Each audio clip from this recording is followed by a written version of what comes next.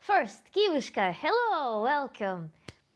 Today we're going to kind of continue on previous topic, but I generated some more thoughts that I hope I will remember. And we'll chat. Thank you, Kiva. I am trying to summon good internet connection today. I went a little bit, or came on a little bit later in hopes that it will work. Good Sir Fry, hello. Benito, hello. Kiva didn't expect such an entrance. For context, there was a little bit of a song today. Just because.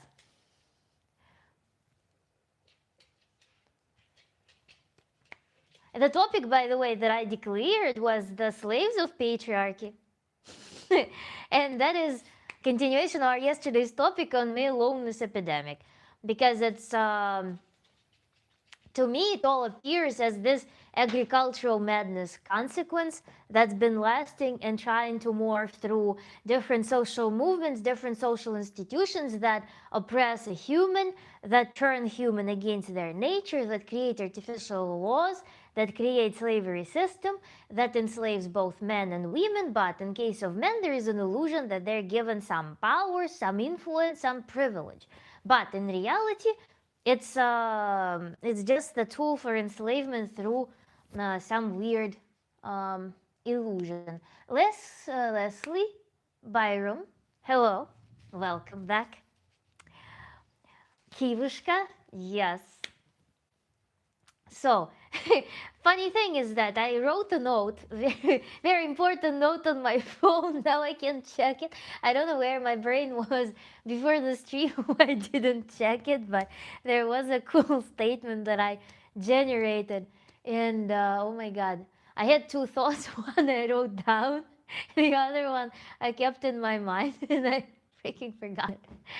But yeah, to recap yesterday with this male loneliness epidemic, I kept all of this on the whiteboard, and I identify the main reasons for that is the myth of gender roles in general that have nothing to do with nature of humans, with their capacity, with their skill, with their cognitive abilities, with our natural adaptability, with our natural curiosity, with our natural leadership inherent to both males and females in normal environment. Then second is as consequence of what led to this was economy and reduction of human worth, and in general the concept of human worth, the mere concept of it. When humans appreciate themselves through some social or societal worth as opposed to how they themselves experience and validate their life. And then the next one is a low level of vitality, that's also part of this whole comprehensive issue. Then self-identity crisis, that's also part of this comprehensive issue. And then separate, like subset of the first point is myth of femininity and lack of education among both males and females regarding female body, regarding placement of males and females, regarding female sexuality, regarding all of this like artificial hierarchies. Because if you look at the market, online market of dating advice, relationship coaching, how to have successful marriage and all of this bullshit, it's blowing up. It's an insane amount of content. Unfortunately, I don't have data, but it would be really interesting to actually crunch the numbers and see the stats. Hello, John from India. Nice to see you. Welcome. I guess important of this hidden note for now. I will remember. I will remember. And I'll continue. Sure, Kivushka, excellent. Excellent news. Keep it up. So, lack of education regarding female body in general, and in place of it, again, we're coming back to this major myth. In reality, if you throw human in any conditions, our main forte is our adaptability. Jose from New Zealand, hello, is it the proper way to pronounce your name? Everyone has leadership skills. Males, females, everyone is supposed to have leadership skills developed because this is how nature makes sure that you will survive. Leadership is being able to make decisions. Leadership is being able to exercise discernment. Leadership is being able to act. Leadership is being able to stand for your boundaries. Leadership is being able to defend yourself, defend your tribe, defend your kids, defend people who need your leadership when it is appropriate to take an action for something. Everyone, males, females, are capable of that. Cognitive abilities of every human on planet Earth is supposed to cater to one goal, survival. What language do you speak other than English? Russian. I speak Russian and I very intensively study Italian. Nice to see you too. What's your name? What's the topic you're discussing? Dating related or in general? Male loneliness. Yes, male loneliness, but I usually go in depth. So I'm going to discuss it from very comprehensive standpoint, and also as a Tantra coach, Tantra therapist, I'm going to give the advice for these points. So we're usually diving in depth. We're not going to talk about dating advice like tu pussy pussy, mussy mussy. It's not a little bit not my style. We're solving systemic problems. We are learning how to feel yourself from within in place of looking at yourself through some societal lens, through somebody else's eyes, through the system of some expectations of how it should be, as told by nobody can name whom, but yet everyone lives by that rule for all of a sudden. So it is geared towards self-governance that comes from the place of authenticity. When you do a work, if you especially embark on the tantric journey, you do the work to find that authentic core in yourself, authentic desires, impulses, feelings. You learn to feel, sense your body, your emotions, your needs, your desires. And from that standpoint, how your world will change, how your relationships with the world will change. So this is the depth that we're going to. And I'm here in my channel, if you're new. Every stream we start with a lecture, unless I was lazy and I just hopped on to just have a conversation, free-flowing conversation.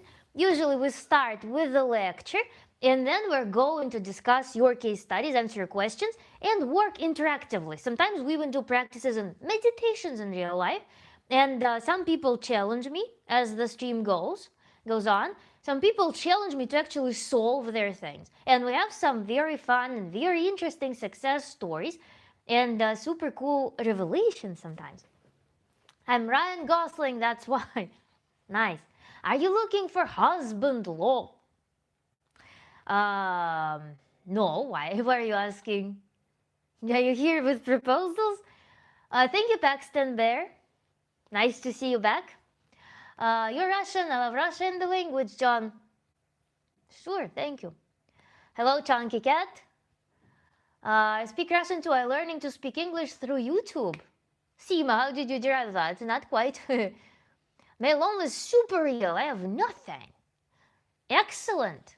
Excellent that this topic is relevant for you. Kiva gave the structure for everyone new: introduction, lecture, case study, and review. And the most gems usually happen during the case study. You know how it works. People get inspired through our lecture portion and through questions and through different people, and then they start thinking like, this actually can be relevant to me. And another magical thing that happens almost in every live stream is that no matter the topic, however we progress, there is always a route back to our introduction and to the principles, to the main principles of tantric makeover, tantric principles, and the initial statement of issue that we begin with. I'm the best edit vid vlogs. Congratulations. Editor. Very nice. Congratulations on that. I'd assume that you found your path. You're very happy and realized in life. Congratulations on that. Correct, madam. The case study is always interesting. Yeah. It's unexpected on the spot. For me, it's the way to improvise. Roland Kovacs. Let me know how to properly pronounce your name. Last name specifically. Hi. Jardel Marquez. Hello. Poo, poo, poo. Thank you for always being so kind and considerate. Sure. Paxton Beer, if you have any questions for today's stream, or if you want to share your story, please do so. But of course, I favor the review just a little bit more. Yeah, review is a very good portion in which we, in the end of the lecture, we actually summarize everything that we've gone through. In the end of the stream, not the lecture, in the end of the stream, we recap everything that we've gone through, and it puts nice finale to this thing. Gary V. This, Russia. How to say? I don't know. My country affiliation is very diffuse because I have been a serial immigrator, so I don't know. I thought you were just a freak, but you have PhD. Respect. My PhD doesn't make me less of a freak, and it's very funny how it changes in your mind just because I have certain title. Nobody, in fact, the PhD doesn't make a person any less weird. PhD is just the training of a way of thinking. It's not something that changes your character, perhaps. The way you approach PhD depends on your character, rather. Yes, the review time is when I can actually interact more. Yeah, Kivushka. James Torres, what I just came across is gorgeous. She's some sort of language teacher. Yes, I am the love language teacher. I'm Tantra coach, Tantra therapist, James Torres. Poo-poo.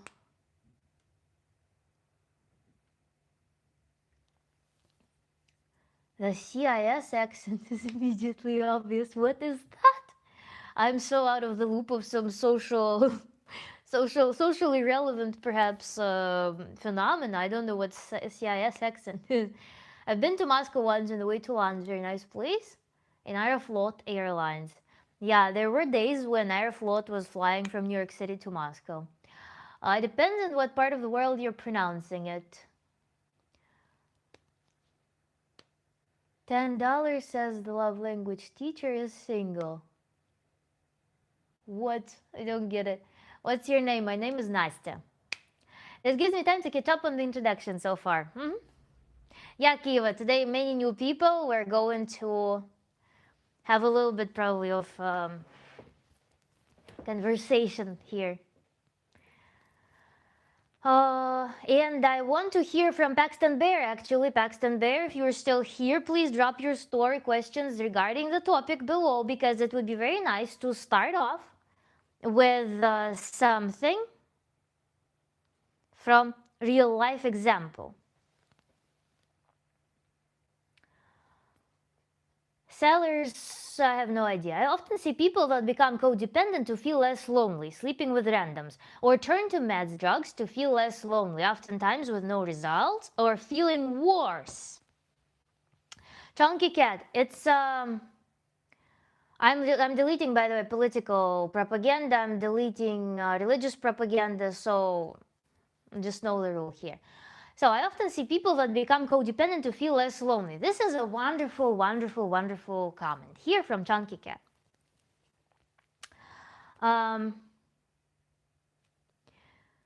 Actually witness those cases a lot. How people kind of forgo of half of some important part of themselves that aspires to develop, and they take that part and they kind of ignore it with all of the resources that that part carries. And remember, we were introducing Chunky Cat, I don't know if you were on those streams, when we're talking about the treasure that some people, they cannot recognize in themselves. Remember this diagram we had. There's like some dysfunctional system that draws people in.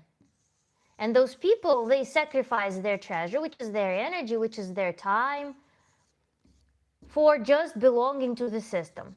And they think that they need to fish for this treasure from somebody else. So they cannot see their own treasure, but they see this treasure in somebody else, and they want to steal it. And that's kind of how codependence is born. It's those short-circuited relationships, and the person cannot really connect with what defines their most resource-rich, the most energetic, the most prolific, the most developmental, then something that part that gives them support, that gives them the foundation, that gives them the core, that gives them the ability to stick with their boundaries, that gives them an ability to grow, create, be a leader. They ignore that. They enter a dysfunctional system in which they only see somebody else's treasure, turning it into a very harmful relationship, mutually harmful relationship that keeps people locked in. They cannot leave this system because it gives them this sublimation of feeling of belonging. In place of themselves discovering their own treasure, connecting with it, servicing it, allowing it to shine, allowing it to work in the world, connecting them with the source of energy, and then going into relationship as two complete people aware of their treasure and in service of their talents, of their genetics, in service of their best abilities.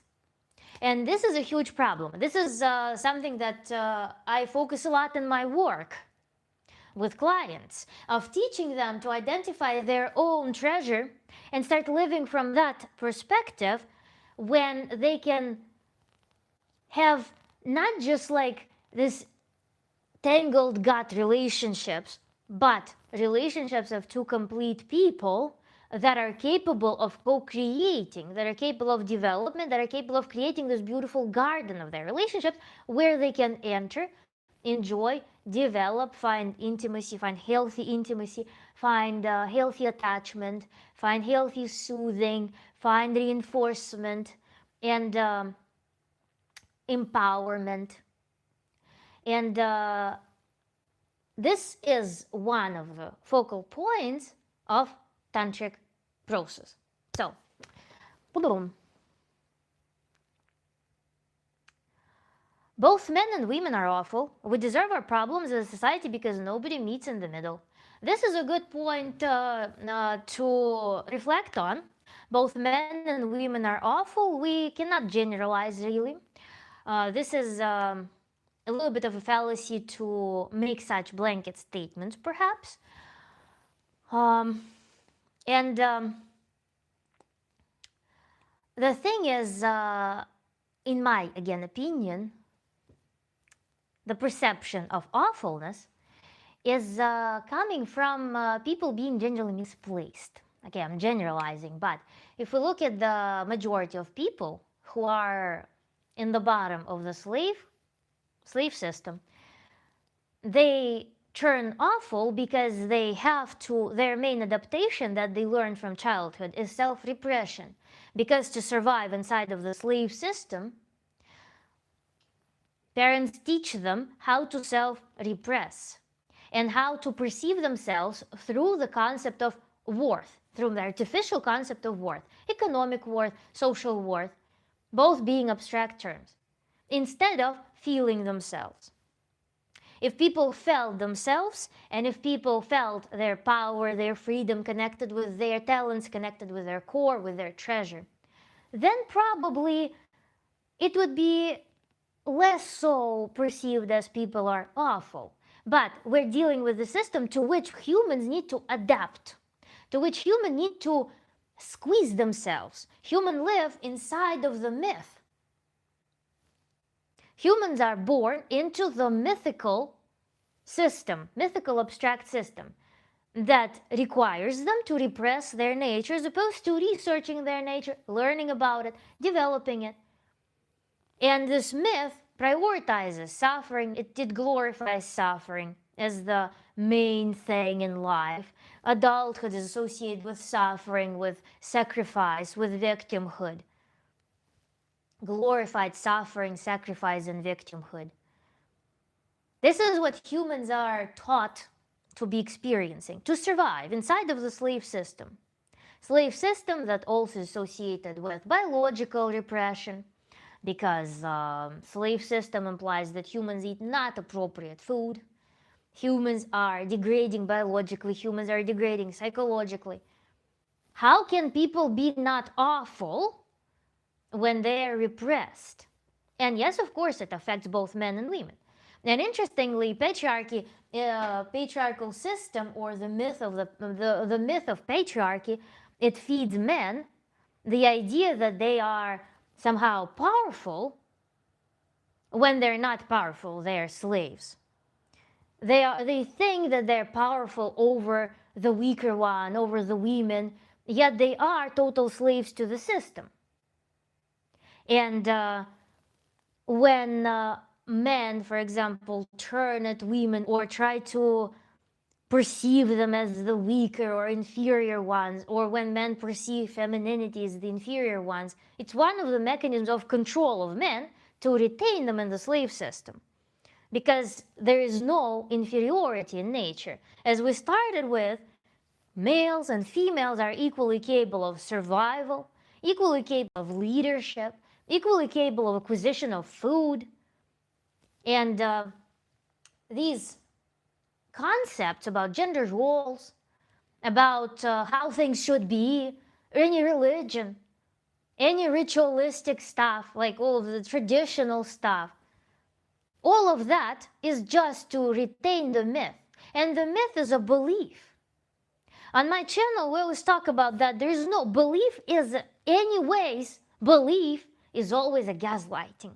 Kiva brought up this good summary term, gaslighting, because you either know something or you feel, which are unambiguous.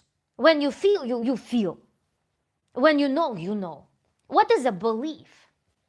The belief is play pretend or try to convince yourself that something is right. I don't know it enough, so I will kind of believe. I will kind of know, so I will believe. I don't feel, or I'm afraid to say that I feel something, so I will say that I believe. Which in either case indicates that there is disconnect from your feelings and distrust in your knowledge. Which means that something out there you value more than your own authority. That's why belief is such a slippery term that I try to avoid. And belief is at the core of any myth. Any myth of how things should be. Any myth of how a man should behave, how a woman should behave in this system. Let's see the chat. What's the main reasons behind male loneliness and depression? John, on the board. Let me sit here such that you can read. What the F are you saying? I'm saying what I'm saying. I mean, if you cannot hear me, that's, or then, I mean, I'm sorry. You can watch and replay, and maybe if you listen to it twice, maybe it will be more clear. Money Make is depressed. You know, weird and fundamentally flawed. I feel unlovable and I'm reluctant to force my company on others. Paxton Bear, I have I have some alternative view on that. Because when you bring to people concept, you devoid them. Imagine how much authority you're carrying. In fact, when you're bringing this up, that you know that you're weird and you're telling this to others, that you're fundamentally flawed. You are prohibiting people to actually get to know you. You're prohibiting people to see you for what you are. You're trying to create some um, safe space for people to see you by um, by depreciating yourself first to not be attacked. But you're not leaving people the option then to see perhaps some other facets of yourself. And then also the fact that you're saying that you're flawed. Flawed for what? You're alive. You clearly are alive. You're succeeding at life. You're successful at living. You figured out how to live. Where are you flawed? There is some subset of you that you consider to be inappropriate for something specific. So when we're not making those general statements about ourselves, we need to think about instrumental properties of qualities that we want, for example, to fix. Like some person may be like having, let's say, speech impediment that prevents them from being well understood in a certain language. So if they recognize that it inhibits their, let's say, career development, or it inhibits their communication in general, they will identify that they have speech impediment and they're going to go to the doctor, to the specialist to fix it. They're not going to be saying that they are inherently flawed, that they're inherently broken. They're going to fix this specific thing for some specific goal. So let's reframe what you said in a more instrumental way. Not I'm flawed. I have some qualities that are inappropriate for what I want in life and that I would want to work on. That's because that makes it a task. Instead of becoming some instrument or something to bring to people, like, look, people, you see? It's flawed. Tell me something about it. Let's think about it. Sometimes when people give them solid advice from someone, they're not codependent with, they ignore it and get frustrated. But we listen to people that they are codependent with, that give bad advice. Chunky Cat, you said thoughts, advice.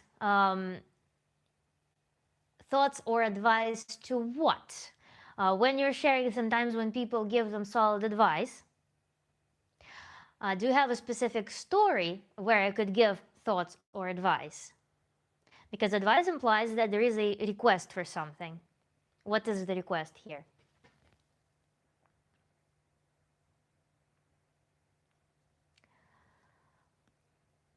But yeah, solid advice, advice giving is, yeah. You see, remember we talked about systems. The goal of the system is to propagate itself. The system wants to live. The system wants to retain its members because those members, they contribute their treasure. They contribute their biggest source of energy into the system. So the system will be propagating this thing. The system will be sucking people in. So it is not interesting for these people to exit the system. And advice is you giving them energy to keep the system going. The system cannot operate in an enclosed fashion. The system needs donors of energy. So when people come to the dysfunctional system and start pumping their energy through advice, through like listening to the same stories over and over and over and over and over and over with compassion, with emotional involvement, this is what feeds the system. So the best thing anyone can do is to leave the system alone. Because the system will always be stronger than each of the members that are belonging to it. And it takes a lot of work, a lot of will for each participant of the system to actually exit it. to withdraw their treasure from it, because the system often offers some illusion of some benefit.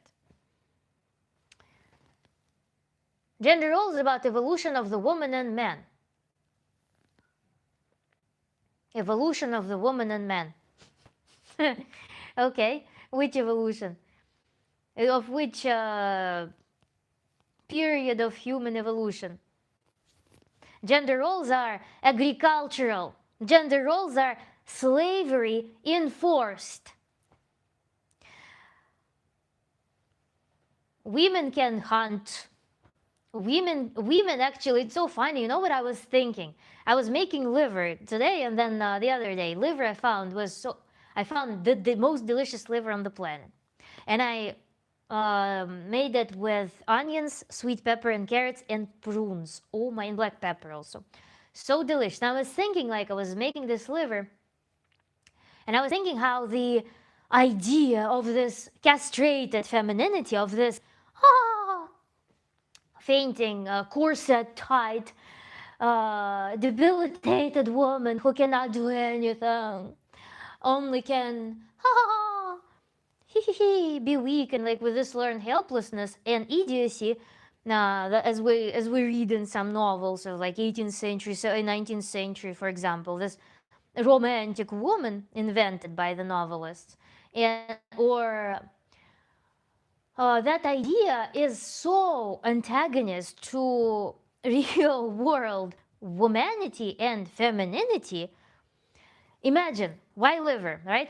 Because women got convinced that meat is for men. Women must eat green leaves and must eat vegan, ideal, or vegetarian, because there are too harsh energies in meat, too low, too like masculine energies in meat, energies of aggression. I'm sorry. It's such a nonsense. So many women struggle with anemia because they're restricting themselves to some feminine diets. Famine diets. Because of this image. And I remember in raw veganism also, veganism is such a feminine diet because it's all the female energies. These like, these like gentle, tender, beautiful, light woman, basically fairy, who must eat only sweet fruits and flowers. Where is this from? This is your evolution. For women, it's much more critical to eat meat, to eat liver, to eat very rich foods, because females have much more nutritional demands. If you didn't know, orangutans even, orangutan females, orangutans are fruitarian, but females eat other monkeys. And so all of these like evolution, there's no evolution that demanded women to be castrated, docile, silent, idiotified, with some predefined set of emotions, tolerating all pain, insult, offense, and exploitation. There's no evolution that determined this gender role that tells that, okay, you were very capable of studying up until you hit puberty. Now you should start learning to be stupid in front of the men such that they are not terrified of you. You must eat salad leaves and flowers because this is feminine. Feminine foods. Women are powerful. Very, very, very powerful creatures. So I don't know what evolution you're talking about. Evolution would eradicate those debilitated, castrated types of women that, as you're calling, evolution created. It was not evolution, it was slavery system that created this castrated woman without voice, without will. Hell no.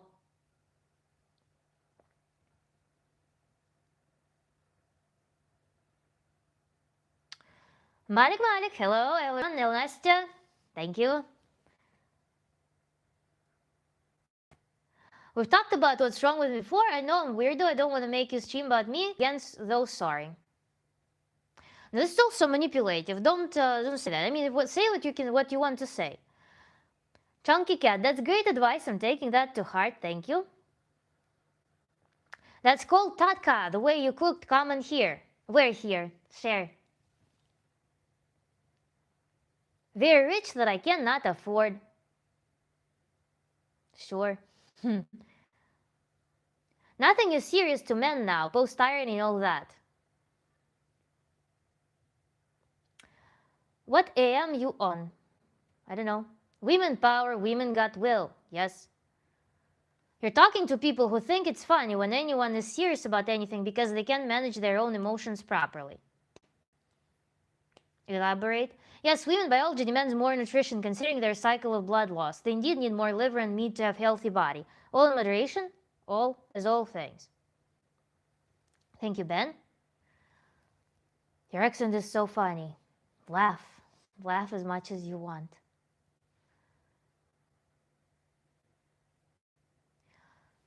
So yeah, that's evolution. Yeah, no. Evolution wants everyone to be as strong as possible.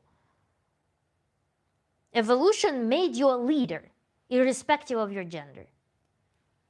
Evolution made you a powerful survivor, irrespective of your leader. Evolution is about tens of thousands of years output of survival life from separating the roles. Separating anything rigid in nature would be doomed to die.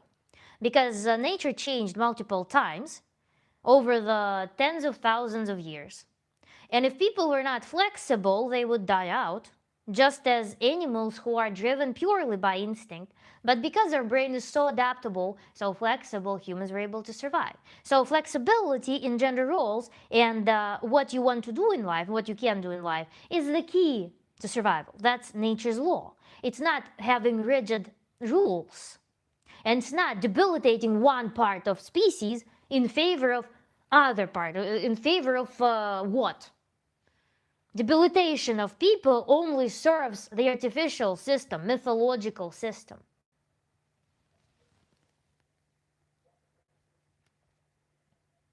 This. I'm new here. What lesson is going on? Black cloud. Male loneliness epidemic. And I identified the following basis for it. The myth of gender roles, such as also Mars and Venus. Men are from Mars, women are from Venus. Deepest fallacy, such a bullshit. It's insane. Men don't know how to talk to women, women don't know how to talk to men, all because there is some circus that was invented in some media, I don't know which media, some collective consciousness, that we're somehow from different planets. We're from Earth.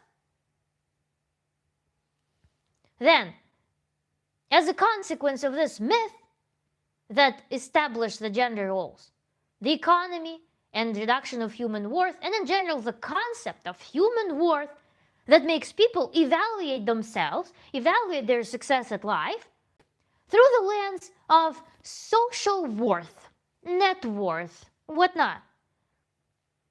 As much as you can contribute to some mythological society, this is what defines your worth. And yet people don't feel themselves, they don't feel alive. Because all they learn is to look at their life from somebody else's eyes. From some mythical authority that lives in their head, they cannot even define what it is. Low level of vitality as a consequence. When you're not connected with your body, when you're not connected with your needs, when you're not actionable towards your needs, fulfillment of your needs and desires and internal aspirations, which level of vitality are we going to talk about? If you daily betray yourself. Low level of vitality, no resource to engage in social connections. And then it becomes a perpetual cycle because without proper social connections, a human cannot function normally. So vicious cycle. Then self-identity crisis, also due to this stupid myth. And then because femininity, womanhood is from Venus, thousands miles away from Earth, apparently. Somehow, it's such a esoteric knowledge of what to do with a woman. So, myth of femininity and lack of education in both men and women, on female physiology, some sacralization of womanhood, making it something so cryptic and weird, instead of just studying it, instead of just getting to know it, instead of just accepting it as part of human experience, because there is human experience and then woman's experience.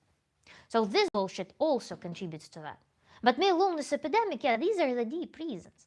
And the deepest reason is that in general people people adapt from childhood to be a part of a slave system, in which them as a human are unable to live their life.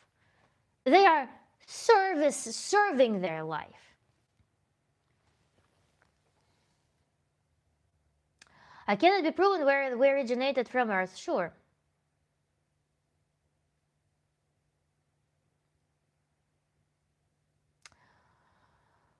Ooh, I love your confidence. Thank you. I was raised in a foster care since I was 6. That's an interesting story if you feel like share more. Jack Darby is with the religious propaganda a little bit. Listening and solving. Ben never kissed a girl. Jack, I appreciate your compliment of my language skills.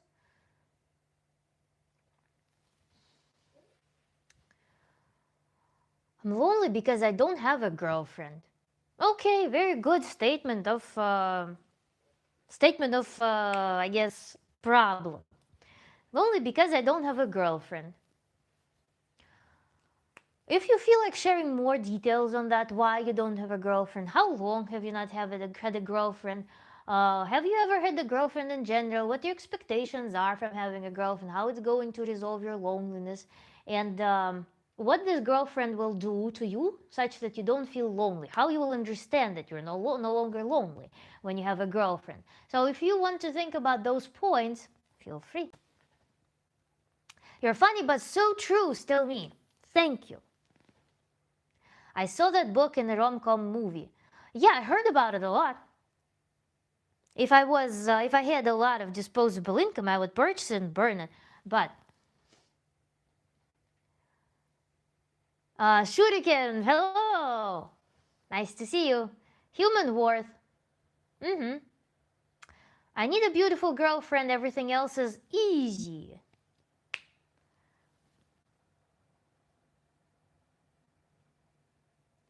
When you say you need a beautiful girlfriend, then think about what you will be doing without this beautiful girlfriend. It's a good experiment to see, to feel the domain that you try to locate to this beautiful girlfriend. And also, what can you be doing towards yourself right now that you expect your girlfriend will be doing to you? You're not lonely because you don't have a girlfriend. You're lonely because you're searching for purpose. And purpose also, what's that purpose? While you're searching for purpose, do you feel yourself? And we talked a lot about purpose. Purpose is something there and then. Life is happening only now. Life is happening right now. Like right now is life. The unique moment of life. There will be no more life than right now. Like this is the life. Purpose is something there and then. Likely unattainable. So right now, here and now, is the unique life experience. Why is it less precious? Why is it less interesting? Why it's less valuable than purpose there and then? Let's think about it.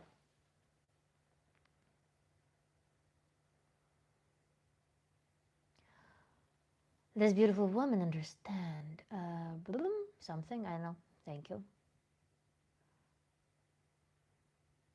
How to get viewers, be female, show skin. Now go ahead, be woman, be a female and show skin. Colby presents.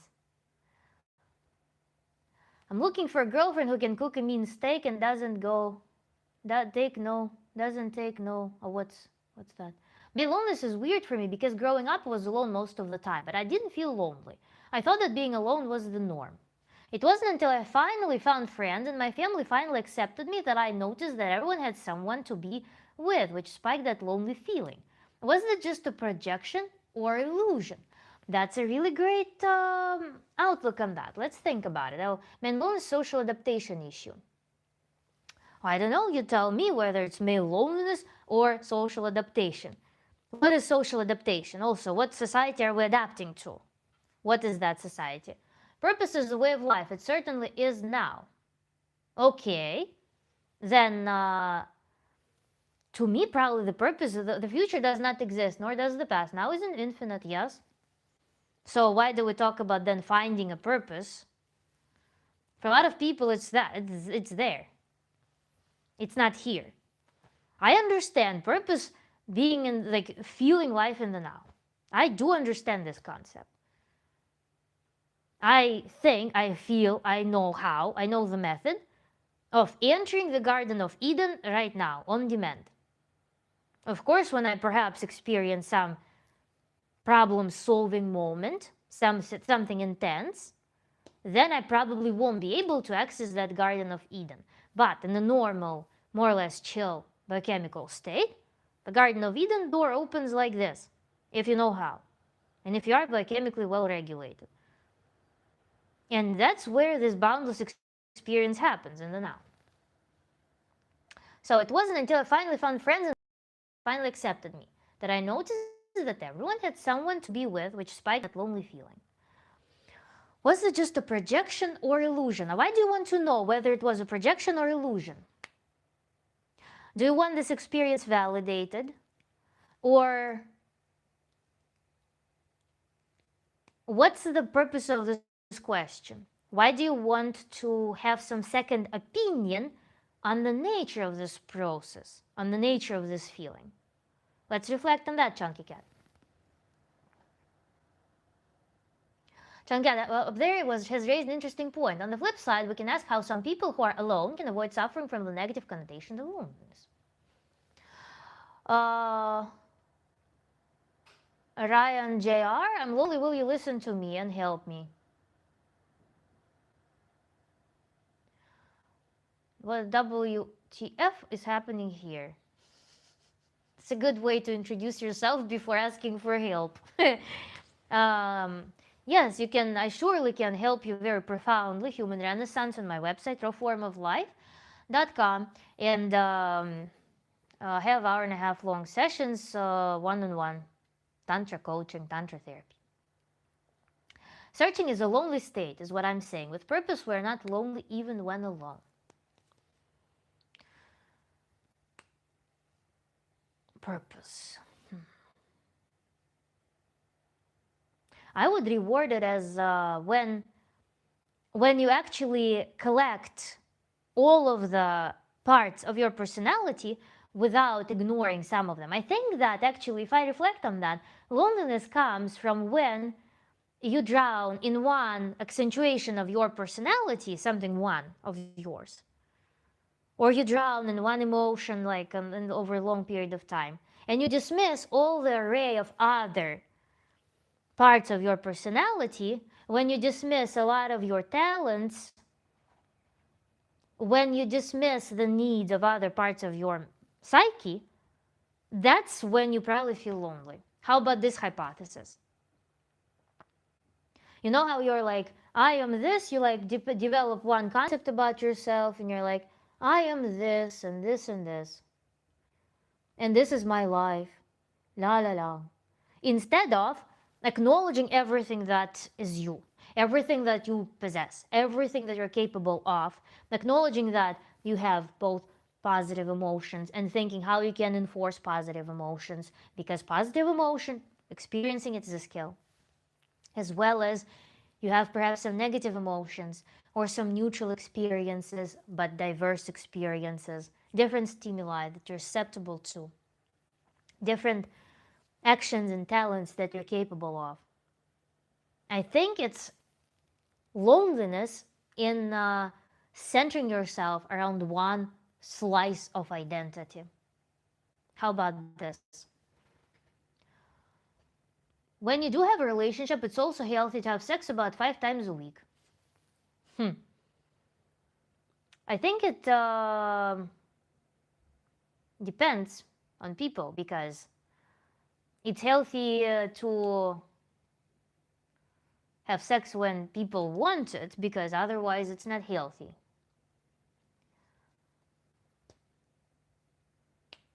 For context and help others understand. Thank you, Jackson. Maybe I'm searching for meaning, but that doesn't make the loneliness any less real.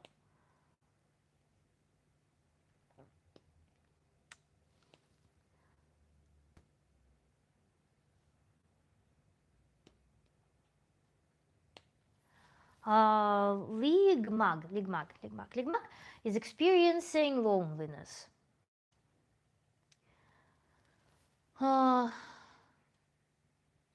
Ligmag, let's pull up this hypothesis that I just brought up, okay? How much of yourself are you actually in touch with? How much of yourself, of what you're capable of what you are, what you would define yourself as? How many facets of yourself are you really in touch with? And how many parts of yourself are suppressed? How many needs, how many desires, how many abilities and skills are you realizing in life? Because I think, again, I have this strong feeling that starting at that point would be a great move towards resolving the sense of loneliness. Loneliness may be the perceived deficit of connection with yourself, in a broad sense. Because how often we're getting stuck. For example, you work, right? Work becomes one of the dominant experiences in people's lives. Work. I go to work at 9, I leave at 5 or 6 p.m., or maybe later, depending on the work culture at that place. And then I have time after work. So this time after work in many people becomes the continuation of their work day or the aftermath of it. So work, I'm a worker, I'm an employee, I go to work, I perform these skills, I communicate with my co-workers using certain language. But is it all of you?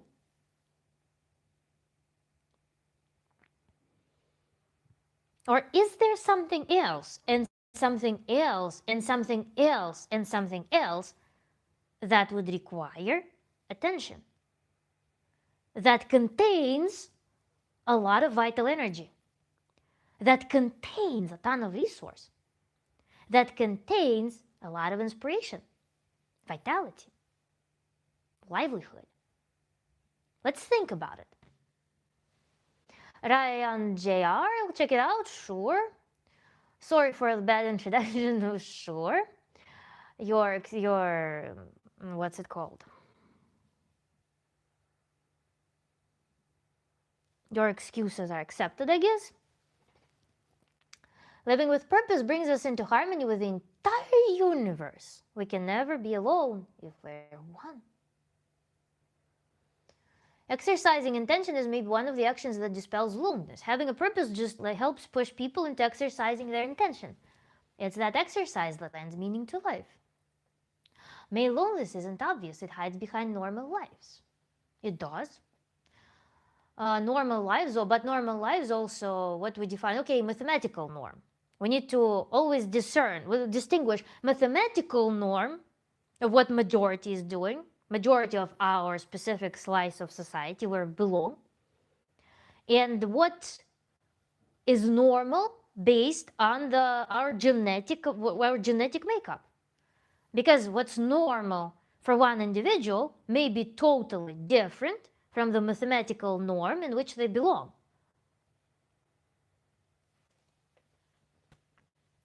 Damn, they're getting emotional. Woohoo! Cool, Sevi. Balesteros. I believed it was a little bit of both illusion and projection, but I only saw this after I went into hermit mode, which put me into a natural controlled state. But I'm sure this doesn't work for all. But again, why do you want to have a concept of what it is instead of, let's say, finding why it bothers you, how you would want to change it, thinking of where this belief came from in the first place, and whether this belief is yours, what exists besides this belief, because we can think I can focus on any one thing right now and get deeply bothered by it, and this will haunt it will determine my entire life right now. I can literally get bogged down by one thing, something that, oh my god, what if for example, what if I need to live in Scandinavia somewhere? And I would have totally different life. And I can build a whole castle in my mind about this one thought. Just get like totally bogged down by it. But my life continues and I can focus on anything else. So Chunky Cat, let's go there. Why is that such a focal point? This is peak content. Damn. Woo! Ryan JR, thank you. Like the stream if you haven't yet. Ima, hello. Meeting someone like you makes the loneliness feel a little less heavy and a lot more hopeful. I love you. Wow, that was quick, Ligmag. I hope my recommendation actually reached your soul and we can continue this dialogue, dismantling and making the stable outcome of our conversation. Because this quick feeling of love may be very fleeting, and who knows how long this little band-aid will last. I still insist that you try to think what parts of your personality, what resources you're not connected with, okay? Male loneliness is more obvious than you may imagine. Same as females. Walk in a shopping center and study the faces of discontent. It is many. Do you think discontent comes from loneliness? I think it's, again, such a phenomenon of overall self-repression. Self-repression. Starting from rejecting the physical needs, and then moving on to emotional needs, and living inside of the myth, the concept. Like, I still crave that human interaction and companionship, but the feeling of loneliness isn't a factor now. Okay. Myth of gender roles is the dumbest thing I've ever heard. Exactly. Exactly. Because gender roles are situation dependent, and we need to think about the main forte of a human being, adaptability, which means flexibility in the changing conditions. And rigid gender roles are the sure path to frustration, anxiety, self-repression, depression later, and complete disappointment of life, and then buying a motorcycle at 45 and starting to chase some last testosterone spike, along with juvenile girls. In America, probably more so on social media. How many conservative men prey on young OnlyFans models that look specifically like very, very juvenile? How abundant this phenomenon is because of gender roles. Oh, 0x, goodbye. Why goodbye? Let's just say bye-bye, and I'll see you in the next stream, because I'm sure you subscribe to my channel. Gender roles is a biological reality that isn't accepted by delusional people, and it hurts people. Guys, don't listen to relationship advice from a woman who isn't married. Joy, you are very, you are wrong on so many things. Mikey, at 28, I learned being alone is better than being in a relationship. I'm not lonely, I'm at peace. Пузик пришел. Привет, Пузик. Мы по тебе соскучились, да. Ты пришел на видео с ней, да, ты моя колбаса. Ух ты ж. Ты так воображала у меня. Ты так воображала. Ты такой воображала у меня. Ух ты ж. Ты пришел видео сниматься, да. Мой модник любимый, красивый пес. Мой красивый пес.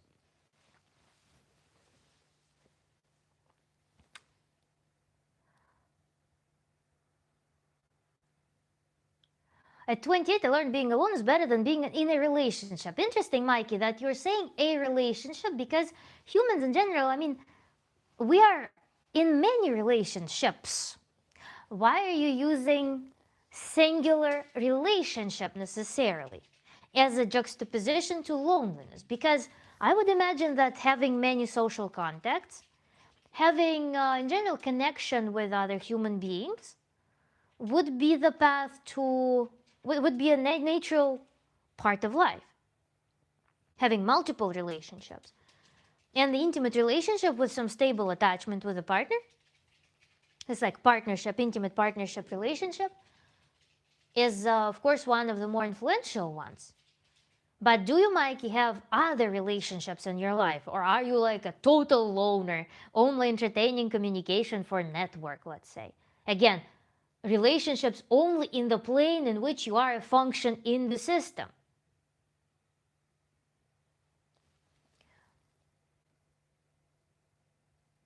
I'm afraid she's playing chess and you're playing checkers. Joy will learn. Thank you, Shuriken. Thank you, Neural Cult. No, that's an unfounded blanketed statement. You wouldn't know what's right and wrong, that's why you listen to her. Joey. Smile.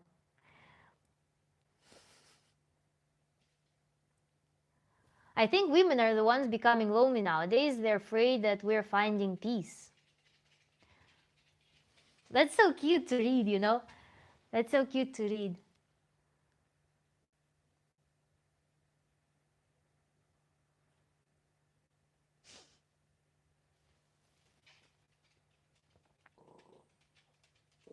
GCA, yes, we are continuing from yesterday's topic, exactly.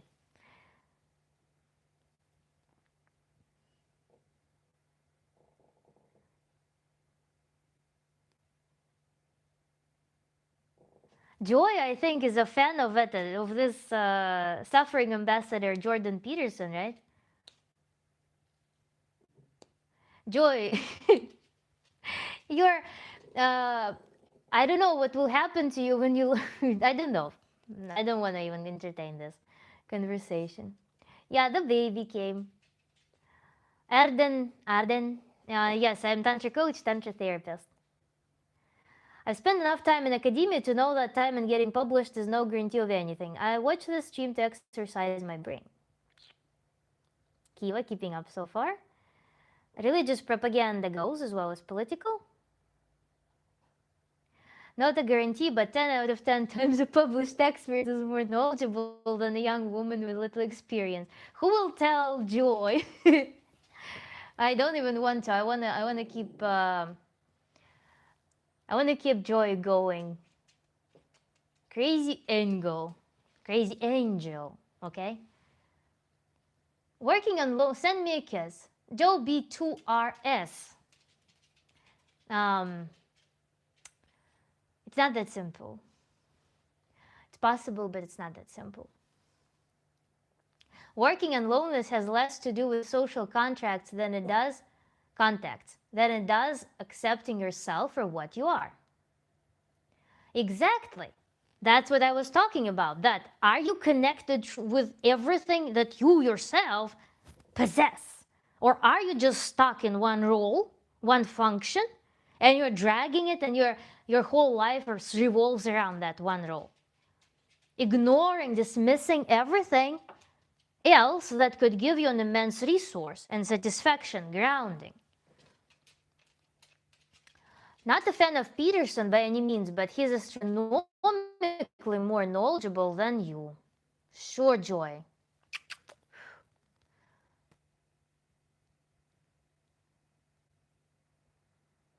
You look like a snow hunter wolf in human form. I mean, your eyes are so focused. Interesting.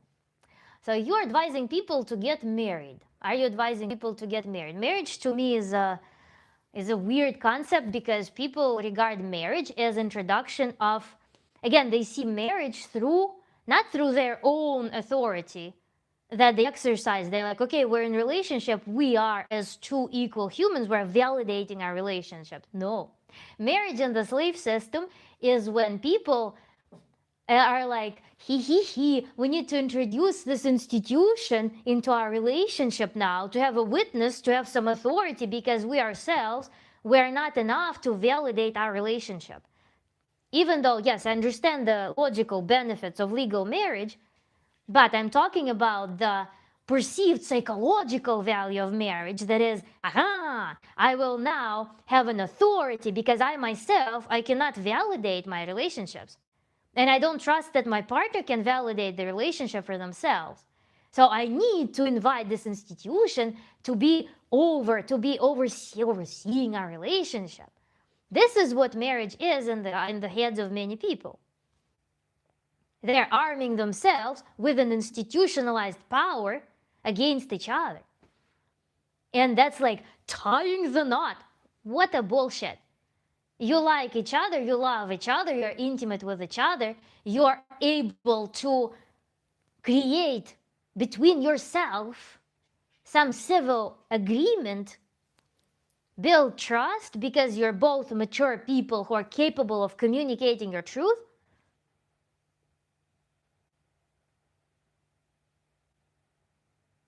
How did I start the sentence? I don't remember. And that is somehow your own will, your own discretion, your own trust, your own institutions, mental institutions that you have are not enough. So there is this need for this trade ritual that trades a woman for a piece of metal with the rock inside of it. It's such a phenomenal, mind-blowing thing to me.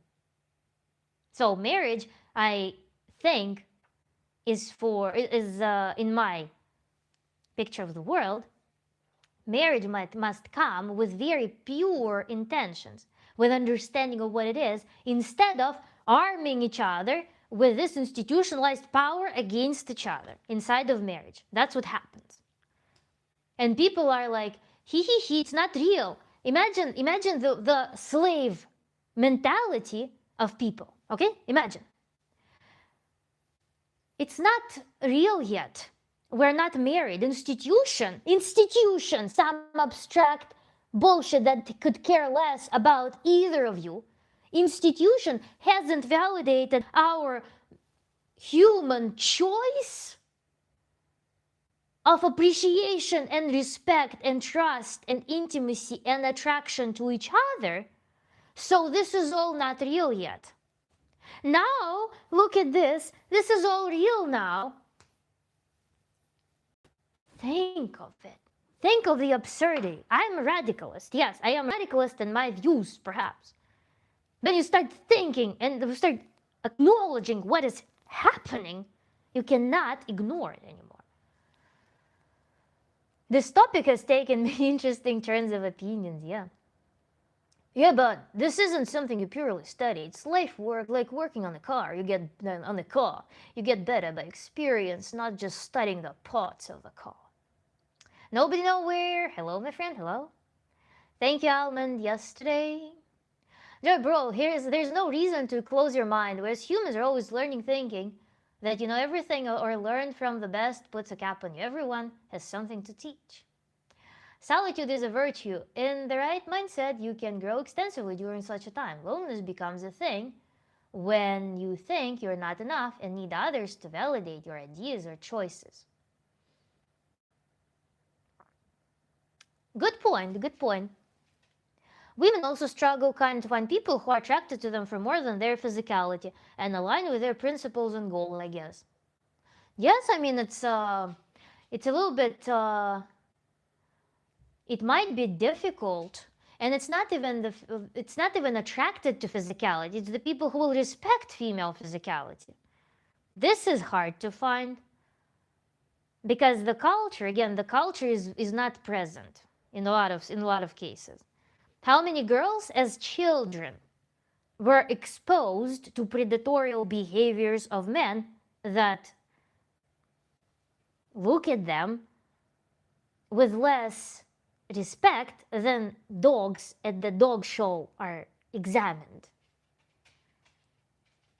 When a girl is psychologically a child but is regarded as a sex toy, that is such a common phenomenon, and that leaves a lot of scars on a child and future woman's psyche, causing sometimes very strong shyness and rejection of their physicality because they see it as something that puts them at danger. It's something disgusting. So respect to female physicality that comes from education and acknowledgement of human nature of a female is something that's very important, of course, that's missing in the culture. Because there is a myth.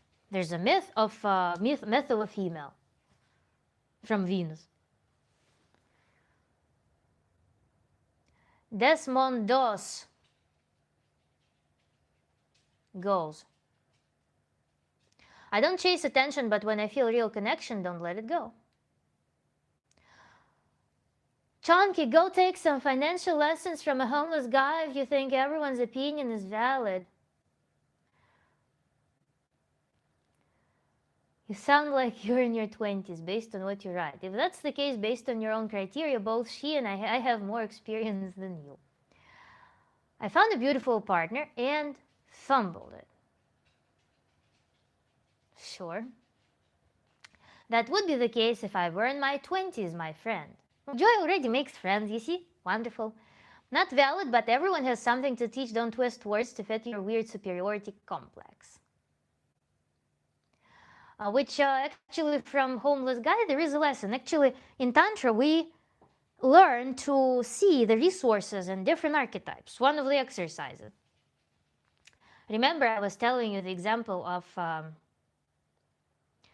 sex worker woman that my client brought up as one of the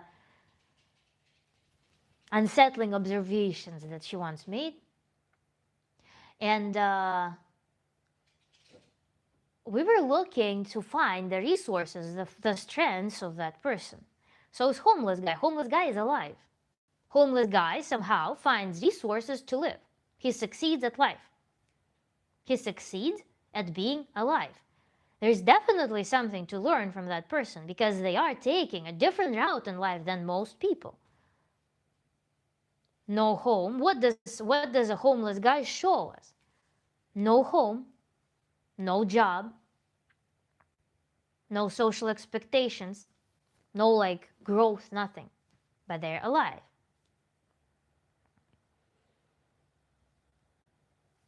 We can definitely find a lot of things if we exercise our mental flexibility. We can find a lot of the things that we can find from that. Another example is a woman who is an addict, for example, who reproduces like a cat. Remember, we were talking about this example. Birth children, like pops children all the time. Very easy labor. Very easy pregnancies. But then there is a woman who is very righteous, who is very disciplined, who is very caring, who is very uptight, who cannot neither get pregnant, nor enjoy her sexuality, nor she's capable of having successful pregnancy and give birth, or struggles at birth. Birth becomes a torturous experience for her because she's so regimented. So this woman will likely feel objection towards that addict woman who is a social outcast. But in that archetype, she could learn so much when she connects with it. The ease, the ease of sexuality, the ease of getting pregnant, the ease of carrying pregnancy, the ease of giving birth in a relaxed, very embodied way. There is learning in nearly everything.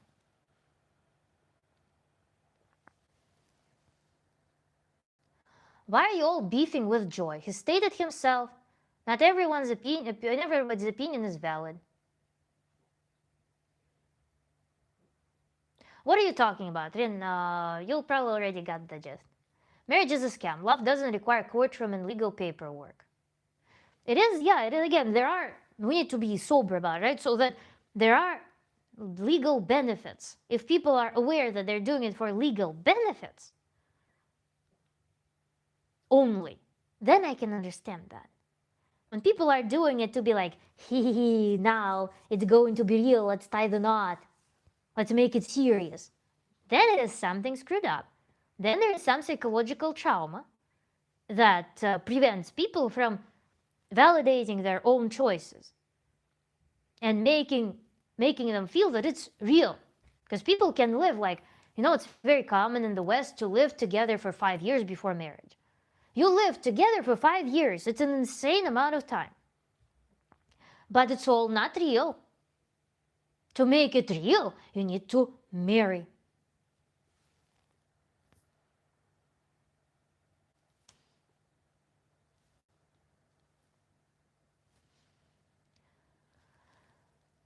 I need to head home. I'll be back in half an hour. Stay classy, friends. Shuriken, see you later. Astronomically more knowledgeable. Joy, really look up Anastasia Fedorenko, Rochester Institute of Technology, and Google Scholar. You will be amazed how far from truth you are. I'm good, man. I don't care. Of course you don't. Thank you so much, Rin. This is a dress. I made it by bonding actually this fabric onto canvas. And yeah, this is a dress. I like it too. Very comfortable. She's talking about relationship stuff. I'm just waiting for the weightlifting section. Which?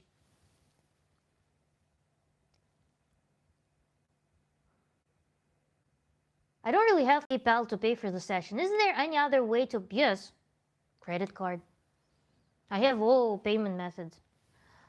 I used to think marriage was just a milestone, but now it feels more like choosing someone whose presence feels like home conversations, like this show me that. Milestones is another thing that we're always discussing on my channel. I assume that you're new, right? Milestones. Milestones make like 1% of your life. What do you do with 99% of your life? 99% of life oftentimes is automations. People just sprint through them, sprint between milestones. And then milestone, while it's on the horizon, it kind of validates the sprint. Life, 99% of life is being unnoticed on automations when our sensors are only signaling. The only signals from our sensor system is some danger or some very strong stimuli. And then milestone, boom, depression. Milestone ended. Need another milestone. When there is mindset of life consists of milestones, this is when we ignore 99% of life. And that's where I always talk about close-ended goals and open-ended goals. Close-ended goals, like material acquisitions, sound like possession of something, formalization of something. They cannot be self-contained. They need to be brought to open-ended goals. Because open-ended goals is when our creative mind starts working. Rochester Institute of Technology. Laughing, laughing, laughing, laughing. Get real.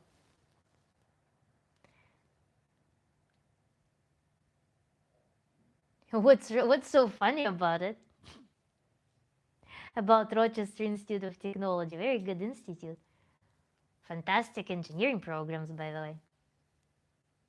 Consider it a free first session. Bask in the power of the universe. Joy's main thing is being very serious. Can be abrasive, but his brusque demeanor will grow on you, chat.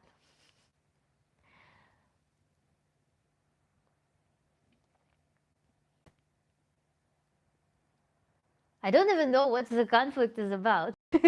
Joey, you are here interacting with the live stream, which I really appreciate, actually. And make sure to like this live stream. You are interacting with it, you clearly enjoying it in some capacity. Perhaps your method of getting pleasure and satisfaction lies through frustration. It's one of the common ways people get legalize pleasure for themselves. People legalize joy for themselves. They legalize joy through the necessary exposure to suffering, struggle, something unpleasant, because they believe, they live in the paradigm that suffering is a currency. Suffering is a currency that buys you everything in life, including joy. So maybe this is some mechanism like that. You've stuck around for a while. This is already a good path for you to subscribe to my channel. Maybe you will grow fond of what I'm talking. Who knows? But again, like this stream.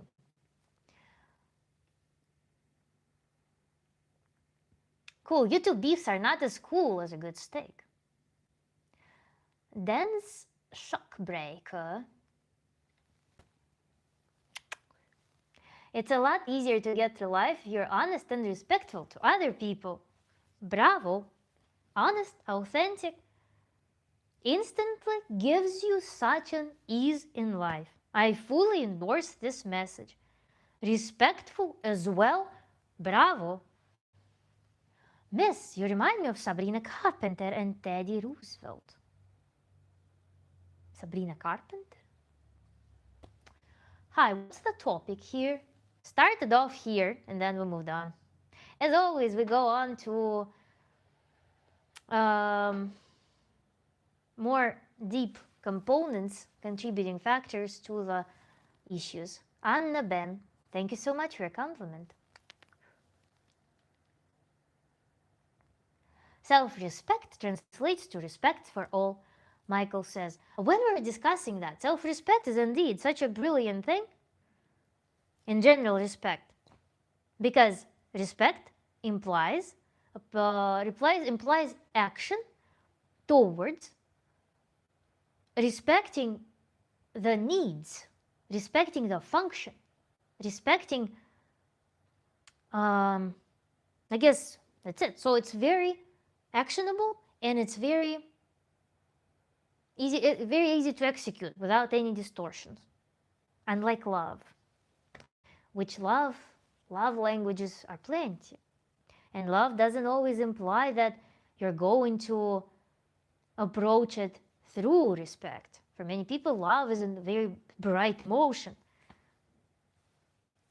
that sometimes can appear as crushing instead of respecting. Respect allows space. Respect allows fulfillment of function. Respect implies fulfillment of a need and action in the best interest of the object. It implies retention of integrity of this object. It's a very beautiful concept. I fully endorse what you just said. How old are you? I'm 31. I know exactly what I'm doing with my life, kid. I pick up a Slavic accent. You're pretty, but I don't seem to be old enough or experienced enough to be talking about deep stuff. No offense, kid.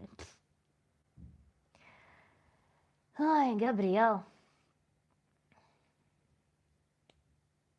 It's funny how your mere concept about me, without knowing the facts about me, will prevent you from actually hearing what I have to say and potentially benefiting from that. Because, you see, I always talk about this as well. Identity concepts that we hold on to, they become the super limiting things that prevent us from experiencing life to the fullest. So you are a great illustration. You and actually Joy. You yourself, you two of you, invented a concept about me just by looking at me and loading up the stereotypes about me on the basis of how I look, you created this phantom, loaded up the idea about what it should be and what it should represent. And you closed your mind completely to receiving new experience. This is a brilliant, guys, illustration of what I talk about. It can be your own self-identity when you say, I am this. And because of this addiction to the attachment to this concept about yourself, or your tunnel vision of some facet of yourself that you specifically cling onto, you're going to dismiss all life experiences, all breadth of emotional richness that's accessible to you in principle. And this is external concept. Good for you, I guess. You learn with experience. When we think we've got it all figured out is the point when we're assured that we don't. Yeah, with my experience with veganism, I watched so many people, and observation of other people made me very level-headed with my experience with veganism. That's why I always treat it as an experiment, not as a devotion, not as a permanent path, not as the identity. Because I watched how very strong passion and assurance in something easily becomes something that destroys the person first. Very strong conviction that something is the way, very narrow limiting path that does not allow options, is something that will be the most destructive thing.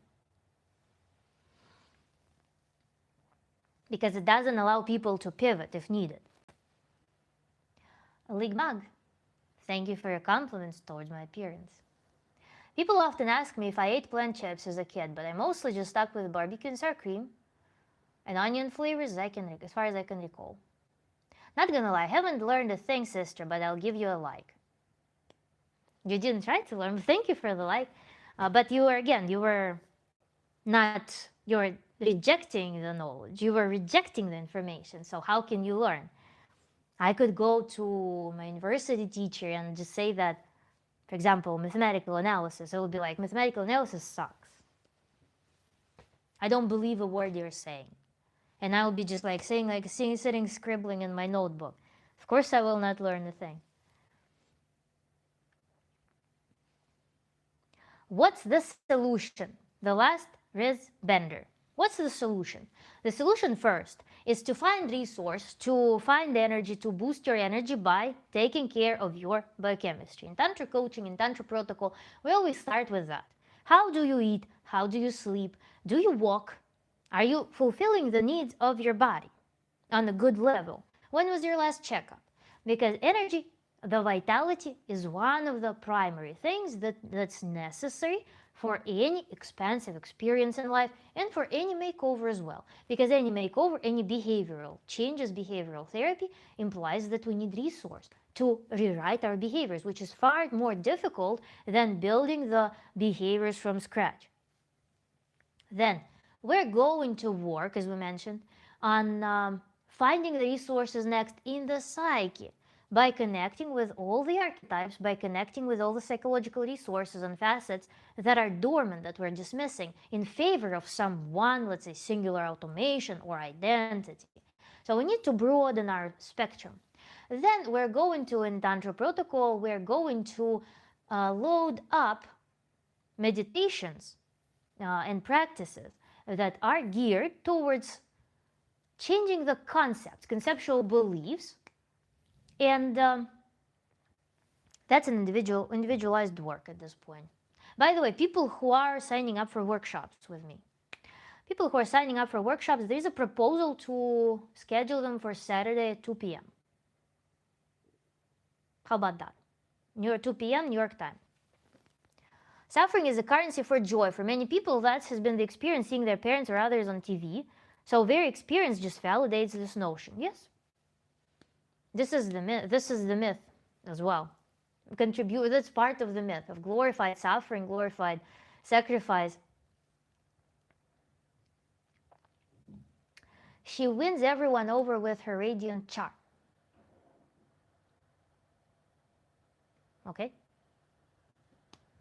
Do you have BF or husband? Yes. It's not just male loneliness, it's both genders actually.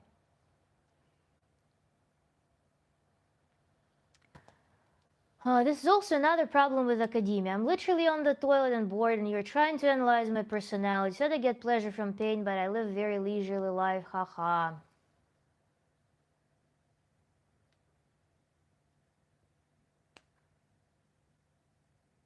I'm tired of you, Joey. But miss, isn't love beautiful? Of course it is. Life of leisure cannot escape pain. Make a friend of pain, and it's so painful after all. No, this is kind of, what's his name? David Goggins rhetoric. It's not about making friend with pain. It is learning from pain, not ignoring the pain. Pain is always a signal of dysfunction. When when people start beating themselves to get numb to pain, this is not. Pain is always a signal of dysfunction. The earlier you can catch pain and act to not have it, the better it is. Because the more a person coexists with pain, the more their body and brain learn to disconnect. The more their brain learns that, and body learns that the signals are ignored. There's some dysfunction I'm screaming about, but they're ignored. How is it good? It's good to actually acknowledge the pain as a signal of dysfunction. In Tantra, we actually for example, a person usually would come to me with very prominent pain in some area of life. And that sharpest, most perceptible pain is what we start our work with. But there will be often other things that are of less importance, of less impact, but that will follow in our tantric work. But pain is always where we need to start working with.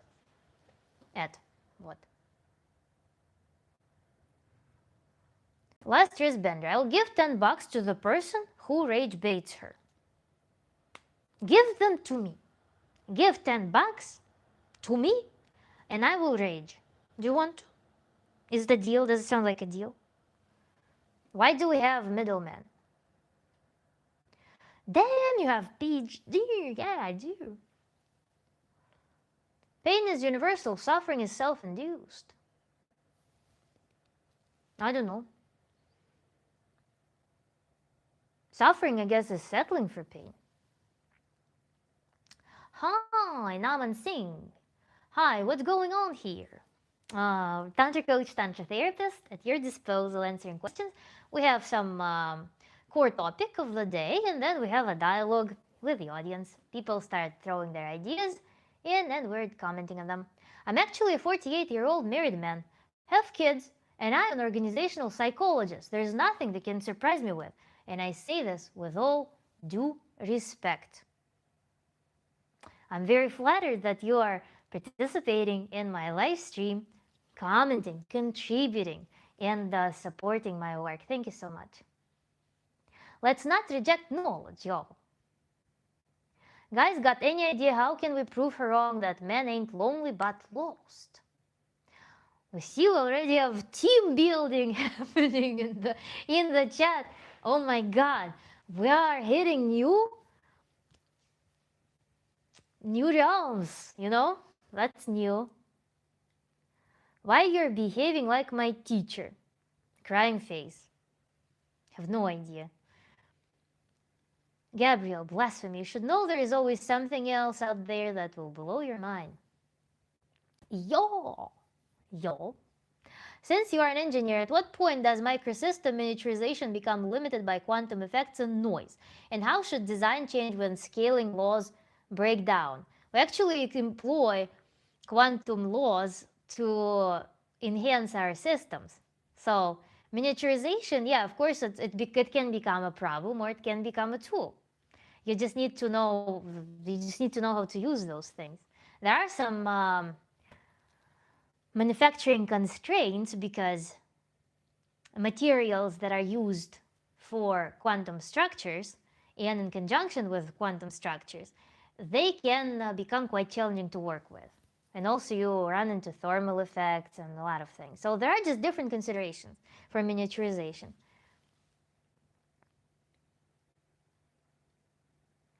I will try not to contribute too much in chat because I don't want her to fall in love with me like so many have. Sure, very considerate of you. Pain is always a signal of dysfunction. That's a very generalizing statement in my opinion. Some are growing pains and pains of expansion and strength building. You can always distinguish pain that is dysfunctional and pain that is functional because of course you can stretch the stretch a muscle that was kind of abandoned, and that will have painful effect.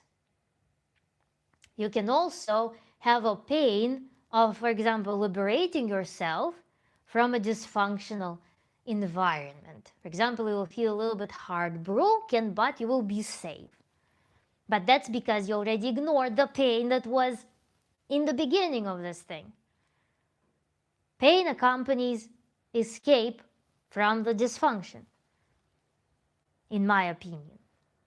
And then also there is pain that is our response. Imagine, for example, there is pain of resistance to some processes as well. When there is some phenomenon, but we, for example, resist it due to some dysfunction. Let's take this super on the surface example, intimacy. Intimacy can become painful if there was a trauma. Intimacy is inherently pleasureful, and to have intimacy, to have this pleasure, there should be, in the logic of people, it will be that the pain should be overcome.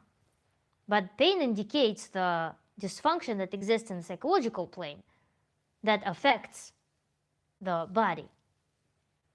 Or there could be fear, there could be stress, let's say in labor. A lot of women will have debilitating pain during labor because they're scared, because there are hormonal interventions, stimulation of labor activity, and other things. Resistance and interventions will cause the experience to be painful. But relaxation and deepening into the softening into the process and helping the process to progress naturally will ease that pain. And then nature always has mechanisms of sedating that pain when it's natural pain, or there will be, I don't know, I still disagree with it. I think that it's important to discern physiological pain, like stretching, or physiological discomfort, and unhealthy responses to that discomfort, for example, due to trauma, due to concepts, due to fear, due to anxiety, that cause this experience to become more painful, pathologically painful. So I don't know. I get what you're saying. I get what you're saying 100% though. I just wanted to highlight that still, even in growth pain, what if you're forcing that growth? You can force the growth. You can push a person without resource into some change. Ideally though, it should not be a painful experience. Ideally, it should be okay, maybe uncomfortable, but not painful experience. Maybe it will have knowledge, maybe it will have some what do I want to say? I think still, yeah. Pain will be a signal that this growth is forced upon. Growth pains, I don't know, of course, okay, there is discomfort in the body. But then, if a body is moving, if a body is properly nurtured, it's going to be just discomfort. It's not going to be a crazy pain. Crazy pain is a signal that the body is not working properly, or something is not working right.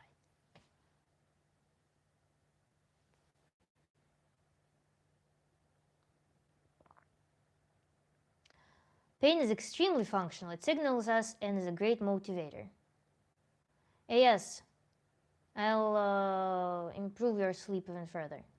I know you mean well, but unless your mental health specialist would advise against giving out life guidance, you might end up doing more harm than good. Thank you for your advice. I'm certified Tantra coach, Tantra therapist, and I will surely consider your advice.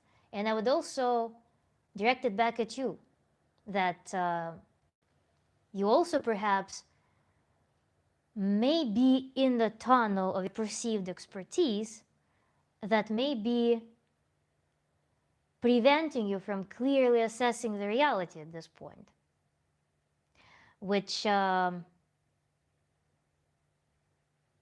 may make your advice to me just as relevant for you.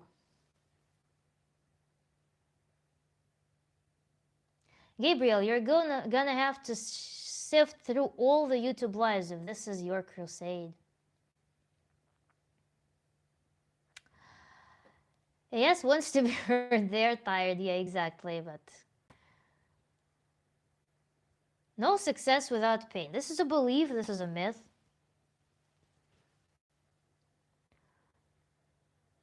Messed up Achilles the other day. Success. Exactly.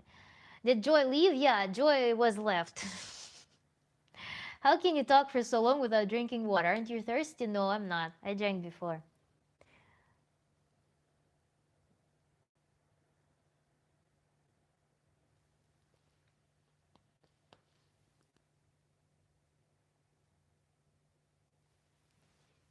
And Gabriel also, by the way, another thing, if you want to give your expert view on some specific points that I'm bringing up, I would be really happy to hear your critiques on specific things that you identified as being potential harm. Because otherwise, generalized statements are of no value. I want you to identify the exact things that you heard in my live stream that you find to be potentially harmful. This will be very valuable for me. I really love constructive criticism. And I cannot receive some vague statements as something valuable, as something actionable. Since you claim that you are a mental health specialist, this would be a really valuable thing for me to hear your specific critiques, point by point. I really want bullet points, if you don't mind. Yeah, Joy was left. Yeah, I mean, he was just trolling. Whenever we start the weightlifting portion, I'm at a plateau on my bench. Sure. Trust me, it is a myth. No, it is a myth. It is a myth that it comes through pain. What is also now another thing? What's success? Can you define me as success? Success being a person who suffered a lot and then has something to show to some abstract authority. Like, what are we defining as success in that sense? So it's a very blanket statement. So I want you to elaborate on that. How much charge do I have?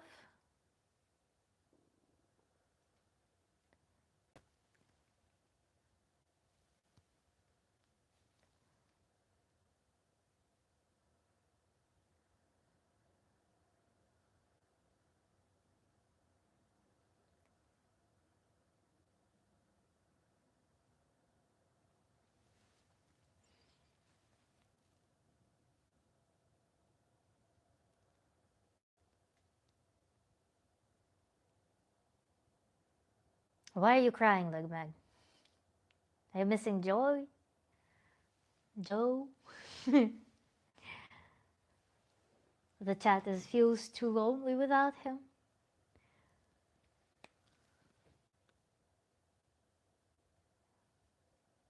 Thank you, Ligmag.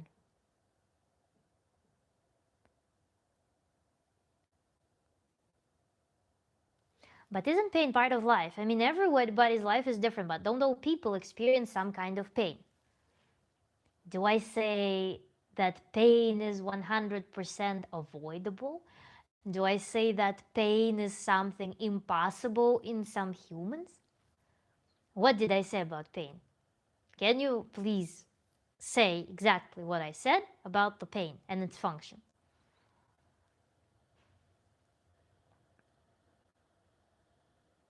Yeah, the Gmag agrees that Mrs. Joey. I'm sorry, guys. Still waiting, by the way, for bullet points because I'm genuinely curious, by the way.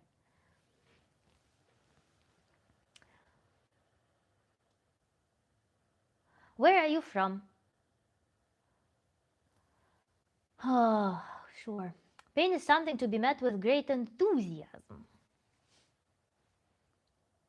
Great enthusiasm sounds very energetic.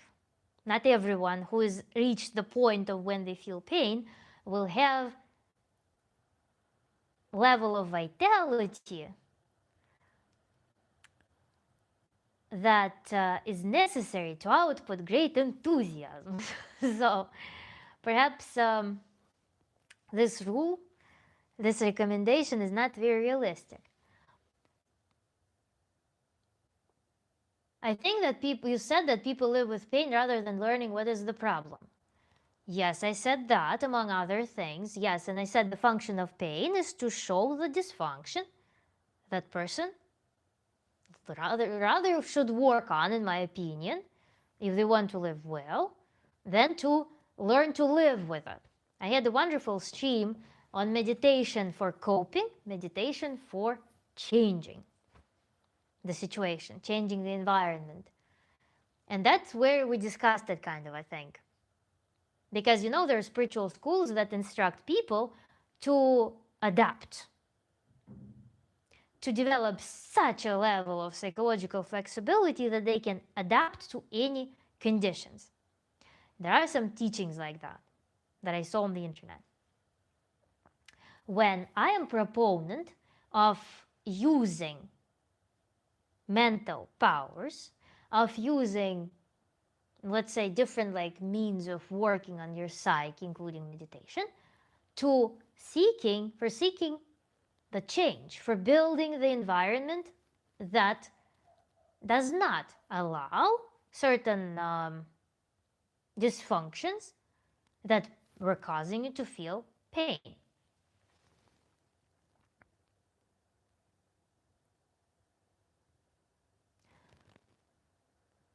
I missed catching the lives and it's good to be back. Also, I pinched a nerve 2 weeks ago. I'm not sure if I agree with enthusiasm reaction. Sure. Generalized statements aren't helpful. Yes, exactly. And so we agree that not all pain is a signal of dysfunction. Not talking about debilitating and destructive pain, obviously. I don't know, GCA. That's just the point of semantics of distinguishing between discomfort and pain. I don't know. Yeah, discomfort indeed. Discomfort is sometimes a necessary part for change, where discomfort doesn't exist either. Regardless of how we look at it, whether we need to go through it, or we need to eliminate it, or we need to look into the reason for it, regardless, it's something that's not, I think, that it's not something that should become a permanent part of life to settle for. In any way, no matter how we define it, it is a signal that something is not right. Whether it accompanies the change, because there was pain that pushed us to change, in fact, or if it's something that yes, pushed us to change, pursue more comfort. Regardless, it is the signal that change is needed, or something that accompanies the change. because of pain that inspired us for change. I still stand for my notion of it, agreeing with you. And I think we agree on that common ground. But you added a very wonderful element to it, which added depth, which added a little bit more detail to it. So thank you so much, GCA. Well, I see it like the cold weather. It can be enjoyable if we allow ourselves to stop fighting against it. But then if you can do it temporarily, but if you just throw yourself in the cold, then, I mean, in a couple of hours, it probably will be not so healthy. Mohammed, thank you. I appreciate your opinions as well. Women pain is the lock and men pain is the key. What? Eventually, hypothermia will take, even if you're enjoying the cold. Yeah. And actually, death from cold is enjoyable. The body puts a person in such a state of very actually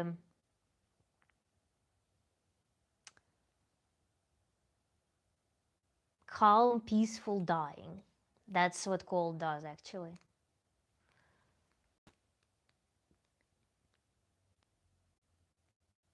May I know what you think about Fyodor Dostoevsky? Fyodor Dostoevsky is, he's a mentally ill person, deeply unhappy.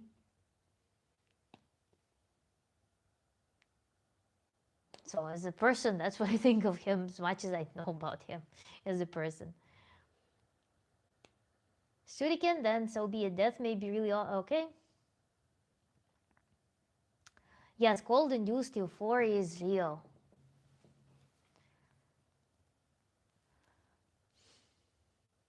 That's like runner's high. That's how adrenaline addicts live as well. There's a huge anesthesia that brain produces in response to acute stress.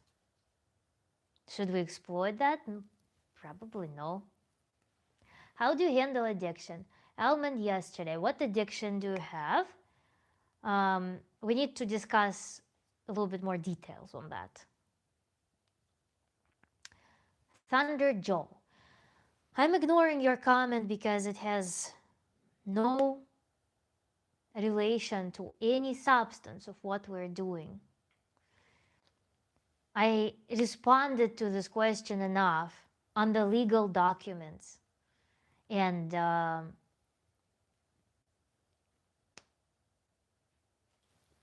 that's it. It's not something that I want to discuss.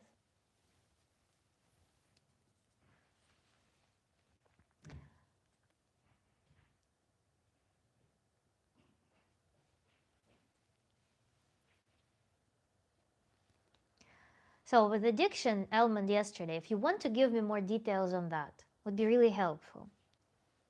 How do physical and chemical processes lead from non-living matter to life, and when does male and female reproduction emerge in that evolution? Well, that is more in the biology textbook. You will find more information on that. But non-living matter is what? Is atoms, non-organics, non-organic salts in the soil. We have this cycle of assembly of non-organic matter into organic matter and oxygen in the plants under the UV light that gives energy for chemical reactions with water and salts dissolved in it. Then plants are being eaten by higher animals. Then animals are being eaten by other animals. Then sexual reproduction is inherent to it exists in different kingdoms of living creatures, has different mechanisms. So I don't know what you want to know. Why not exploit that state and channel it to something we want to pursue and achieve and get shit done, on the contingency that we allow ourselves to recover plenty afterwards? Why not exploit? If you want to exploit it, exploit it. Should it be the general rule of pushing oneself to some acute pain intentionally? I think there is plenty of discomforts that people go through on a daily basis to artificially also induce that. You can for sure do it intentionally, but I think there are more sustainable ways to work with the psyche than throw it into additional stressors. Because I think the most efficient route is to learn how to work with already existent stressors, as opposed to creating more stressors while already living with plenty and, for example, ignoring them, or not using them properly, or not acting upon them properly. Sam David Goggins, for example, would be a great example. David Goggins is an incredibly traumatized person who adds more trauma and glorifies that. And that puts wear and tear on him because there's trauma that he is not working on, not clearing it up, not extracting function from it, not changing his behaviors towards more friendly attitudes, and instead adds more stuff on his plate. The body will always give in first. The body will always be the thing that will respond to this abuse. And that's when people start panicking, like, what's going on? But you only have so much throughput for stress. So for an average person living in the world, in the system, I think it would be excessive to try to increase the adaptability to stress by exposing themselves to more stressors. I think the more sustainable route will be to instead relax, to learn to relax and use what's already there. My opinion. Willing to accept yours.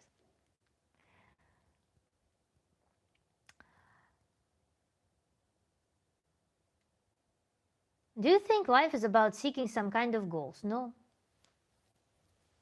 Life is an experience. Life is now. Life is right now. Right now, are you seeking some kind of goals right now? You're now living. You're breathing in and out. This is life. There's no more life.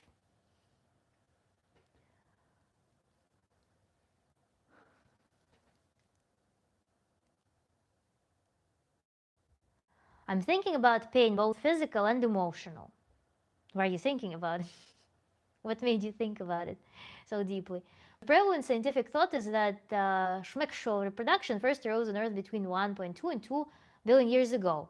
So I had to look it up. Thank you so much for bringing the exact numbers. Hippocrates base, hello. I kind of feel bad for David Goggins. I read a bit of his book. He was kind of abused by his father and had to face many other troubles. Yes, I mean, it's all in his face. So we don't need to even like think about it deeply. Just look and hear and watch what the person is doing. To hear the rhetoric, how they treat themselves. And it all appears to me just like attempt to escape from the body when I like look at him. But isn't a man lost without a goal, whether short term or long term? Are you lost? Can you breathe in fully into your belly right now? Close your eyes. Feel your entire body. Are you lost? Find yourself.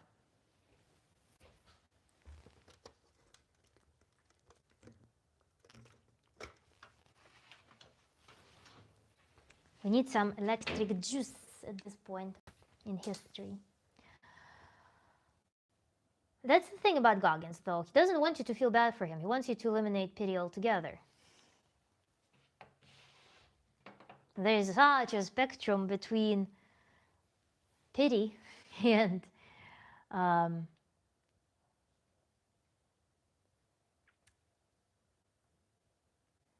yeah, and just like acknowledging something, you know? Yes, maybe use acute pain and stress and trauma intentionally controlled environment with enough recovery and use it to expand one's abilities at a faster rate than conventional low pain trying.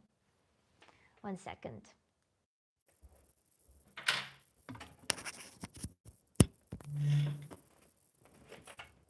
Oh, forgot. I have left there. Oh, yo. Let's move a little bit.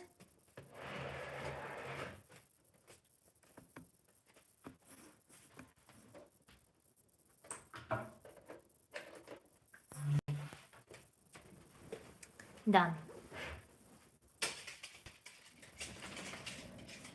I have fabrics there. I'm going to start working on some sewing projects. Microphone is not needed anymore.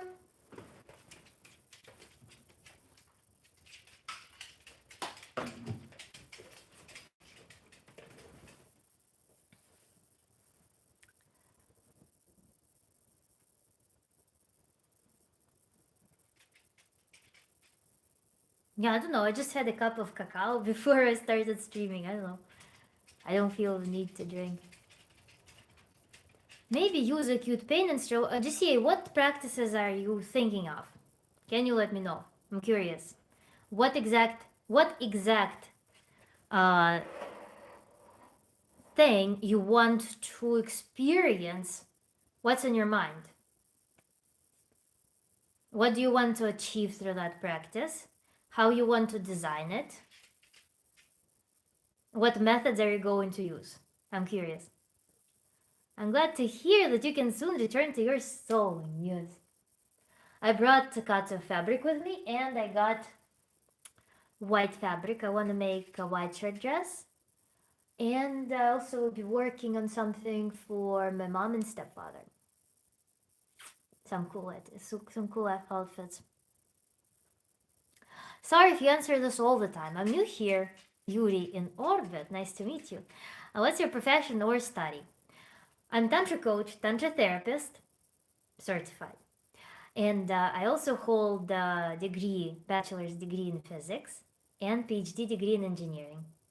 For many years, I worked as a consultant, research consultant, and in the corporation, I also worked as a consultant for research and corporate clients, basically technical and research assistants. So that was my background. How do you feel about electroshock therapy? I don't feel anything about it. That sounds awesome. I hope we'll get a peek at these projects along the way. Yes. Oh, zebra dress. I don't know if I showed it to you. Fully done. I think so, right? When was that? I finished it back in New York. So I think you saw it. So GCA. Curious. Sad Xid. Cute smile. Thank you. Do you have cute smile, you think? That's an impressive line of education, girl. Thank you. It was a handful. But hardest actually, despite the fact that I was studying, doing PhD in the US, the hardest still was probably in Moscow because education in Russia is structured in such a way, such a brutal way, I think, compared to the US.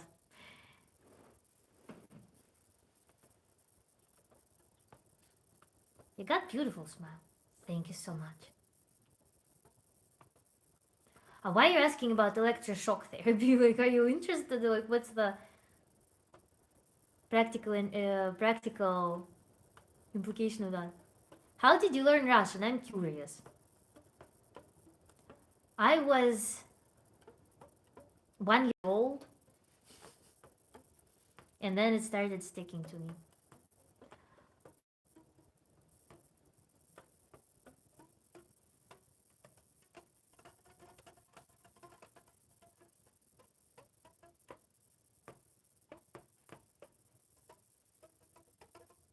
Wait, my string instrument discombobulated.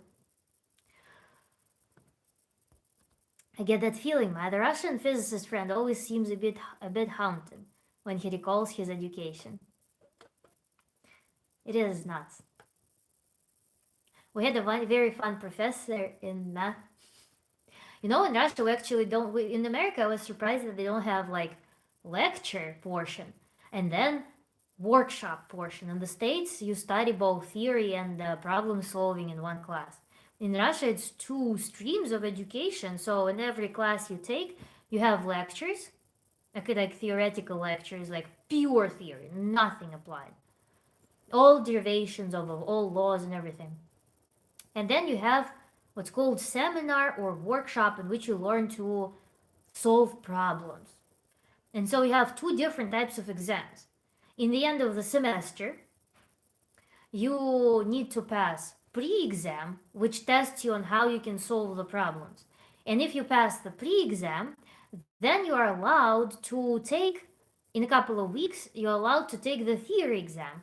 With theory exam being a surprise exam in which you're given, let's say, like 35 different, like, they're called tickets. And each ticket contains 3 to 5 or 2 to 5 questions. And you need to answer them. If you go, imagine they allow like several people in the classroom for each theory exam. And you pull the ticket from the table. You don't know what you will get. And you go to the desk. You're given 30-40 minutes to prepare your answers, and then the professor sits with you and surveys you on everything that you've written. Or sometimes if they suspect cheating, or if the professor is like, well, okay, this is not an interesting question, they set everything aside and they just interview you on like, let's grab another ticket, and they just ask you some other questions. And so this becomes such a process. It's very interesting, actually. I love that format. Despite the fact that it was very scary, it was also very interesting.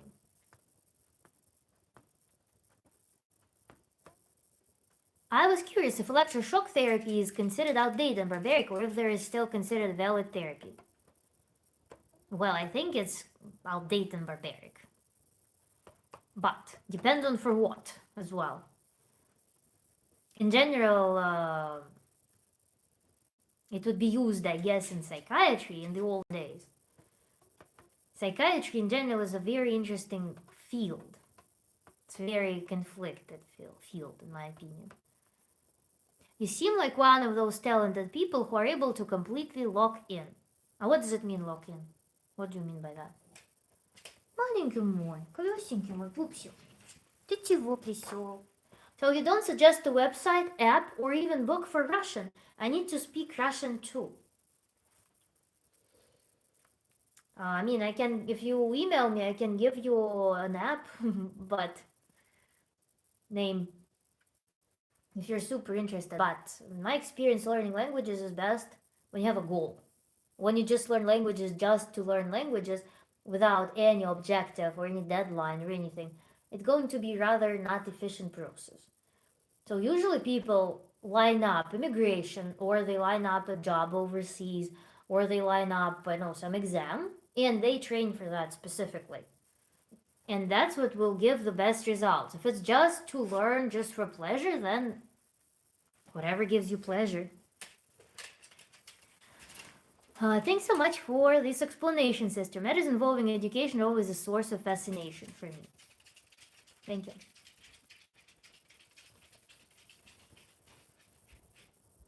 It's still considered valid in UK and Ireland, still used here. For what? By lock in, I meant study like study for hours without being distracted. No. I can't. I can't do that. I at least need a walk every sometime, every like an hour or 2 hours maybe. I need a walk. I need physical activity. Thank you, Roland. My name of my dog is Kuzya. It would be nice to speak Russian. Sure, I'll mail right now. info@rawformoflife.com. For frying people's memory. Why not lobotomy? Maybe lobotomy is used somewhere on your island.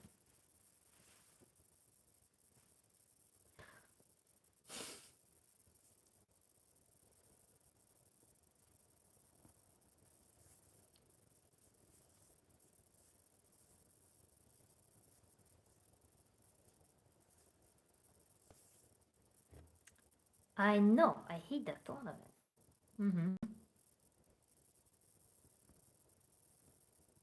It's barbaric. Yeah. So interesting how we came from here to this topic. I think it was a bad idea to ban, what's his name? By the way, that guy who I wanted to have bullet points of critiques, Gabriel. Gabriel and Joy. I think it was a mistake to get them get them to leave. Because they were kind of keeping this topic alive. Like I was not born smart, I was just in an environment that punished incompetence. And as an introvert, had no one to talk to, so spent time with math, etc., and tried my hands on so many things. Okay, GCA. I remember I went also to hear more ideas on acute pain and stress and trauma, intentionally controlled environment. Are you bringing the story that connects them? My dog is insinuating that he's hungry. Can you hear? Кусь, скоро будем кушать. Скоро. Сейчас поработаем, будем кушать, ладно? Мы договорились? Сейчас тебя покормлю, малыш. Сейчас мама поработает и покормлю тебя мясом вкусным. Договорились? Умница моя. Let me give him a piece of liver and I'll be back. Давайте печенку дам, вкусно. Маленький вкус. Будешь печенку? Нам вкусно. Кушал.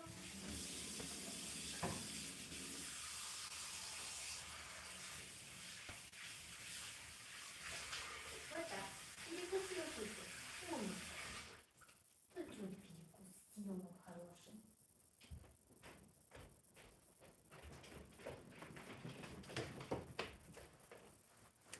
Пуик.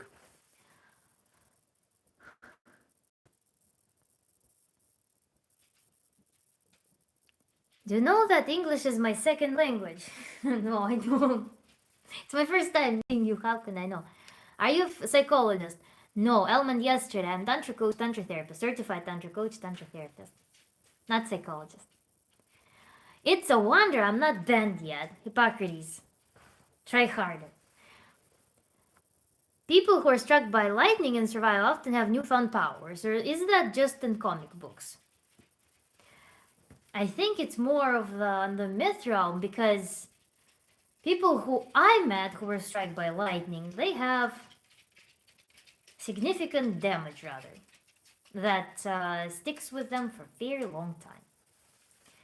So, not sure. Score soon. But soon turned into now. Скоро, да, скоро soon. Yeah, my dog just starts banging on the dish when he's hungry. Is Tantra derived from Hinduism? Yeah, somewhat. It's like rebellion movement.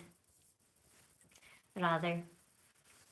I'm still working very hard on my English.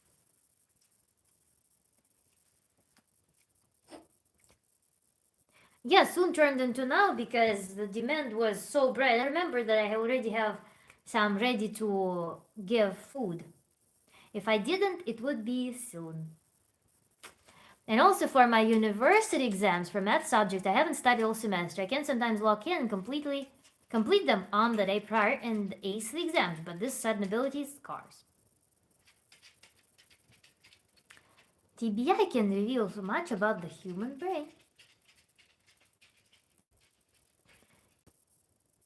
English is also my second language, and my first language was just pretty much baby talk. 200 megajoules of energy in lighting. The only found superpower will be in the spirit world. Yeah.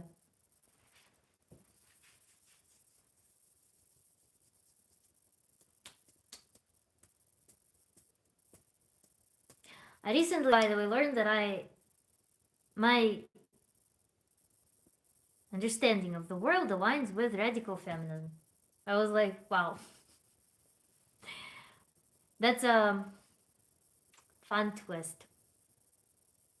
There's actually a movement that strongly aligns with those understandings.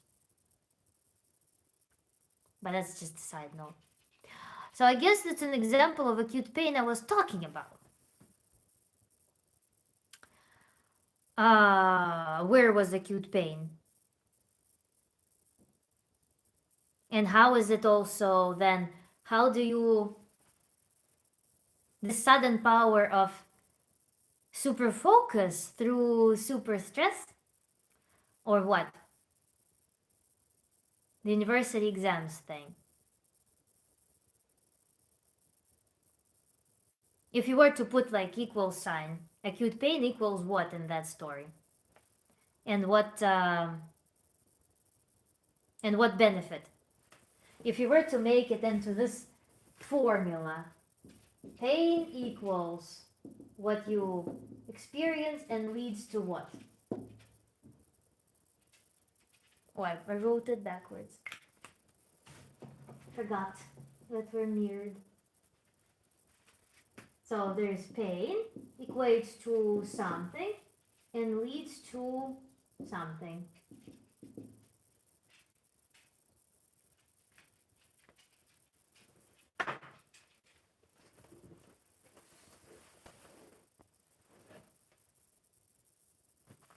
Why the background say male loneliness? What age group you mean? Like midlife crisis? No, it's just a phenomenon that I saw a lot on the internet about male loneliness epidemic. That males do report very high level of high scores of loneliness, largely attributed to lack of social connections and also lack of intimate personal connections. So I know that a lot of the bloggers talk about it in the context of may talk about male loneliness in context of gender relationships, but the phenomenon is much broader than that, and that's why I was talking about the reasons that are a little bit deeper, perhaps, that affect people on a systemic level to find the path out of this phenomenon for people who are interested in actually getting out of it. Why are emotions so complicated? Ryan Jr. What's complicated about which emotions? Why do you think that they're complicated? I want you to give me more information to this question. No weightlifting today, no. Is there cute and ugly pain? There's acute pain. Yes, stress and that innate fear of death. Scoring low equals death. Motivates me to override my general programming.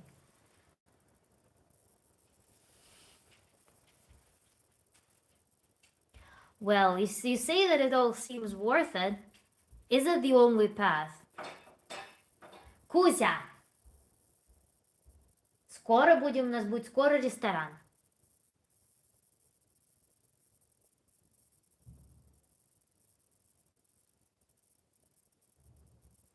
Малыш, иди сюда, иди видео записывать вместе. Иди на ручки ко мне. Идешь на ручки? Иди со мной работать. Лодырь, давай иди сюда быстро. Naman, welcome back. Was my question dumb, John Matthews? Which question? No. No, that isn't the only, but who doesn't want an exponential learning rate?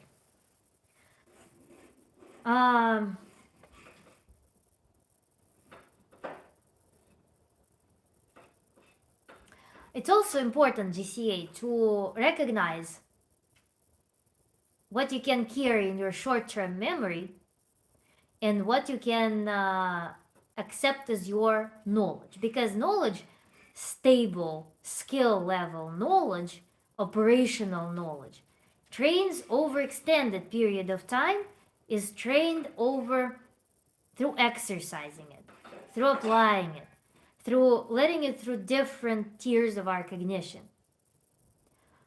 To just memorize and output something is a different story. Depends on the goal of this learning. If the goal of the learning is to just get scared, pass the exam, and exhale, it's one story. If we're talking about acquisition of useful, helpful knowledge, that's another story. Mine does the same. The dog? Cool. Do you think people should take brain medicine for loneliness? Almond, yesterday, I don't think that people should be doing that unless it is the critical condition. Unless nothing, no other methods that are more conservative, that are more naturalistic work. That's my stance on that. But if a person, for example, is in deep mental crisis due to loneliness, then it's probably justified to get them out of crisis and then start working on them. Medication for depression. This is medicine for loneliness. Mohammed, it's okay, grammar errors are fine.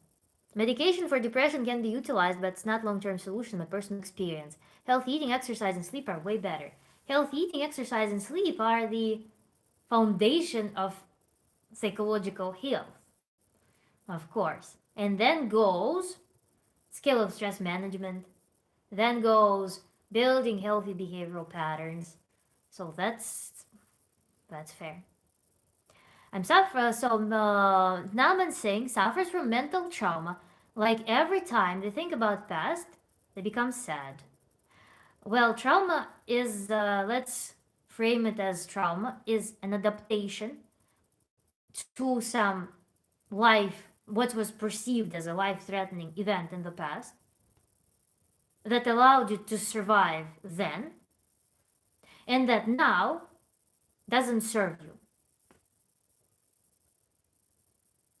What is the way to loosen your relationships with that trauma and so-called let it go by detaching from the trauma? Detaching from the trauma begins with replaying the event and accomplishing it. Accomplishing it in a way where you are able to defend yourself, where you're able to exercise the power that was not accessible to you in the moment of a stressful event. For example, a child was abused. They grow up with prohibition to defend their boundaries. They grow up with this conflict inside, that they have a lot of aggression, but prohibition to express it. And they will be putting themselves through the situations where they will be replaying the traumatic event, but because they never allowed themselves to express this aggression and for once establish their boundary, they're going to be re-traumatizing themselves, re-traumatizing themselves, re-traumatizing themselves perpetuating this dysfunctional behavior. So what we do in therapeutic process, we first pour out this aggression.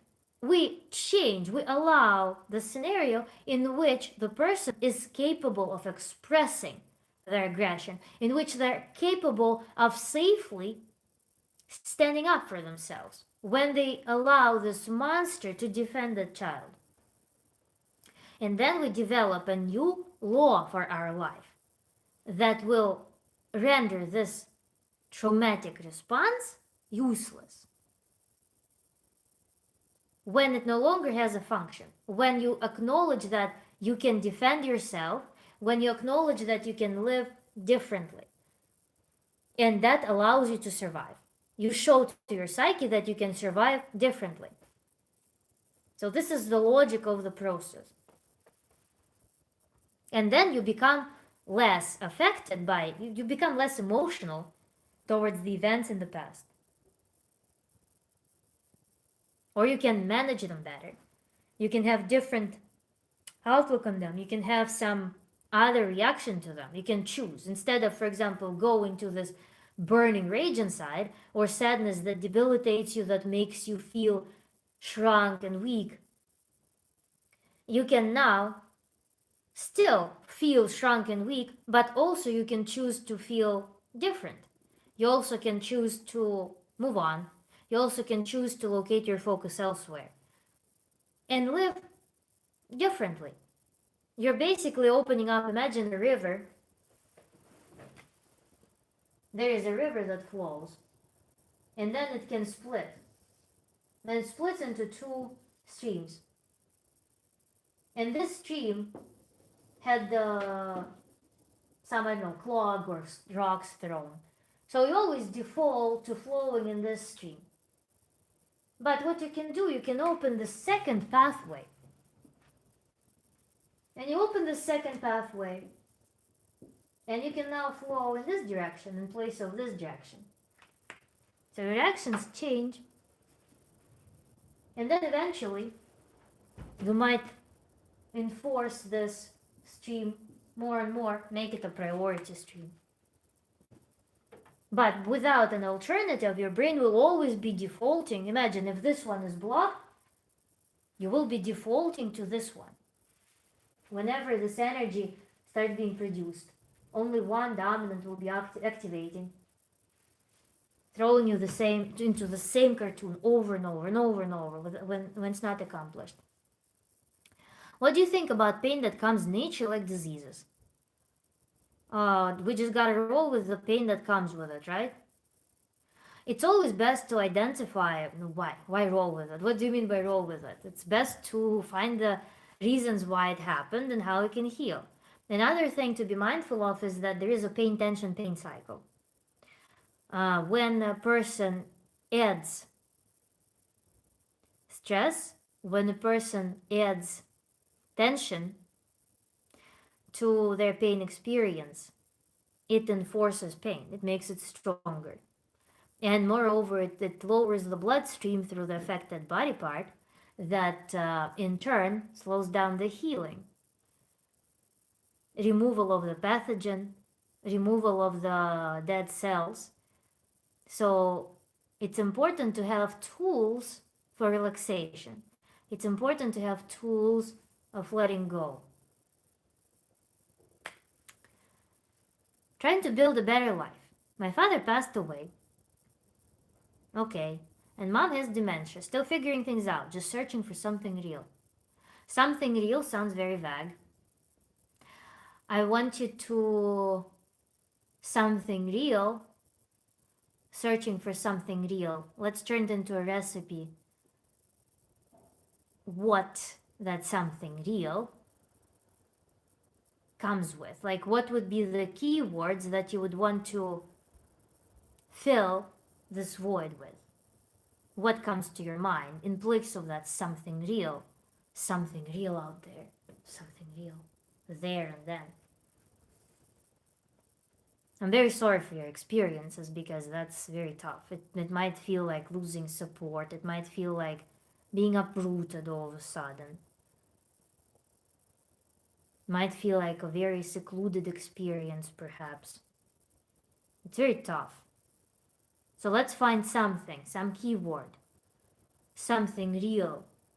Something real also, it sounds like something very grounding, something real, something again that support comes to my mind, foundation, something to lean on, something to feel reality through.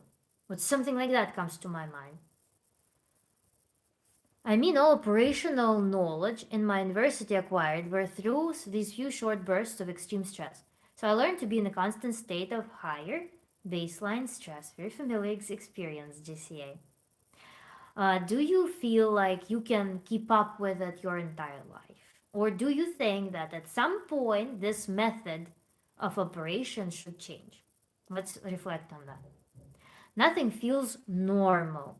Got no one to talk about how I feel.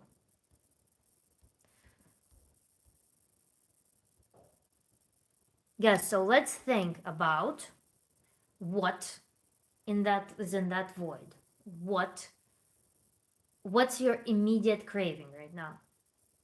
Let's think about. Let's throw some keyword. We can grab a piece of paper. You can draft it on the paper. Like what will your mind, like if you even if you close your eyes, it may be some imagery. What comes in your like internal screen? If you want, we can do the practice right now. Diet is key. 3 times a day. Build structure. And if I don't take my fluid regularly, fall into dysfunctional dumb state where baseline dopamine isn't enough to remember or decipher anything.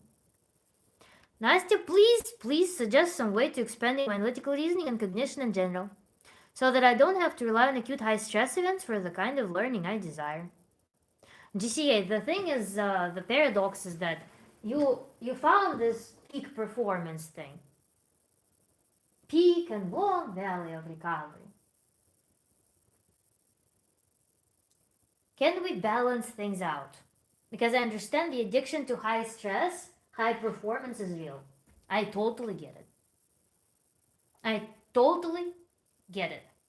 But can we reframe it into something like this? Or maybe with increased energy levels, something like this. Or maybe something like this. Something smoother than this, peak and valley. I want to support you on this pursuit because it is a real thing. I understand how this is a super addictive path. And especially because you now observed the results. So you know that there is tangible benefit to it. But you also know that there is a tangible suffering from it. So let's find a more balanced path. Let's accept that. Let's first dwell on whether you're willing to accept that there is a more balanced path. Because if you are not, if you're attached to this peak and valley thing, then we can hardly probably move on with that.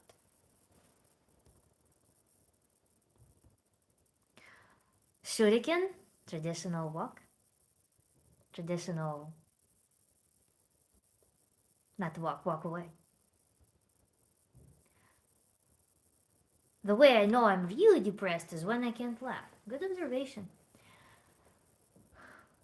Thanks for the advice. Why do dreams always remind of trauma, even if logically doesn't make sense? Do dreams always remind? Always remind. All dreams. How often does it happen? When do you observe the dreams that remind you of trauma? Let's make it more methodical. Hi, Ma. Thank you for blessed of positivity and love. You're absolutely correct about something real. I have a job that get paid well. Everything is okay, but trust me, I have never celebrated anything. I really don't care about anything anymore. I've really lost the sense of happiness down the line all these years. Knowing that if my mom was well, she would have been very proud of me. Now she really is just living, and I feel bad about it.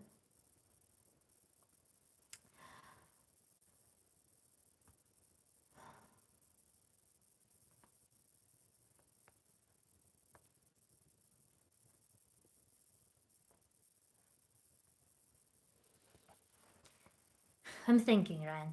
I'm thinking, I want to try something with you. Changing one's perspective is often enough for it to jar oneself from a stagnant mindset. I volunteer with the elderly, and it takes my self-pity away. Giving is a good, very good thing. In Tantra, actually, one of the recommendations that happens down the line of work is for a person to engage in some giving activity. The simplest would be charity. You have some, let's say, funds that you can locate to some cause that you think is very valid, or you see someone who needs help and you offer them help, or you purchase food for someone. So you basically exercise this contribution to the world that comes from within of your value system, because a lot of people, they work the jobs that become their automation where they don't feel much of a contribution, specifically the giving. They feel like they are putting effort and time into receiving money. So that's why some activity, extracurricular activity, let's say, of help, of giving, is an important therapeutic step for a person to feel their participation with the world. So it is a really good way to change perspective. And it's not even self-pity and I object my problems. I depreciate my problems. It's a way perhaps to build a more stable self-esteem. It is a way to build to create a broader domain, because your self-pity, like something that bothers you, will still exist. But imagine if you live in this box and this is your self-pity. And now imagine you grow your box to this size. Now your self-pity on this landscape becomes far less influential. And that's the magic of doing different things and doing the practices, tantric practices. We always strive to broaden the context, increase our throughput. So that's the principle. To come from tiny narrow box into a broad landscape of life experiences. Ryan JR, I'm not leaving you alone, okay? I'm thinking. And again, stick around if you want to do a practice. Let's try something. Just let me know. If you're ready, if you want to reflect more on your experiences, that's also a totally cool thing. I very appreciate that you are sharing your feelings open and understand how important this is for you. This right now is a safe space. We have pretty intimate circle right now that's on the same page. So I think it's safe for you to share. And if you feel like sharing, let's do that. If you want to leave this live stream perhaps with a little tool that you can start working on, perhaps just get a glimpse of some idea, also let me know and we can do that. Changing one's perspective is often okay. The thing is that, as I said, I'm not smart, so that peak performance is something I need to be a baseline, maybe with lesser stress. I don't know how. I really need that performance to survive and achieve goals. Is it your concept that you're not smart? I mean, you clearly are. Wait, if you're not inherently capable of solving certain problems, there would be no level of stress that would suddenly unlock some of your skills, that would suddenly transplant somebody else's brain in place of your brain and suddenly make you solve problems. To me, it sounds like a fallacy idea, because no, mechanistically it would not work like that. You're clearly capable. I would reward that currently. GCA. Let's word it properly. Scientifically properly. I guess male loneliness, we're done with male loneliness. Nobody's... I don't need this. So GCA. How to word your case correctly. Currently.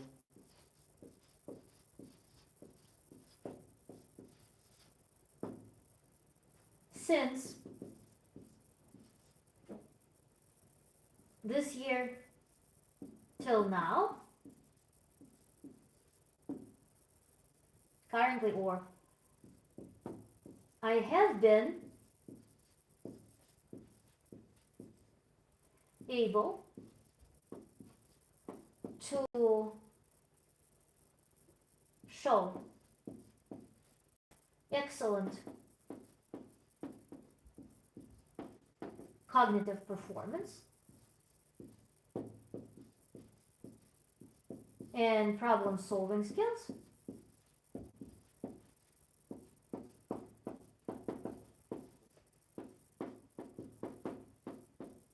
under very high. You can give it like on a scale from 0 to 10 value, let's say 9 out of 10 level of stress and pressure. So this is your problem statement. Currently, since year of this and this till now, I have been able to show excellent cognitive performance and problem solving under very high level of stress and pressure. And my problem solving skills drop to certain like value with when everything is fine or when I'm in recovery. This is the problem statement. This is something which you can work with. When you're saying that you're not smart, then it creates a void, which void of it's, first of all, it's not true, because again the function exists, it's just conditionally activated. It's very important to acknowledge that this function exists, it's just conditional. Okay? And that allows you to work with it, as opposed to just feeling defeated and saying that there is a dysfunction and I need to change myself, like fully just change myself to achieve something. Or I need to like, was what you're describing is to break yourself to achieve something. Does it sit? Roland, thank you so much. See you next time. Living in service can help us forget about ourselves and commune with the world around us. Hey, it's okay, you don't have to say anything, I just wanted to share. Ryan,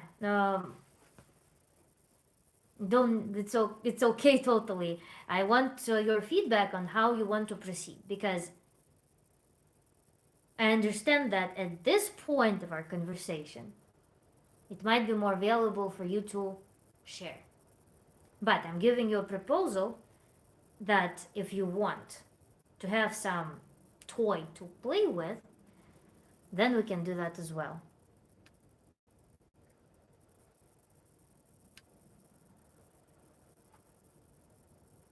Willis, hello?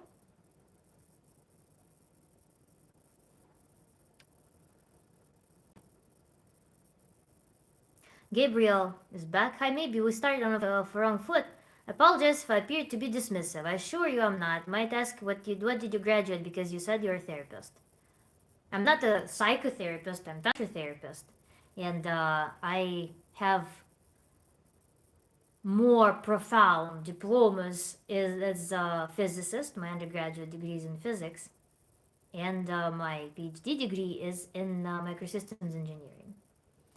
And I received certification through, it's a Russian school. I received certification in Tantra coaching.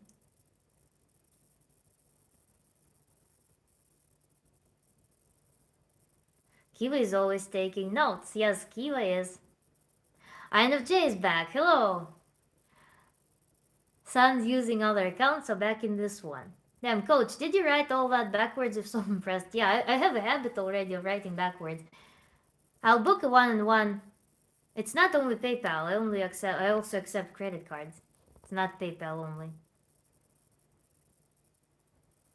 I would love to know what you're talking about, the tool.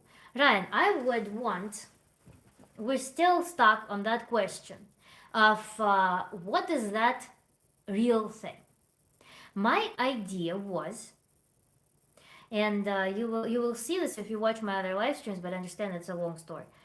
We do this thing that I call walk through the psyche. It can be a walk, it can be immersion into some space in which we operate with the symbology, with the elements, imagery native to your psyche. What I wanted to do with you was to put you, let's say, meditation, to induce that space, whatever comes to your mind. We usually start with just a space. And then in that space, I would want you to create a void or create that real thing, whatever would be more natural to you. Or perhaps it will be more pleasant for you, with something that will come naturally in that meditation to you would be the path, or maybe a room, or maybe some natural element, or maybe some human will come to you. And we will have a feedback meditation in which we will be identifying that craving, what you want. Because your psyche, like right now, when you're looking at this whole mountain of things that are bothering you, there could be a filter that does not allow you to find that that craving. You may not be able to, just like right now with your rational, identify that craving. What's that void?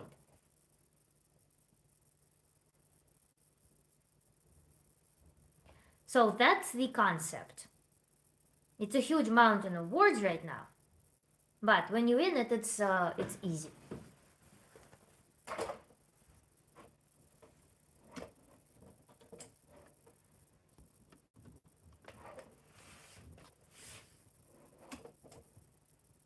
How to make the function general as opposed to conditional. How to make the function general as opposed to conditional. Let's apply scientific method, right?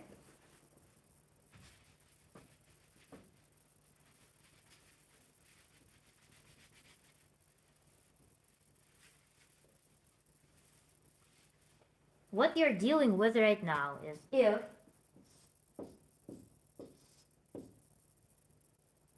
and we need to formulate that. Is it like, you said that it's like death. It feels like ultimate survival thing. If death level of fear, death level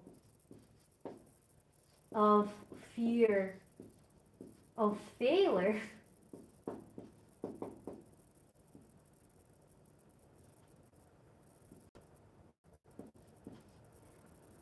then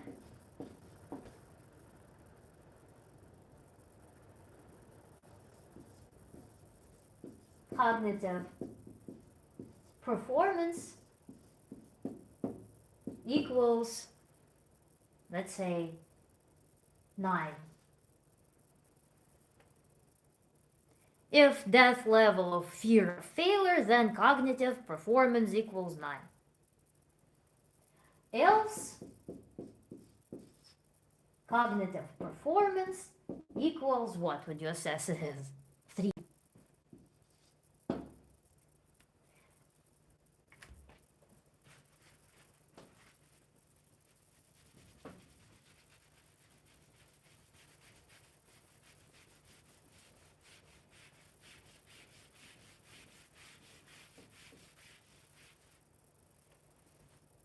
The thing where I would look at, though, would be this delta.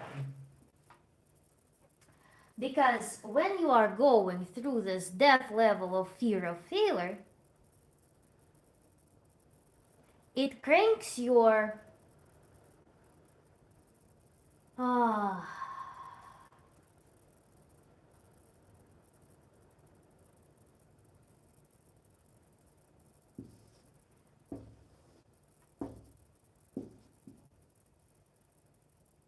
let's plot now stress and cognitive performance. Several hypotheses here. I assume that since you operate at this depth level of fear of failure, the mind and like your psychological state might be unregulated. So your background stress level might be already pretty high. Not it will be this. So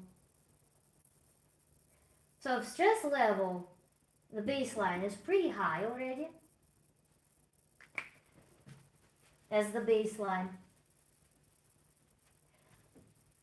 then you might simply not have resource to output solutions for something that's unnecessary for survival. Because you are generally exhausted. If you are generally exhausted in life, then finding resources for solving problems that are not essential might be hindered because it's low priority activity. So to trigger your priority response, to trigger that necessity, you need to be at near-death experience because the background is already high and exhausting. So you're tapping really into reserves at this point. If this is true that your background is already background stress is very high, then your mind will be servicing only essential functions. Your brain will be servicing only essential functions. And then should you go to ultimate survival, that's when you can finally tap into those essential resources at an expense of your health and mind, mental health. You can exert this like superpower. To me, it sounds like an overheated system, to be honest. Very overheated device.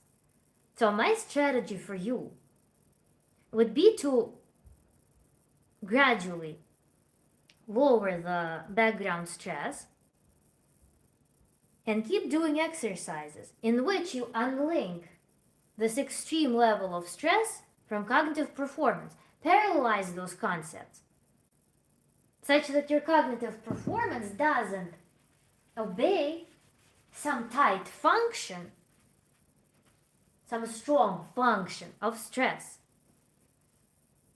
Because it seems like an unstable system that works at the threshold. Do you see what I'm saying?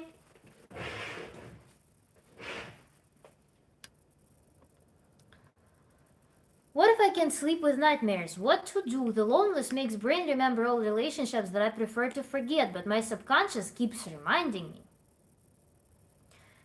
No, that's like a burnt pixel, effectively, probably in your cortex, that your brain pulls fantasies from strong stimuli. And that what can be done is that you generate, like, remember how like you have a screen with super burnt pixel somewhere. You can increase your screen and you can start developing a new dominant here. You develop new dominant, your brain now can default to this or to this. And this dominant is built through coupling, balancing work, calming down your nervous system, and also with creating new forms in your mind, such that your brain has something else to work with. Because if you had very strong impressions in the past, and then you ran into this lack of stimuli, lack of imagery, lack of associations, then what your brain can default to If something was strong, shooting in one point all the time, linked with physical responses, emotional responses, associative responses, concepts, everything. Smells, sounds, visuals. Imagine everything got stimulated by that. And now your life is not so stimulating. That's too strong of a stimulation there and then for you to just automatically default to something else. So we need to work on building the imagery that can compete with that. In Tantra, we do it through also including a lot of the sensors. There are techniques for weighing down the new concepts as opposed to them sitting in some ephemeral plane. Like, ha ha ha, there's my prince, there's my princess type of thing. No.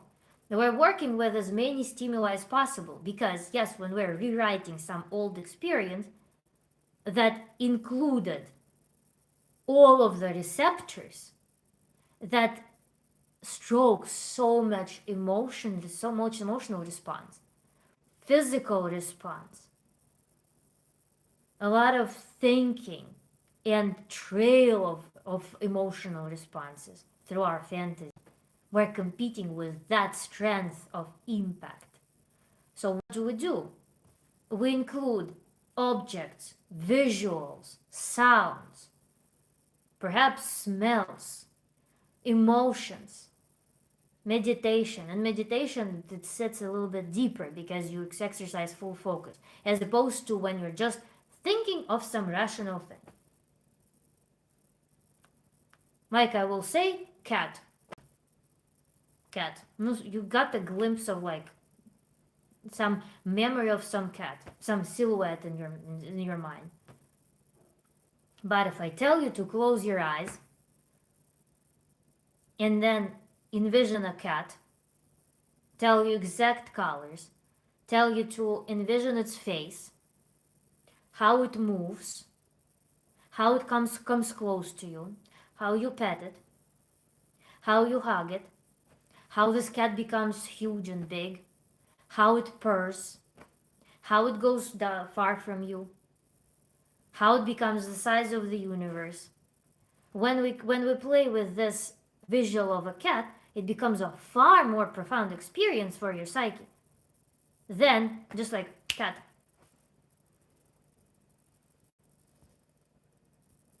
Rewire through structure and meditation.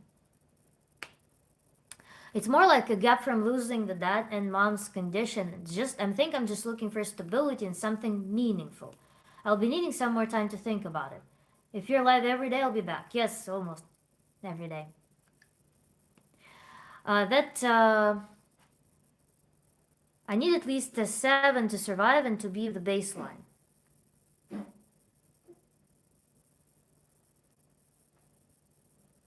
It's the feeling of not really doing things for someone anymore. I'm missing that sense of purpose and connection.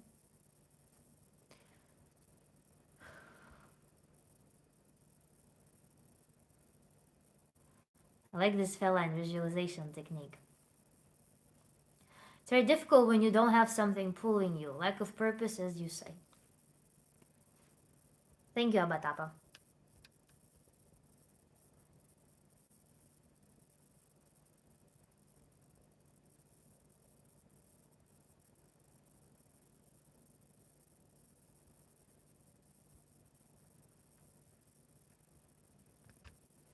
So where are we?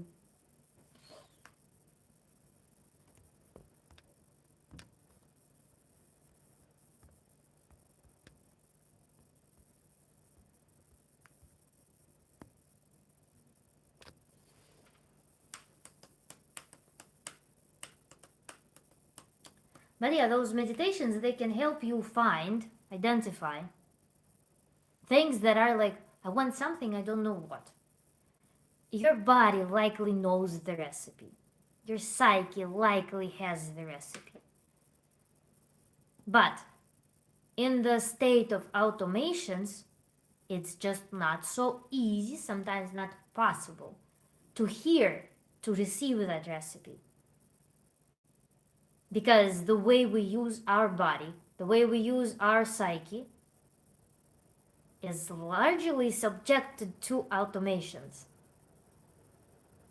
What's today's topic? We were talking about male loneliness, and then we went a little bit deeper. You feel free to watch in the replay. It was pretty dense work today.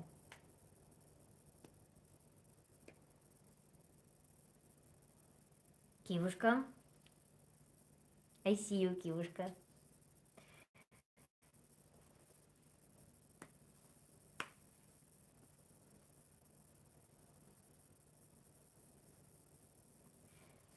Are there some practices I could perform for lowering baseline stress and maintaining level 7 of cognition? There are.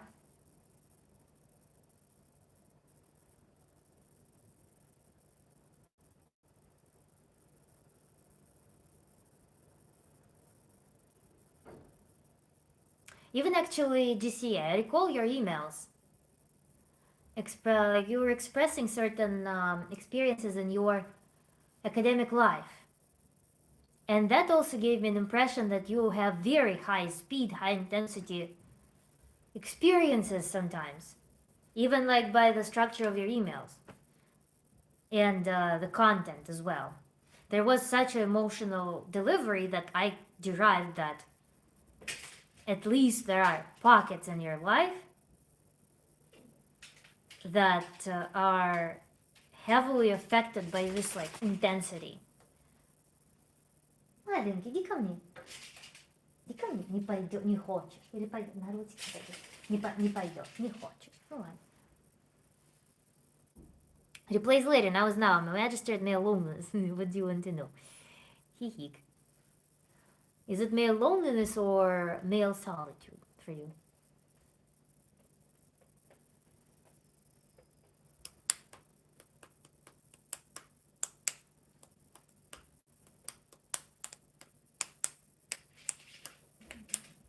And you see, I would like to know your schedule in general and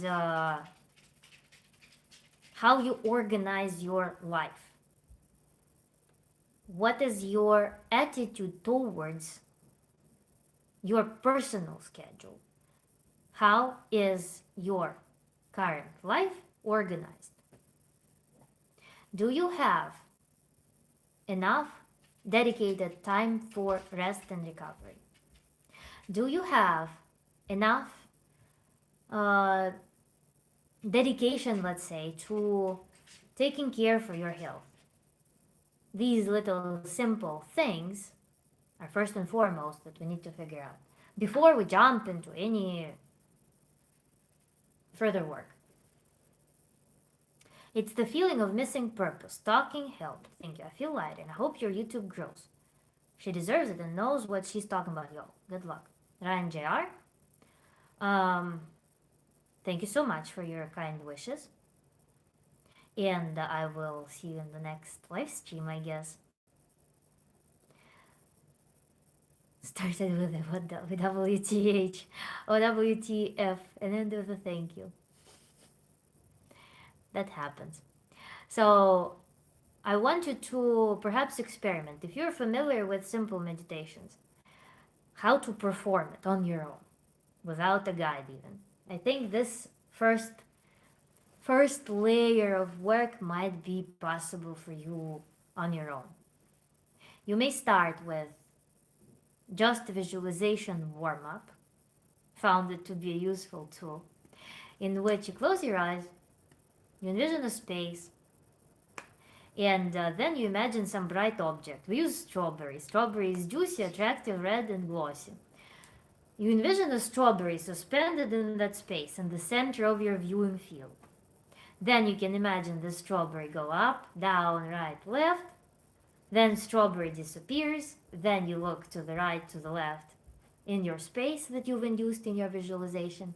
And then you can focus on, if you want to move somewhere in that space, you can walk a little bit. And then have a request from your psyche. The feeling of purpose, let's say. Visualize the purpose, or visualize the antagonist of it. Visualize emptiness, perhaps. But it's better probably to focus on something that you desire. Visualize it. Where is it? Observe it. Where is it? Is it moving towards you? Is it far? Is it high above? Is it ground level? Is it right at your feet? Can you move closer to it? When you move closer to it, how does it morph? What does it do? When you achieve it, when you actually are with it, what happens? What happens to you? How you feel? Can you merge with it? Or can you make it grow so big that it consumes you, that it becomes the whole thing? Can you, I don't know, swallow it maybe, inhale it, whatever? How do you want to interact with that? What your psyche envisions as purpose. Play with it, interact with it, walk through that, and observe in that meditation. You end this meditation on the most satisfying point of you having experienced this conjoining with that purpose, or whatever you may meditate on. So this is the method that I propose for you, if you want to try it alone. So if you want to try it with a guide, also feel free to schedule with me, and we can do that and some other toys perhaps. There's no organization. I seem to have lost agency of my life and live reactively. Wake up till 4 a.m., wake up at 12, start working, have lunch sometimes, sleep, wake up, instant pasta, eat instant pasta, start work. Work till stress becomes much, and then sleep, and then wake up for a night session. The mere introduction of structure, something that gives you an island of stability, will already give you a lot of resource. When there is some island of stability, there is some routine that will give you a lot of resource for being flexible elsewhere. So let's try, even though it will lead to you probably not attending my live streams at this point because it's late for you. So the introduction of that, I think, will be quite beneficial. That's different thing. Solitude is a soul level, loneliness for personality. Solitude is acceptable, that's a given. We're lonely at some level, loneliness is less than actual life experience. But you didn't answer my question.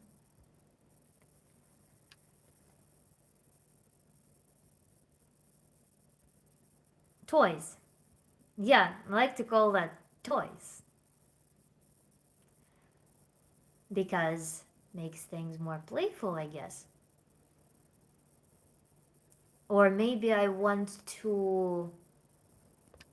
What if I try to lower the importance of these techniques in my mind?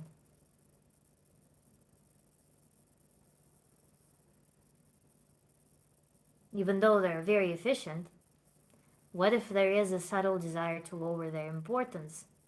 To feel kind of less serious about them, less responsibility? Should reflect on that. My organization in life is contingent of my ability. The moment I have level 7 of cognition, everything falls into place. My circadian rhythm too. I'm open to trying meditation. I think it could help. I'll book a session if my credit card accepts international payments. Yeah, check it out, see if it's convenient. Again,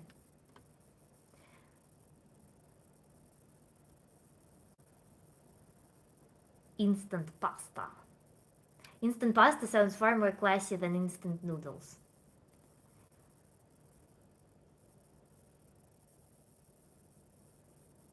Michael is leaving. Hello, bye-bye, I guess. Happy yard work. Okay, so Almondy, I'm not able to see visually in my mind. Aphantasia. Is there an alternative to visual meditation? Yes, there is. There are movement techniques. There are object techniques. I think you would wonderfully benefit from working with an object in conjunction with movement therapy, in which you take an object, you can help your mind by having an object or picture, maybe even picture, of something that delivers an idea or strikes an idea or feeling in your mind of what you want to work with. And then you use movement or voice therapy or combination to communicate with that thing and see how your body experiences the feeling of what this object conveys.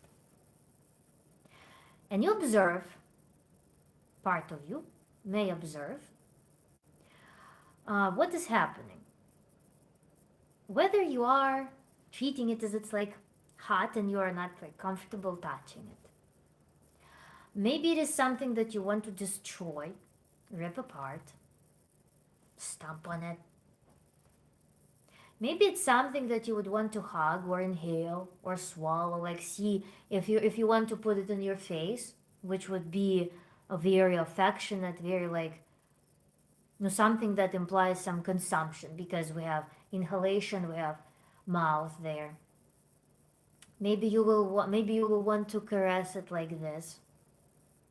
Maybe you will want to put it on some body part, close to body part. Maybe you want to keep it at a distance. Maybe you want to run maybe you want to be hyper like active when this object is in your hands. Maybe you want to put it somewhere and not look at it. You can also work on it as you put it and you know that it's there. See what you feel with that object being there. So you can emulate those experiences, I think.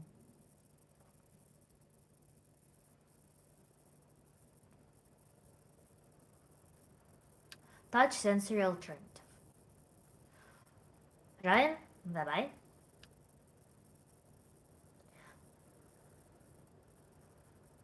There's no island of stability I can achieve unless I have level 7 cognition. When I used to have like 6 cognition, I actually fell into a stable rhythm and routine, not vice versa.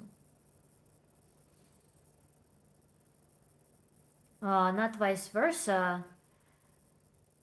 Maybe that you're dealing with a cycle clearly, because I guess not having 7, let's say 7 is your comfort zone, 6 or 7 level of cognition is tied to your concept that you are not smart enough, which gives you insecurity and stress, my hypothesis. Insecurity and stress snaps you out of your routine. Routine propagates stress. Stress accumulates and reaches high peak. And at that high peak, you enter total survival and your cognition rises. And you're performing. And then it drops. Then you receive kind of validation that you're tired. You see in this valley what happens in that valley here. I deserved to chill and not worry about cognition level. That's where you kind of recover here. And then the stress accumulates because you're chilling. The longer you chill, the less you perform, the more stress you start experiencing. Stress level rises and you're at another peak again. My hypothesis. So if you unlink the concept about your dumbness, and again, just sit with the idea that you have a conditional situation first. The first tier is sit with that idea that you have conditional situation. Accept that it's not the rule that you're dumb. untie it from your self-identity. Acknowledge it as specific, some like tool that worked in the past, but now you may think that, okay, it doesn't work and I will find the solution. Slowly but steadily, I will find the solution because now I'm so peaceful because I know that there is a method of how it can work. You know exactly that you can crank your stress level and become super smart, right? Become super smart. You know that the method exists. You are now exploring some alternative method. So that should give you some sense of peace right now. Because you know that this is a conditional thing. I know for sure how to access this thing. I'm experimenting now. It's a game. I'm experimenting now with toys, with certain toys, for how else I can achieve it. Would be so interesting. And just allow yourself to sit with this idea first. Okay? Without beating yourself up for anything.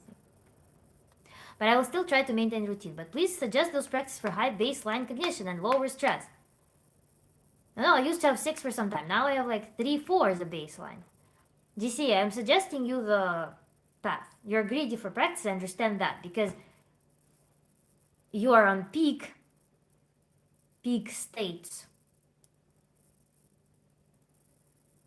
We can try, by the way, next workshop, we can try full body breathing thing. I don't know if you're familiar with it, probably familiar with it, no? We'll try full body breathing thing for just relaxing well.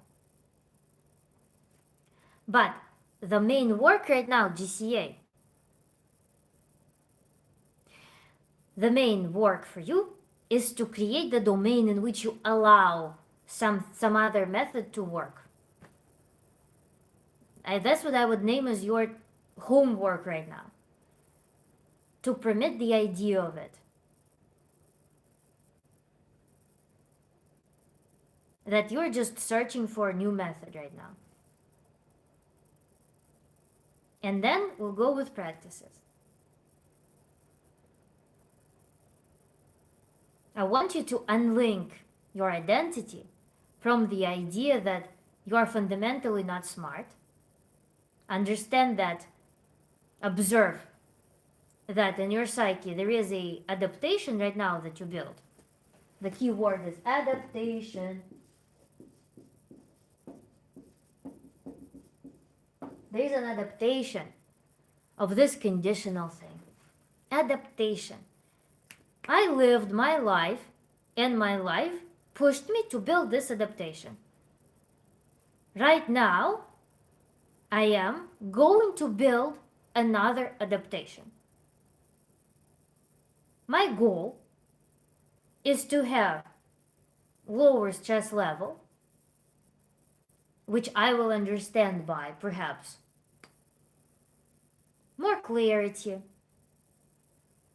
less rushing, less peaks, more relaxed, more leisurely experiences, more steady cognitive function.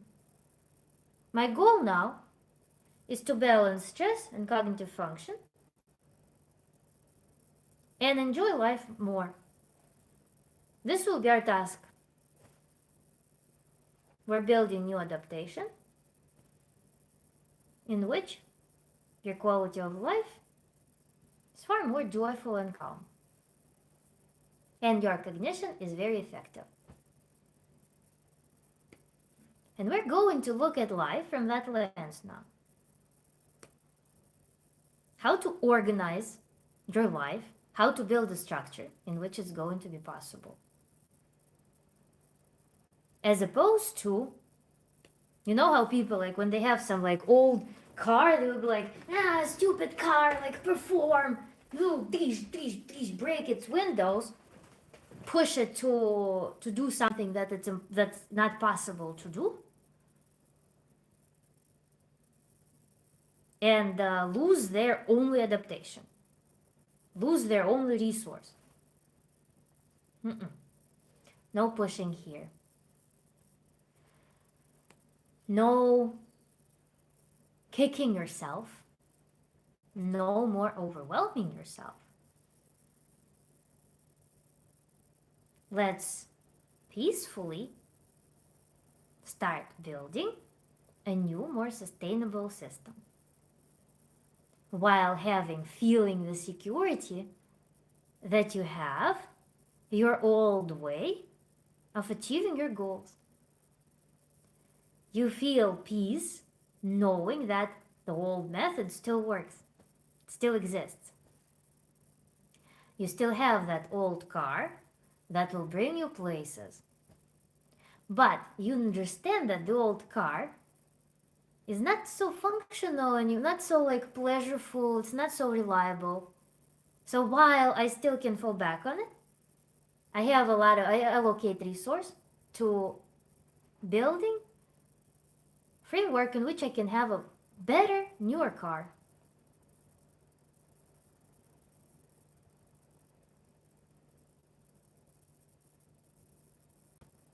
Let's start with that simple thing.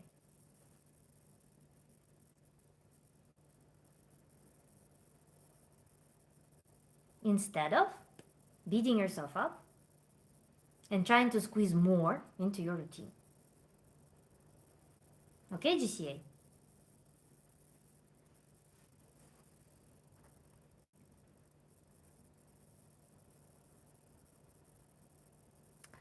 Your drawing was like a 5-year-old kid. I'll take it as a compliment. It's okay, Shuriken. I appreciate your contribution.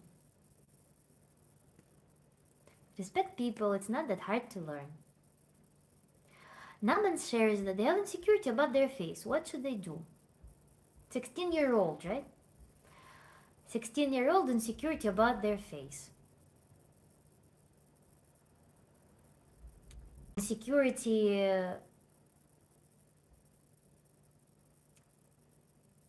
do you have insecurity about your face or about something else? And your face is just something easy for you to pick as the reason for that insecurity, as the explanation for that insecurity.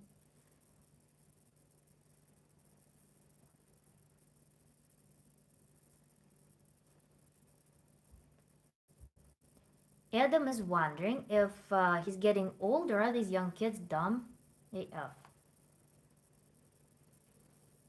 Which these kids are dumb? What are we talking about?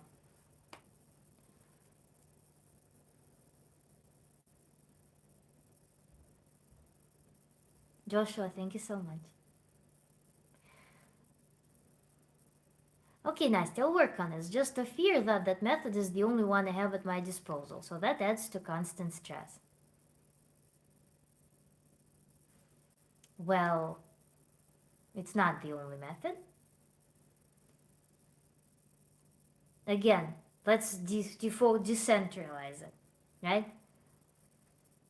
It's not the only method that exists. Currently, it is the method at your disposal, but you have a desire to have another method. And it exists. Because there's always a way to live more sustainably. So, depending on your priorities. So, you can fear that. You can validate your fear that it's the only method. But you also, by validating the fear that it's your only method, let's also validate your desire to find another method. Validate your fear, validate your desire to find another method. Validate the other method. Validate everything, let everything be. Decentralize. Decentralize, defocus, one step at a time.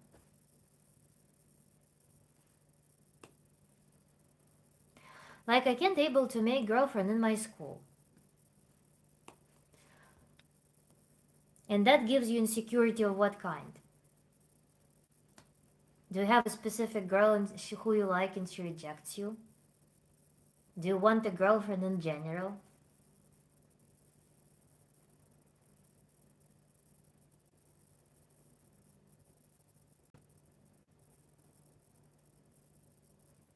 That assurance that another method exists is so liberating. I feel calmer. That's wonderful. But again, if you feel like tightening up again and feeling anxiety and fear, let it be. You can now tell to back.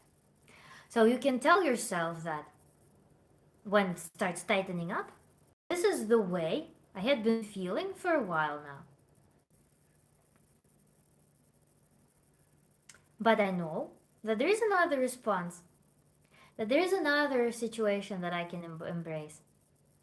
And that way, you will balance yourself out in the moment.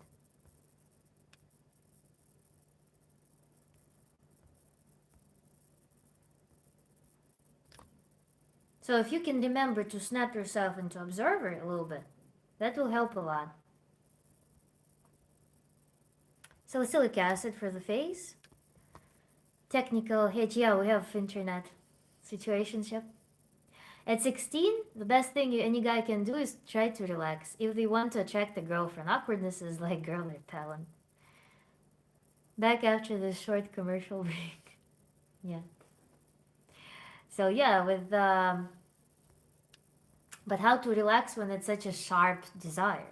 That's why I want to know what this desire comes from. If it's a specific girlfriend that strikes some affection in the person and pursuit of relationship, or if it's just some reputation thing that is in pursuit of, I don't know, whatever it can be, whatever in the value system it can represent, to just find any girlfriend to get validated at the dating market, let's say. I'll be back after a break. Shuriken.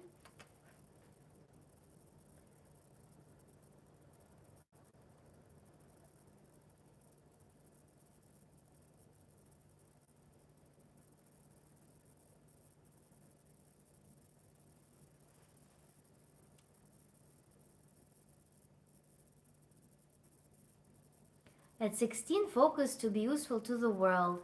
That all will pay out. Google to Quentin Tarantino, focus on your skills. But that's also,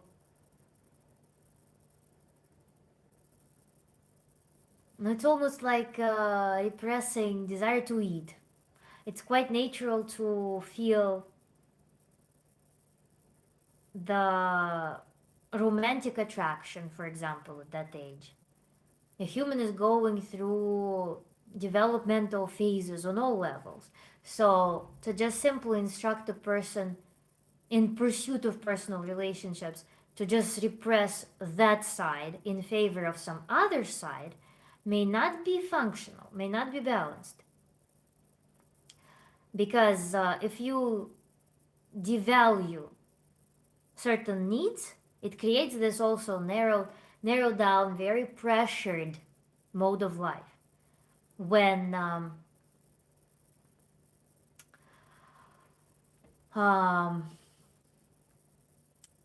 that will actually, down the road, it will devoid you of stability and will create the false dichotomies that either I'm choosing career, or I'm choosing relationship, or I'm choosing my passion, or I'm choosing to be rich and stuff like that, to please my parents and so on.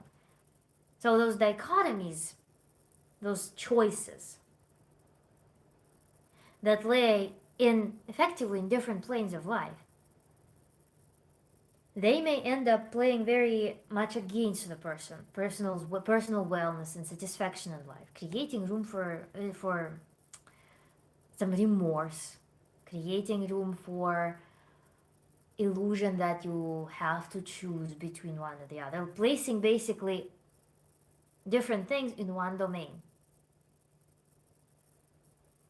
So I would advocate for learning right now, when the level of responsibility is not that high, learning to work with emotions, responsibilities, personal life pursuits, outworldly life pursuits, and placing them in proper domains. That I have this much to my relationships and I'm finding balance in my relationship sphere. I have this much in my intellectual development. I have this much enough in my development and how I will be presenting myself to the world, in how I am acquiring resources, relationships with family, relationships with friends, self-care. They're all, we need to develop domain for each area of life and not abandon either.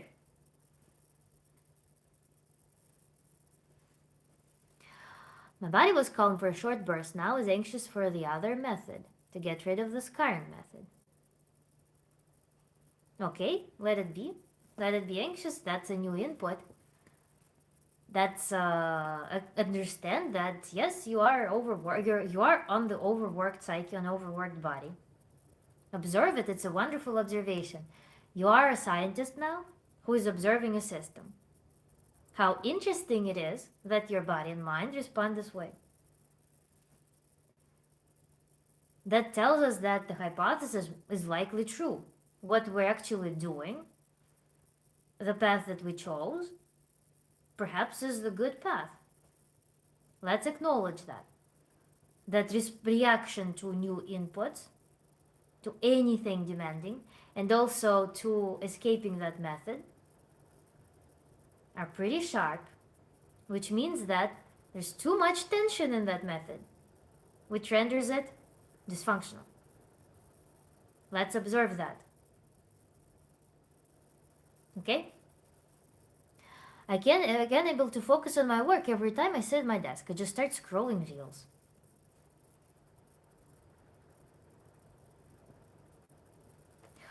Do you expend enough energy in your life through sports, through creativity, through communication with others? Because it is very important to find activities that consume and at the same time recharge you energetically. It's not physiological to sit at the desk. It's not physiological to spend the entire day sitting. It's not physiological to keep your focus on some abstract concepts at all times. It is physiological for human to intermittently focus, be active, be social, be mobile, and then be restful. So, Naman, I suggest that you find ways to balance your life, find activities that are aligned with your energy. Find ways to give, find ways to expend energy. And then find routine that will allow you to balance this sitting and focus with movement and defocus, or movement and giving. Abatapa, sure, agree, part. I'm limited to time symbols, not repressed, but accept who you are. 16 years old, not unique. Acceptance of yourself is the key. 16-year-old will get it at 40. Accept and grow. Skilled. What is your approach to negative people who do not treat you well, but you still need to be around them because of work? Do you ignore them or still engage with them? If it is possible, you can openly talk through iMessaging. You can talk about your feelings if they're negative. You can, if you feel like it's safe, and if it's absolutely obnoxious to be in certain environment for you. You can express your feelings. You can say that if someone, I don't know, what would be the negative example?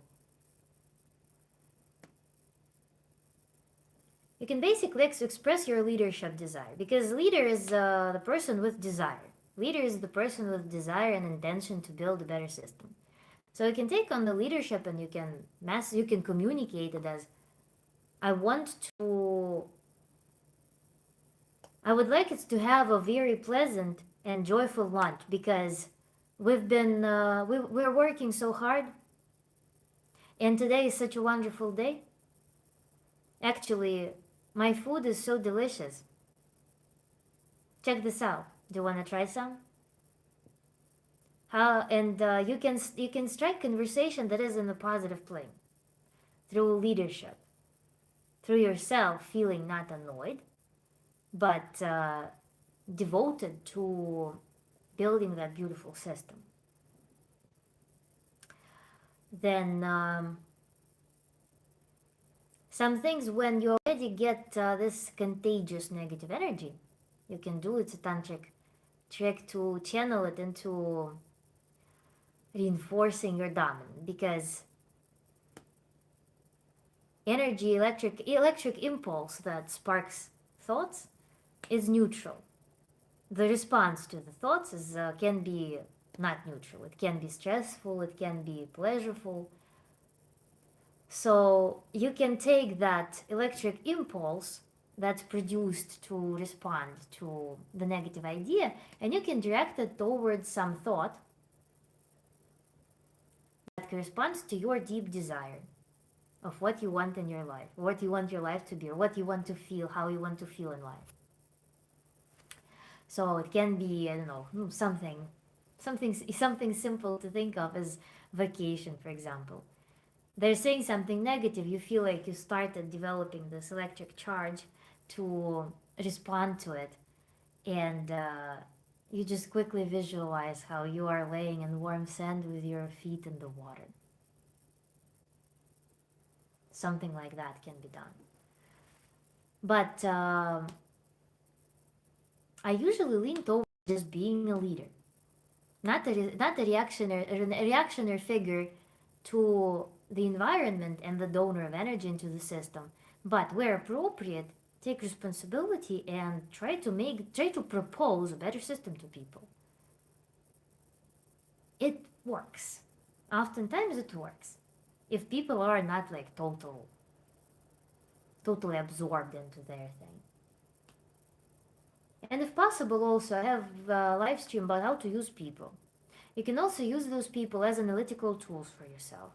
Because whatever thoughts they trigger in you, you can play a game of like, okay, I have concept of this person and this person always talks about this negative stuff. And you can think, okay, where do I think about this negative stuff? Where I am being negative. And you can do the self-diagnostics. And that turns these interactions into an interesting game. They trigger something something in you that you find off-putting, and you're like, where do I behave the same way? And you screen your life, and you perhaps will identify some similar pattern, behavioral pattern. So that might be another way to approach it. And also you can think, why am I in the environment that creates these experiences, and why am I susceptible to it? And you can also deeply, honestly audit your life and your choices. How come is this one of the most dominant features of your life? Why does that experience dominate your life? It's not just some inferior part, some element, some piece of puzzle in your life. Why is it a strong thing? So that's another analytical point that you can decipher for yourself. What is this environment communicating? Why is your life organized in a way that this is a dominant part of it? Nasty is definitely the best person to ask this to, yes. Elmadi, my solution involves many calibers with no contact. I have an Insta account which I upload documentary reels, but I can't able to pull foreign clients which are interested in my edits. Do you have any tips? That's such a range of requests, Naman. I don't know, in terms of marketing, you probably would be better off consulting with social media marketing person. It's not my specialty. Oh, thank you for proving the fact of reincarnation with your presence in this world. Ooh, souls come at different levels. Your level is good. Respect. That sounds so. But thank you. It's a very deep compliment. I have a major problem with the concept of using people who you despise to your advantage. Major block. Well, which advantage? Uh, use them as like exploit them through manipulation versus using them for your own self-reflection. I say this is a clickbaity wording of it, use people, but it is rather using them for your self-reflection and perhaps also with their aid building a better system, being a leader over them, leading them to something through your formulation of how the system could be better. But using them as like exploiting them, like you are like there and they're working for you. I mean, it's not what I mean. My pen ran out of ink. Will pencil it is. Kiwa. Nice, as you said, there are other methods. How do I access and know about them? Did you use your follow practice for your own high academic pursuits? For my high academic pursuits, I always used instinctively the practice of dumping stress. And I derived that my performance was best when I was in steady state as opposed to stress state. And that was achieved through just rational work back in the day. So, to me, there is a huge importance of introducing aesthetics in my work process. Aesthetics and beautifying my experiences makes a huge contribution to my successful accomplishment of anything. So aesthetization, keeping things in order, keeping things on schedule, these things work for me. And having a very good pen, having beautiful notebooks, these things, they help me a lot. Having clean desk, having structure, having self-care routine, and setting a priority, being very clear with my intentions. I'm sorry, I'm yawning because it's already late. Oh, it's past midnight for me. So, having clear intention, like formulating a task for yourself, like right now, in these next several days, I am going to prepare for this exam, for example. So it's a very clear statement, very neutral statement that gives you permission to not be distracted by things. It creates in your mind, when you're wording it as a task, it creates a prior commitment in your head that allows you to not get pulverized to other things. Like somebody called you, somebody said something, occupied your thoughts. No, you create prior commitment in your mind for the task. So that allows you to keep being chill. And then, in terms of tantric practice, I mean, tantra came to me with all of its practices later. So I don't have academic experience overlapping with tantra, but I have wonderful tools that we'll be recording, and we can do this in the workshop. Perhaps try certain things. Even if anyone wants to write book on her words, then the pages never be enough. I understand it, but I don't lead people like that. I don't want to have anything to do with them. Then you can play in your mind with why are they part of your life?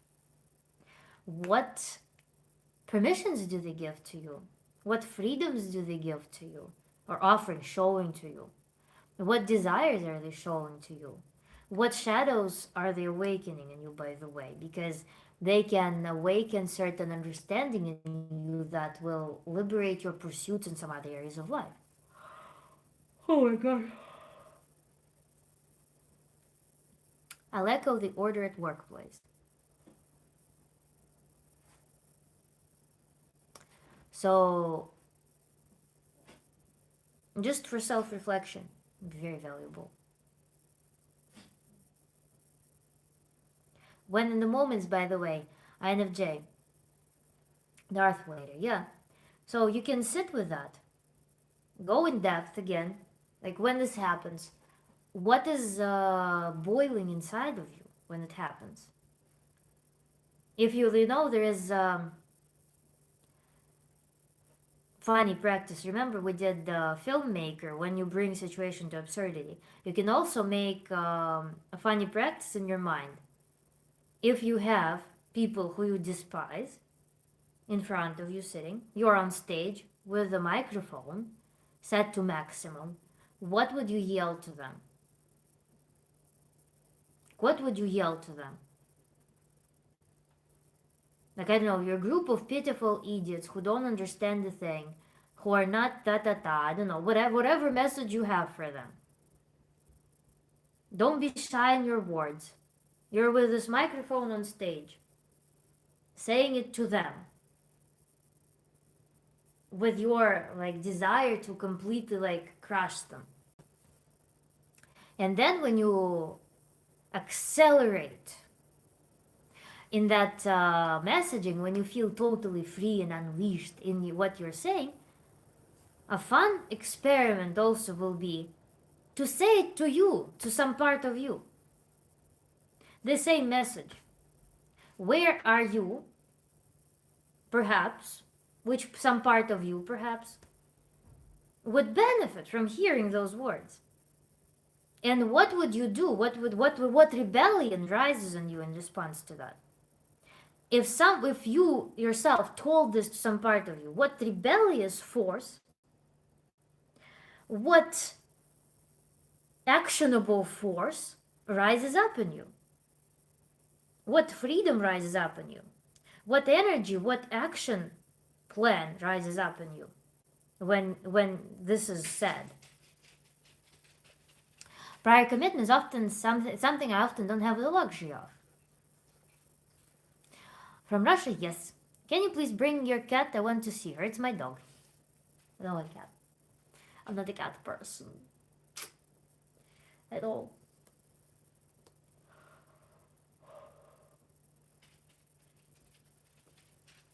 Все боком, иди ко мне.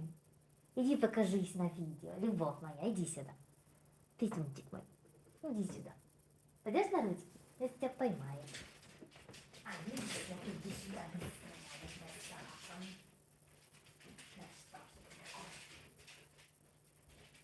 Пойдем на видео вместе. Идем на видео?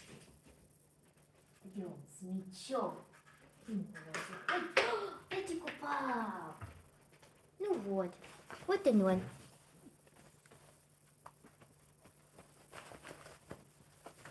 Да, вот. You see he's in play mode now.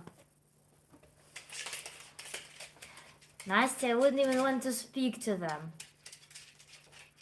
Now, if you wanted to, I mean, you're speaking to me. Okay, imagine that what you would want to tell me about these people. And all the rage that's in you about them. Okay, not necessarily put them in the audience. Verbal activate, yes. My dog is not an introvert. He's actually very extroverted, but he has a schedule. So right now it's a playtime. Definitely join next Zoom. I love it, Kuzmichka. Yes.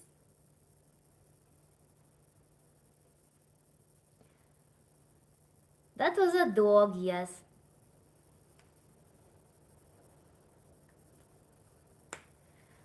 My loves, let's probably wrap up. I am totally in the flow to keep going. But I think I will keep yawning more and more and more. And it will be obnoxious soon. ST Kilda, good day, Tad from Australia. Hello. Don't rage, best to stay calm. Rage sometimes is very good because not always we are able to express our aggression. Where does this aggression go? It gets buried in the body. So sometimes raging is a very good practice. But if you can stay calm, truly calm, that's wonderful.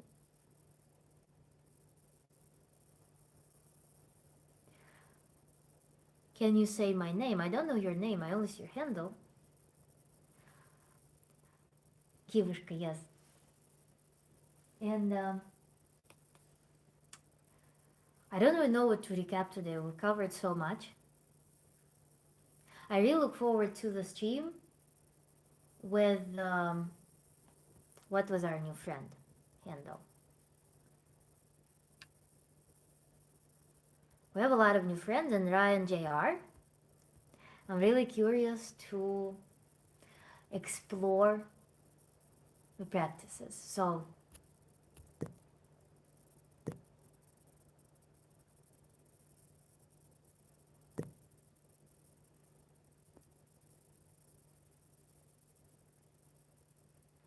Naman, it's really sad.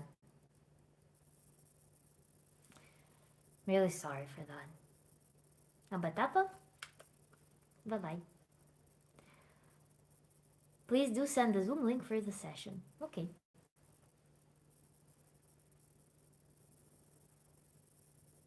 If you lose control, you lose the moment. If you lose control, you lose the moment. No, depends. If you lose control, not lose, if you use your control properly such that you can let go of control and experience, then you actually are experiencing and living through the moment. Your lips chapped again, girl. It sounds like you're trolling at this point. They're not chapped, they are bitten. I bite them. You know, I started biting them as a child, and I think since then I've been biting them because, I mean, you know, it's really hard to not be biting them when they're healing.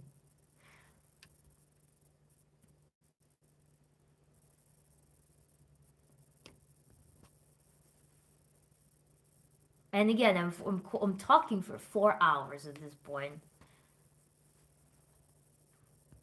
I'm not eating fatty meat. I have chopstick and lipstick. But flowersy, flowersy. Pretty, pretty, pretty. I love the tradition of having a garden. We should do it like inside of the live stream to like have this garden going on. I know, I do it too. They're tasty. Very appealing. Very satisfying. Кузенька, мальчик.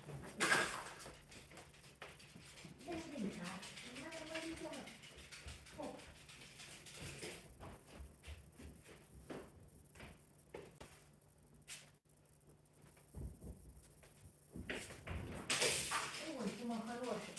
Как в стену влепился, малыш.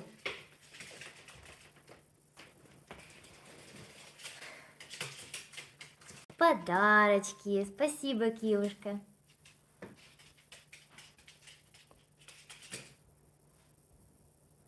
Your live stream just started in Australia. No, it started in Australia as well as everywhere in the world 4 hours ago.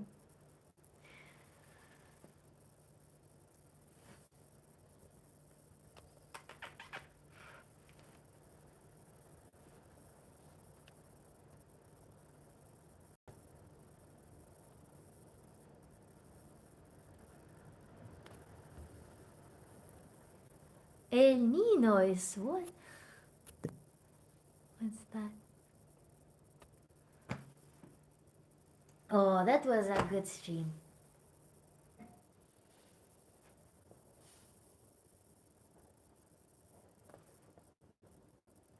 Oh, they're so pretty watercolory. Thank you, Kyushka. Kuzinka looks fair. We'll hold out until spring. What? Storm. Hello and I guess bye. Ruffles. What's written behind you? We were doing some case study. XYZ. We were working on performing, having very good cognitive performance during peak stress, and not having good like skill, I guess, when things are steady. So we were trying to work on this paradox and how to change the phenomenon such that the person doesn't have to exhaust themselves with stress to perform well at school, for example.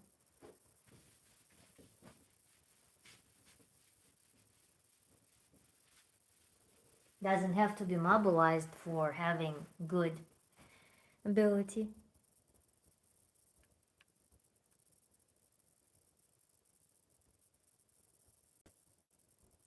Summer effect.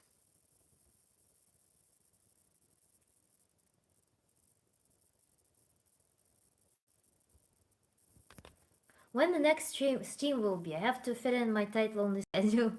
Do you know the topic? I don't know the topic, but the stream will be tomorrow. Although tomorrow it might be earlier because I'm going to the concert. And I don't know, I probably will return at night. So maybe I will stream tomorrow morning, or maybe I will move it to what it will be, Saturday, right? Saturday. Concert, yes. Цветочки красивые, цветочки.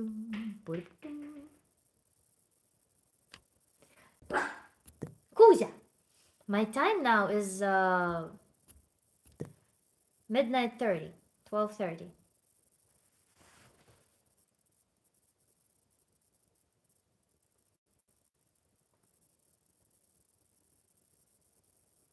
And tomorrow, I don't know, we should probably do Saturday.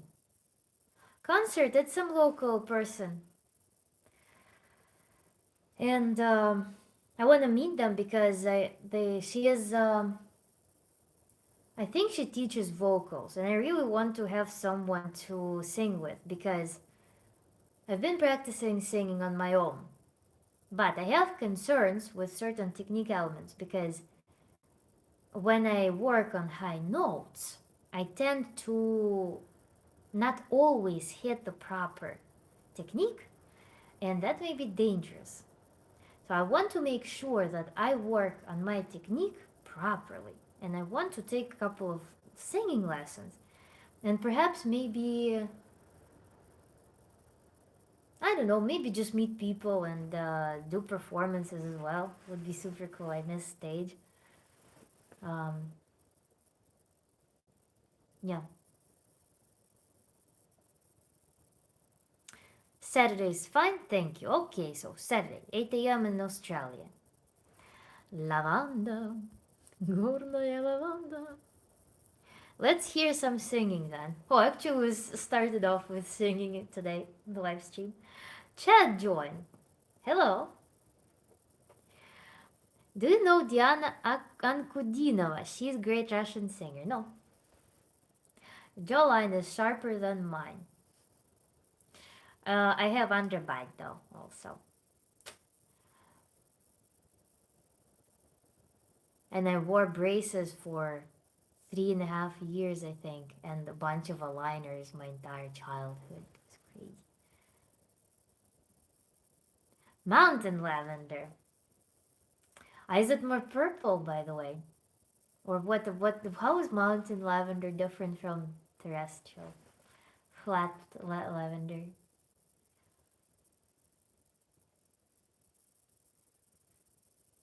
My high notes sound like Johnny Cash.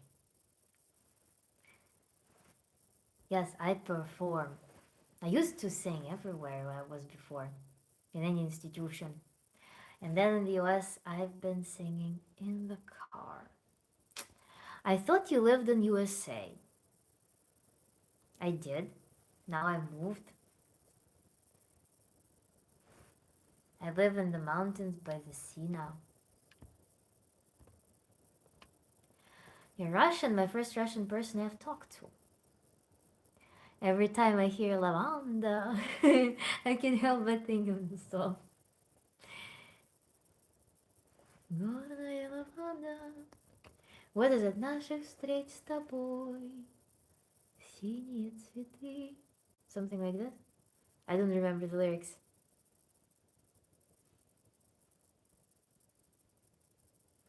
Yeah, Himothy. Himothy. Joined.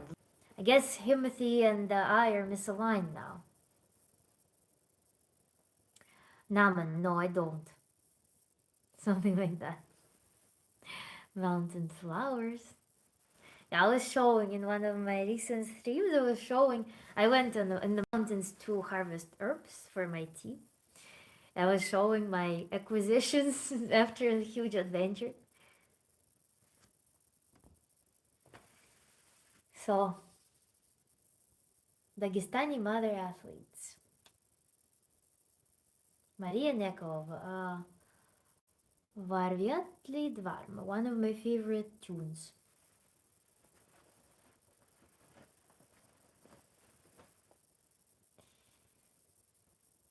The classic songs are nice. No much difference to Australia, no matter what our media tries to tell us.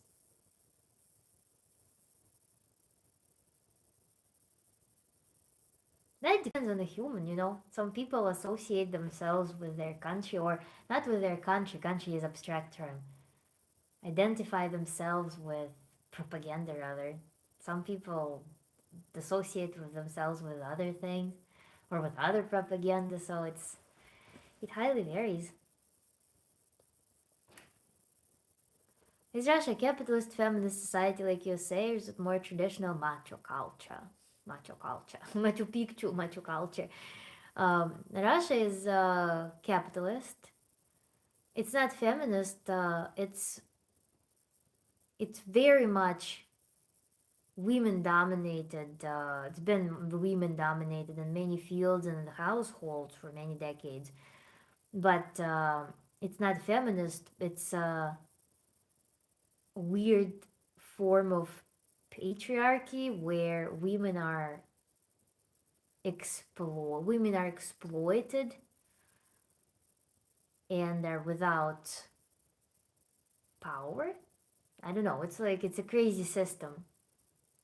That's why perhaps there is this pushback among girls, young girls, and women to start just using men for wealth because they're just exhausted, I think. Wayne joined. Fruity Cutie joined. Hello, guys. No, I'm not in Russia, no.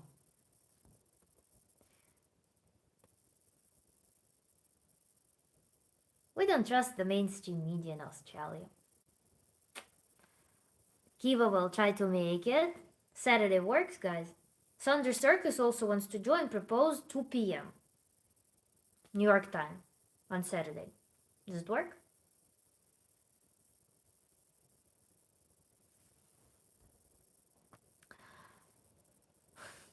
Fruity.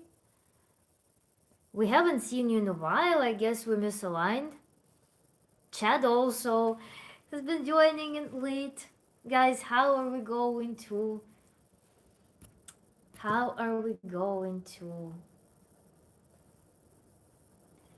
be together with this time zone difference? Russia has free healthcare. It's hybrid. It's free and not free. You still need to pay for some services. But some things are free. I mean, it's no comparison with American, of course, but it's also got free heating as of. I have no idea, guys. I'm so out of context with Russia because I haven't been there in so long. If you stand close to the refineries. Yeah, it's very sad what ecology has undergone there. There was a huge spillage of oil in the Black Sea a year ago or a couple of years ago, and now there is also in the same region. They also now have fires and pollution, terrestrial pollution. I'll be here, still watch the videos after they're posted, even if I miss the stream. That's dedication. Very cool. Thank you so much, Fruity Cutie. Shuriken, Mrs. Shuriken made it home and sends her greetings to all. To your Mrs. Shuriken.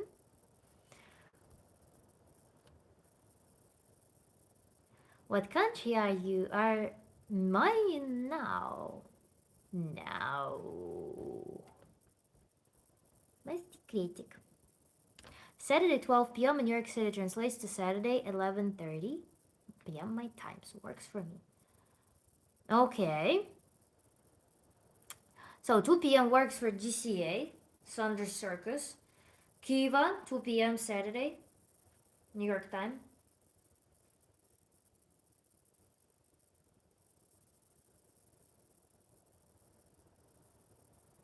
And who else wants to join our workshop?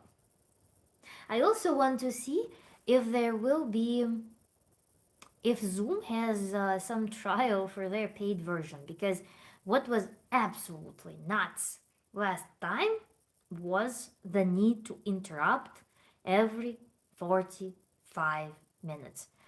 Shuriken, either this Saturday or next Saturday, 2 p.m. I need to decide.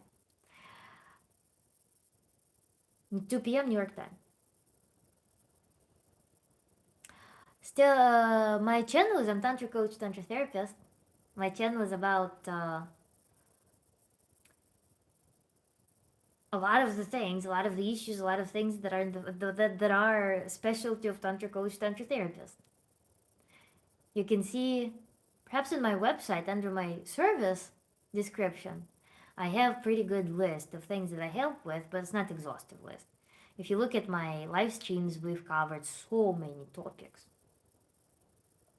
So with the workshop, can do this Saturday, can do next time. NFG, email me then, because I will be sending invitations to email directly. And Shuriken 2 p.m. New York time on Saturday. Probably, I don't know, I want to prepare. Although I have practices that are ready to go. There are things that are ready to go. Maybe I will do it this Saturday. So, but NFG Minerva, email me, info@rawformoflife, whoever wants to participate. info@rawformoflife.com. So email me here with put your handle on YouTube, because I don't know your real names. So, topic, workshop, and put your YouTube handle.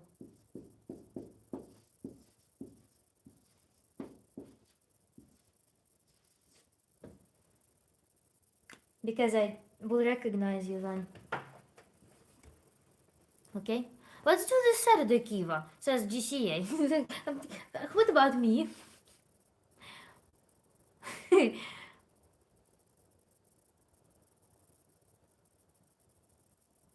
I'll try. I'm usually outdoors exploring. Okay.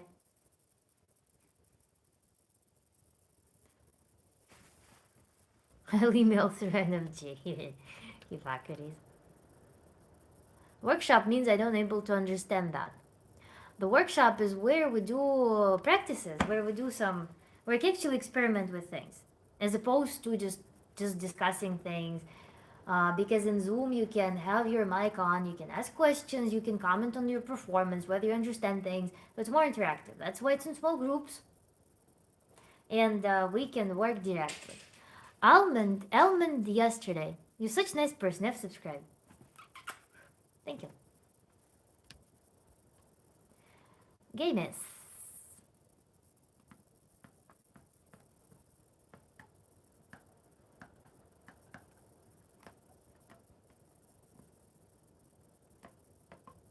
So install Zoom, Hippocrates.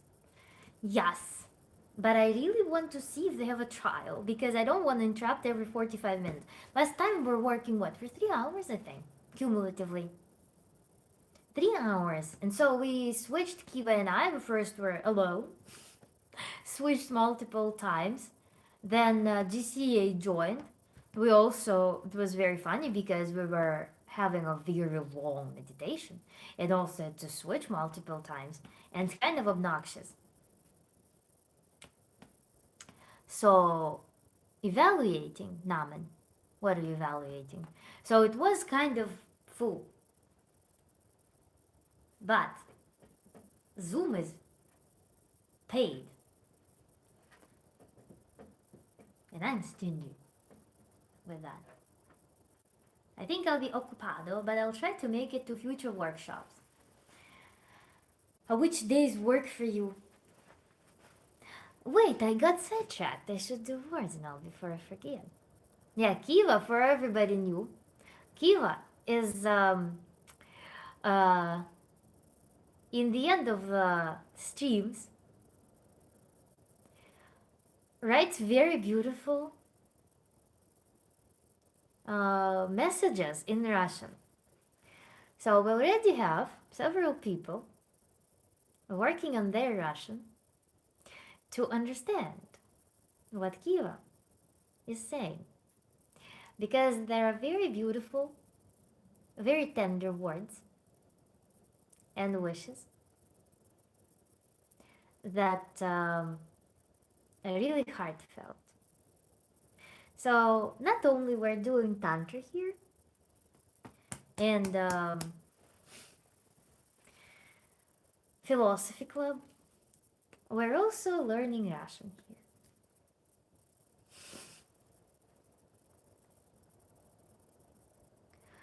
But you'll get to see how old I am. I'll put my German Shepherd on the seat, and you can look at her. Hippocrates, Zoom does not mandate that you use video, so don't worry about it.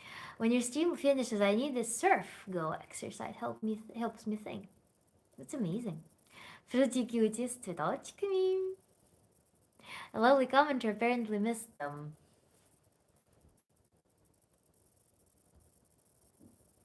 Is Kiva your friend? Close friend? Now, and Kiva has been with me since the beginning of my live streams. Which I started when? When did I start streaming? A couple of months ago. And Kiva has joined, I think, either in the very first or the second stream. And has been with me. So, Kiva is, how we call it, my master student. We have undergraduate students here. We have master student Kiva. Because Kiva also possesses all the knowledge base that we've discussed so far. Kiva participated in the workshop. Kiva participated in all the live streams with practices when we had just a couple of people. So Kiva is so much in the loop at this point. Usually Saturdays are pretty good, but a friend of mine recently came back from Japan and visiting him. His antique swords fittings to show me. Amazing. You're about 25 years old. Nah, more like 30. Looks very young. I'm 45, guys. She's a loyal subscriber. Yes. I do a wee bit of smithing myself, shuriken, but nothing worthy of Japanese samurai. Naman, yeah, you will see our core pretty much now by the end of the stream. We oftentimes have the core, the loyal base. So you're not 45, Nastya. No, I am 31, guys.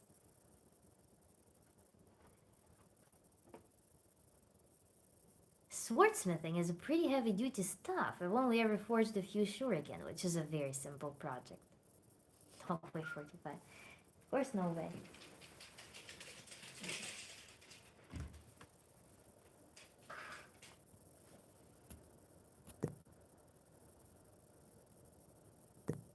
STK Ilda, I see your comments under the stream or previous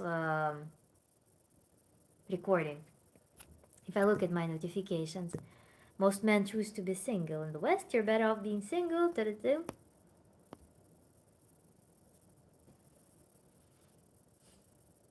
Fahrenheit, good at guessing ages. Yes. Something to put the time in.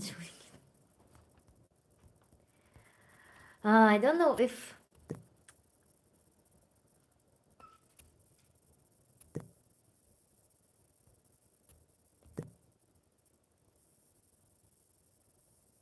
Кузечка, иди сюда. Что у них там?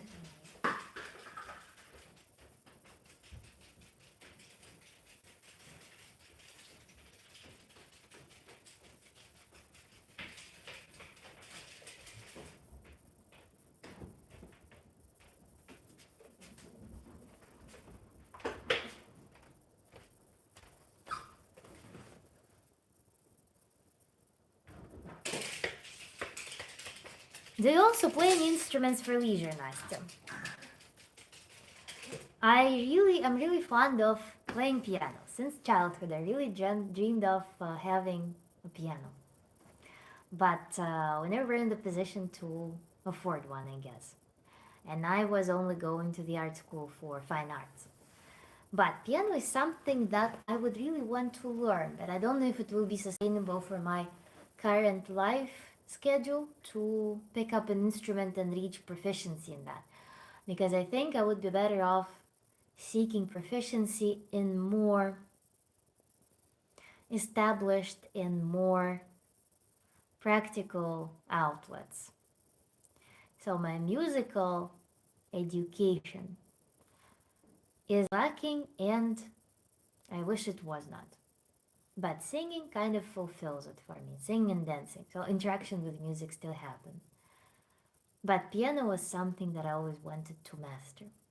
But again, didn't have resources, and perhaps time-wise it also would not be reasonable even in my childhood. Because I was going to normal school, which was not normal. It was math and physics heavy school with all the general subjects. And I also was going in parallel to the art school, which was 4 days a week. And each time it was 3.5 hours. So that was that schedule. I'm old enough to be your dad. Excellent. Have few bladesmith friends, none of them local in Georgia, but I already have hobbies, if we're being honest. I'll let other folks make my tools for me. Too many hobbies. I have a sword, but it's not authentic, doesn't even have an edge on it. I believe you said something about knitting. Me? Or... No, I know how to knit, and crochet, but I don't do that. It's too slow. Prefer sewing. If you had unlimited time and resource at your disposal, what would your dream sewing project be?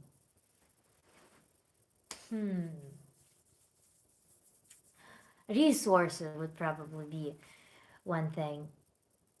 What would my project be?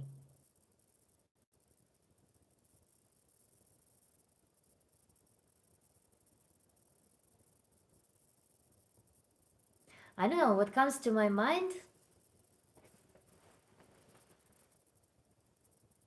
is making a very elaborate...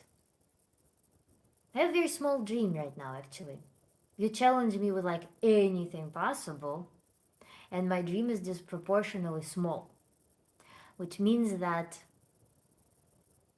I haven't reached the creative grandeur that would allow me to, for example, establish a super successful business in it, probably, which I need to reflect on. Because what comes to my mind is a suit with a shirt, with a blazer, maybe with some under layers also. The shirt with more or less elaborate collar or front, with some light silky fabric. You know that silk that there's like marshmallow texture. but maybe also a little bit see-through, maybe not. So that marshmallowy silk with a shirt with very like artistic color that can be worn asymmetrically, maybe with some ties going down, worn open. And then maybe a soft corset going on the waist, not like corset that ties things, but like a soft corset without any like cups for breast, nothing like that. But maybe embroidered corset, then a blazer over it of wool, soft, a little bit fuzzy wool, with very beautiful finish, of course. Then trousers. I don't know, trousers fitted or more like flared with fold-ups, maybe that. And some hat.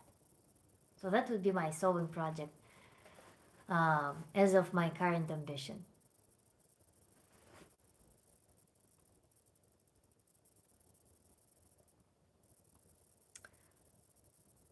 So many hobbies down the line of alchemy. Bladesmithing, soap making, jewelry making, silversmithing, distilling essential oils, perfume making, and Senko Hanabi. Silk painting for the cutie. That's a cool field as well. I start a new course next month, dog grooming. $100 a dog, crazy stuff. That sounds awesome. Yes, it's amazing. Jewelry making would be something I'm passionate about. People love their dogs. Plus, I only want to work 4 or 5 hours a day. My kids call me the wizard.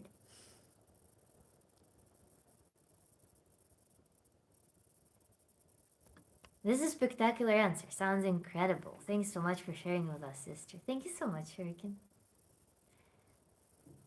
Hippo shares that to his friend. Oh, yes, not friends, kids. Oh my god, I'm already out of my.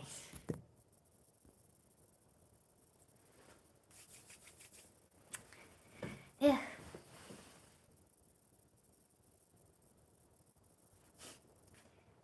This thing looks peculiar. So everyone knows my email now, right? We're writing workshop and agenda.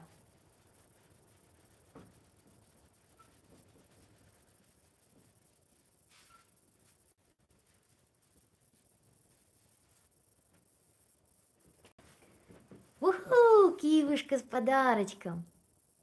Спасибо большое. Настя, моя дорогая, вы наше солнце и цветочек эфира. Всегда улыбаюсь, когда вас вижу. Добрейшей души человек. Просто продолжайте светить. Такую леди нельзя не слушать, и пусть в вашем сердце всегда цветут сады. Спасибо большое, Кивушка. Это так приятно. Такие приятные слова.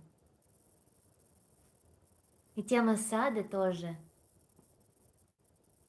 нас с вами объединяет. Это очень красиво и приятно. Спасибо большое, Кивушка, за ваш подарок.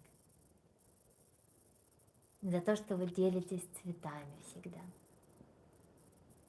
И добавляете цвет.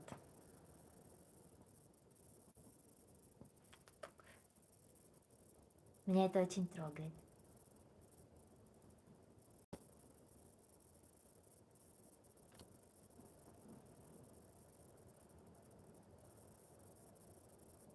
Naman, W Kiva. What does W mean?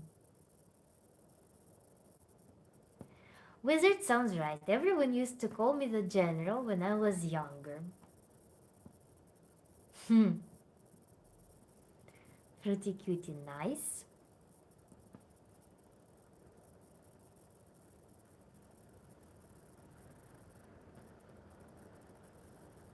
Oh my god, Kiyushka. Your light won't reach everyone, but it will definitely touch those who seek it. Just keep shining.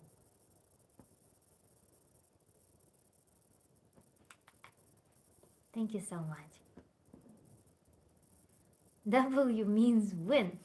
Win, Kiva.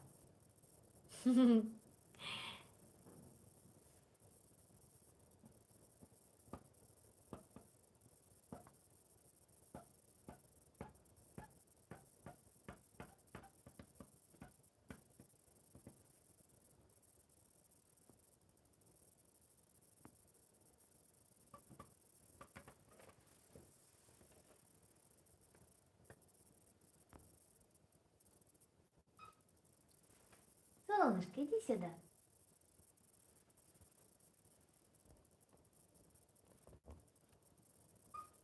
Да.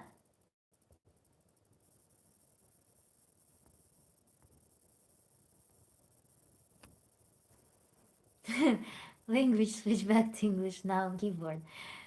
I assume you also, by the way, do you write by memory now? I don't know if you're from the phone or if you are from the laptop, because I type in Russian from memory on my laptop.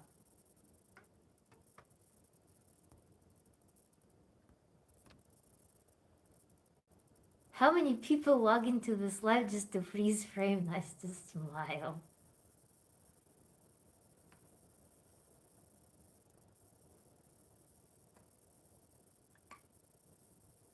I had a friend who would always take screenshots of me, like in some videos that I was posting.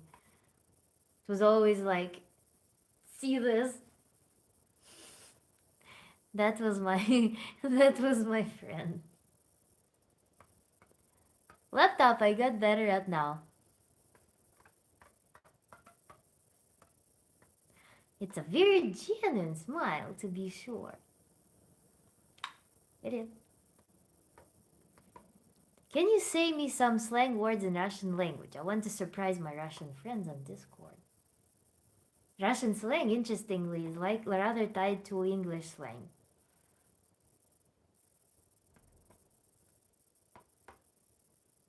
But I can say something from deep culture, maybe. Rather, not slang, but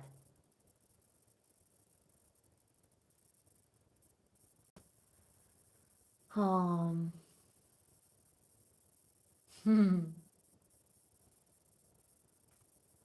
I don't know.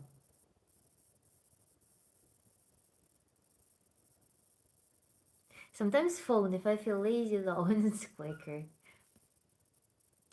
I screenshotted something you told me to remember once, and you're making a hilarious face by accident. Goodbye, my friend, but the ocean tide's about to turn, so until next, enjoy. Thank you for joining, and thank you for your activity in the stream tonight. Friends, let me remind everyone that tomorrow is Halloween. We're halfway there. Oh my god, a batapa. Yobushki warobushki, mastered in There is a third letter is B, rather. Not to be too picky, but it will just give it more boom.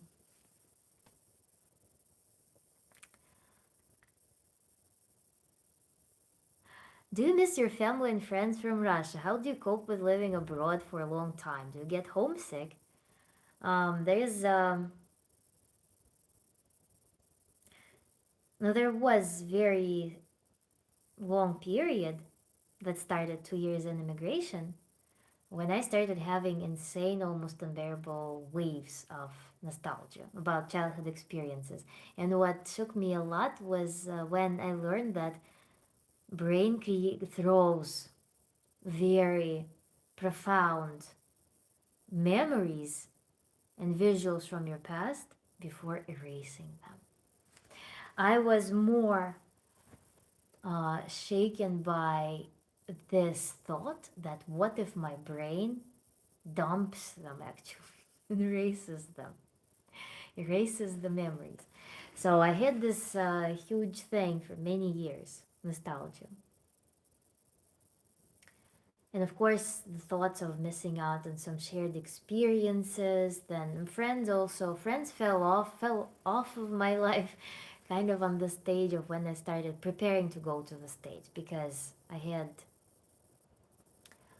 a lot of time invested in applying to universities, preparing, studying language. So people kind of also energetically, I guess I drifted away from everybody's lives at that point. So my friends kind of started dissociating a lot. I had one friend that I carried through my school years. You know, it's that kind of friend that I can always We can always like message each other after 5 years of not messaging, and just start talking as if nothing happened. That's pretty much it. But I mean, I just learned to accept it as a reality of things. And also, it helped me to, the autonomy helped me to outgrow certain childhood beliefs and expectations, I think. So it helped me to mature in a timely fashion. Because there were a lot of things that I didn't want to, for example, convey to my children or something, that were kind of stemming from the baggage of my childhood. And I didn't want certain things to keep lacking my relationships with my family as well. So this isolation, and then also embarking on the Tantra. Tantra was the best of the best of the best tools to manage all of these things for me. That's why I'm so passionate about the method as well, because of wonderful tools that gave me to manage things that were really hard to manage due to immigration without actually escaping them. Because there was a moment in my life when I tried escaping things, and that was really scary. The result was very scary. When I started like trying to cut off parts of mine, parts of me, parts of my emotions, parts of my feelings, parts of my memories, parts of what was important for me. And that led to very scary transformations that eventually I was just terrified of. So I realized that the only way is through, and then did some work and learned to enjoy life in different ways. Or rather, it actually feels like more even returning closer to my, like, I don't know, 3-year-old self, and authenticity of that time, rather. Okay, long story. But then also, actually, living abroad from home, another thing was that even before I left Russia, I felt like it was getting stolen. There was this background feeling of that not belonging anymore for many years. And that's what facilitated immigration for me, because my family also moved. So home, as physical home, as building or city, that lost relevance long ago. And that also created in me, required me to reimagine the concept of home. What is the home that carries permanence? It's only the home that like is my body is the only home. Every other home is conditional, maybe temporary. And life, you never know what life will challenge you to do.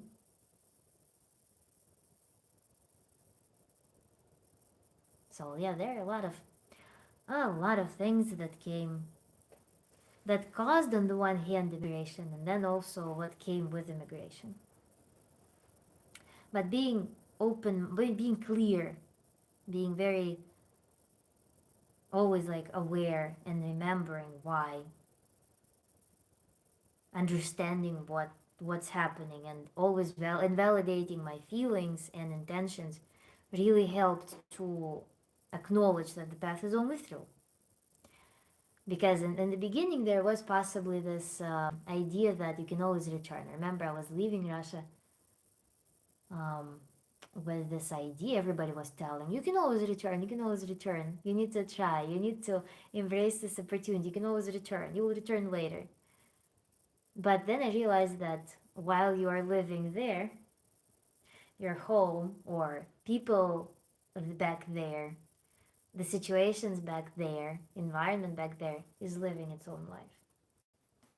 So you are moving in the opposite directions with time. And there's less and less commonality that's left. So sometimes I think it's a little bit of a false idea, maybe not for everyone. Perhaps for people who left very tight, stable circle, it's not, it's valid that they can always return if they keep in touch, if they don't actually immigrate. They just live overseas while keeping a lot of their mental powers rooted back there. But if you want to live a complete, wholesome life overseas, it demands you to extract yourself from that context. So, so that illusion also shed pretty fast. But still, so yeah, that's life. I'm a bit of Halloween fanatic. Shuriken Zone. Nice to know. Цветочки прекрасные. Спасибо, Кирюшка. Isn't there a Russian saying, don't chase butterflies, plant a beautiful garden, they will come to, something like that? I don't know if it's Russian. I think I saw it in English, actually. It's probably popular everywhere. I try to be polite. First is yo. Mm-hmm. Keyboard is my worst enemy. I need phone. Now one can surprise his friend Discord with some Russian philosophy. GCA can't say anything remotely profound as Kiva, but may discover many more mountains to find herbs for your tea. May you find time to pursue piano, let's say, and may you continue to grow and expand in all facets. Thank you for this prayer and blessing, GCA. Thank you so much. Living alone is so good. No one will say you anything. Jatin Bisht. Jatin Bisht. Brach. Gorgeous like hell. Thank you. Living alone is awesome, I agree. Naman learned this. GCA, your comment was way more profound than mine. Doesn't touch them.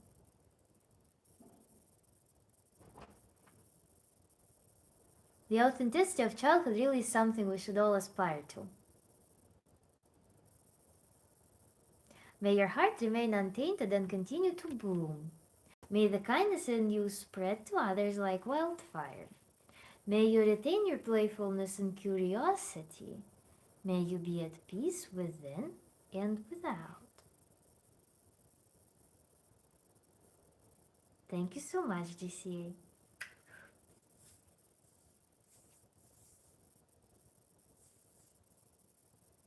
Now let's cultivate all these wishes to embrace everyone.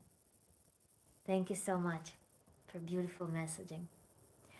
Can I get a quick catch up on the past 4 hours, 40 minutes, says Raffles99. The theme that we started off with was male loneliness epidemic. Absolutely, Shuriken, it's what makes us, us. You got it, buddy. Цветочки, цветочки, цветочки, цветочки. Guys, I need to buy real flowers, actually, to put here. To have them part of our stream, now that we have this theme. But I hate Halloween. Moving into my 40s, I'm shedding a lot of my past and sort of finding myself resetting. Raffles, congratulations on that.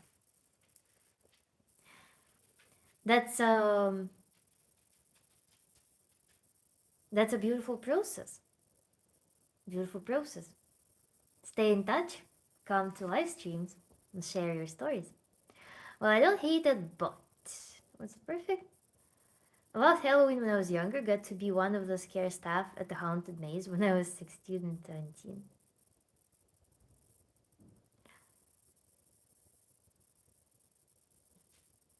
Daniel Bickler, can you say again? Сичко добро. What's that? Oh my god, the color palette is So wonderful, Kiva. I've been on the scare stuff with a few haunted houses myself. Spectacular fun, eh? Fruity cuties on the flowers. Thank you so much. It's amazing how it became a theme. When I find a more permanent apartment, probably I should buy something in the pot. Everyone around here has wonderful decor on their balconies and indoors. It's so gorgeous. Everything is in bloom. Like it's crazy. Geraniums, then I don't know even what flowers. So cool. Probably the funniest thing I've ever been paid to do. Good night. My parents are in my room, so I need to go. Oh my god. Now, man, welcome to my channel and have a good night.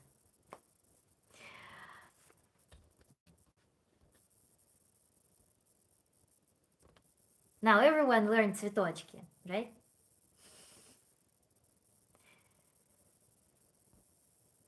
Цветочки! Внесите цветы!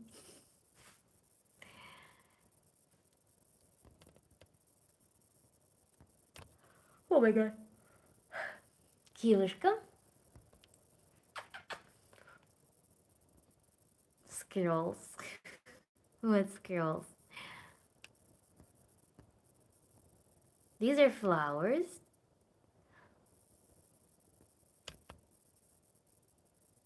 You already inspire people. Me, a lot. Your ability to look at something neutrally and rationally is beyond commendable.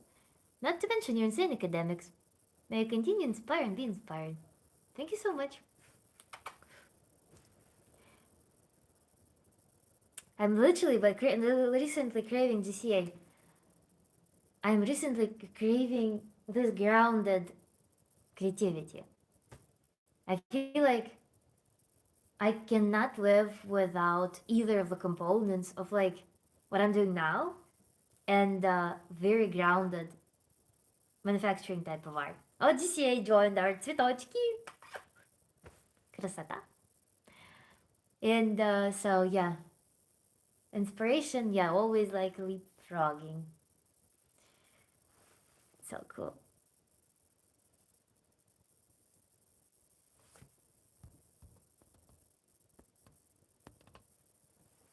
Psychology teacher. A cheerful psychology teacher is how I would describe you. Sure.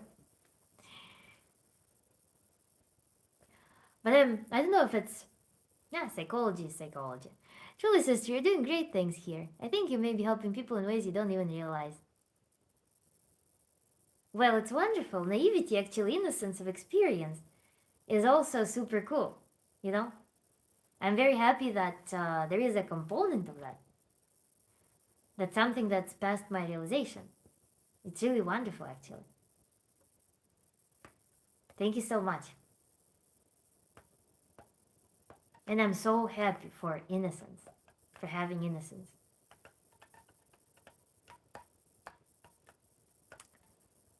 GCA. Fruity Cutie. Ooh, Fruity Cutie. It was so, yes. It should be fruiting. Kiwi is flowering. Fruity Cutie is fruiting. GCA. Hearting. And sending flowers is another way of sending many hugs.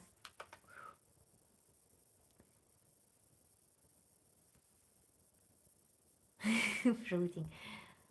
Always positive, helpful interactions with you, Nastya. Thank you so much, Chad. I'm very happy. Fruiting with flowers. YouTube should have something, you know how when you send gifts, they're like animated? YouTube should have, I don't know if it exists, something like milk chocolate, something like then fruit salad, like, you know how there was that Fruit Ninja game when like many years ago, Fruit Ninja, where there's like exploding fruits, then Shuriken would be able to do this like shuriken with exploding fruits. Then DCA with more flowers. You actually have pink, the same color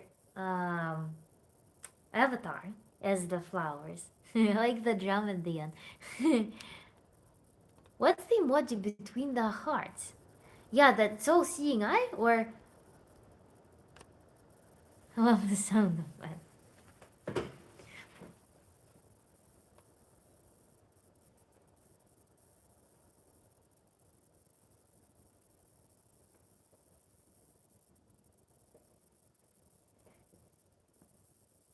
Glad you got that drum emoji.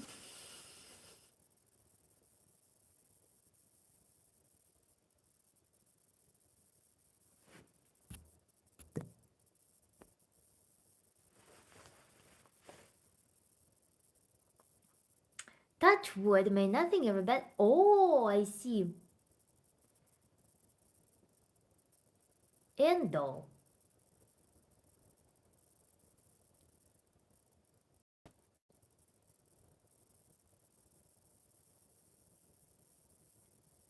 By the way, the wind is so crazy today. Let me see real quick if my laundry is still hanging.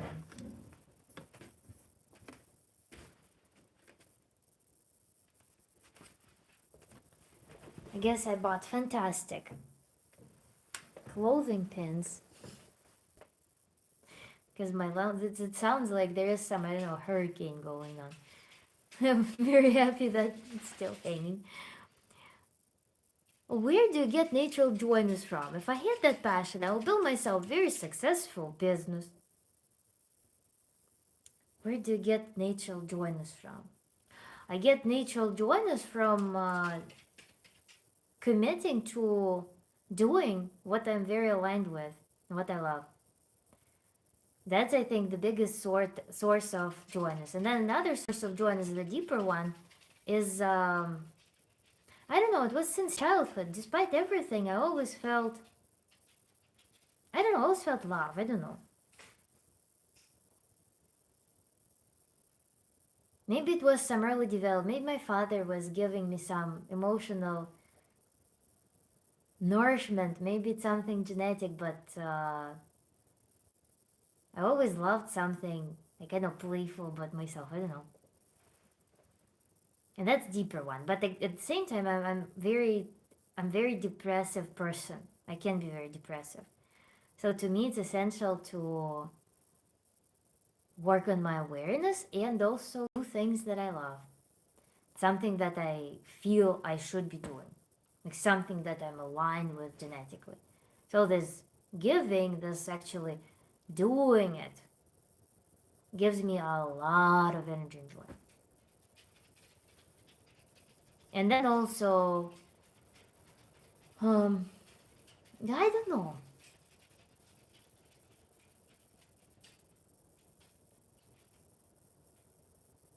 I guess it's like just connecting with that component of mine that loves life, that loves to love, that loves to be joyful. You know? It's like you look at the dog. The dog will use any opportunity to be happy in place instead of being depressed. Dog can be sad at some point, frustrated, but at any opportunity, they're joyful immediately. So that's whatever means there are to connect with that joyful component, I like to exercise, be mindful of. But also, I'm Tantra coach. So, I've got some tricks. DCA, thank you for describing Venom. I made throw shuriken at a pumpkin that I managed to save since October. So to celebrate Halloween tomorrow, strangely throwing shuriken doesn't mess with the nerve in my arm. Nice. Солнечные цветы. Oh, GCA. Very high. Very high height. A lot of commitment and alignment. Got it. I appreciate you. Thank you so much, Wings Attack. If it's your first time on my channel, join in. My live streams happen several times a week. So catch me online and let's connect. Fruity Cutie, adding to the sunshine theme. Thank you everyone, guys. Very warm, very rewarding ending, and actually very rewarding stream today. I really love their work. I really love their new guests. I really appreciate everyone who's been with me for a while. Yuri, thank you so much for a gift. The stream turns into a garden. Yes, wonderful. And it was super cool. It was super cool. And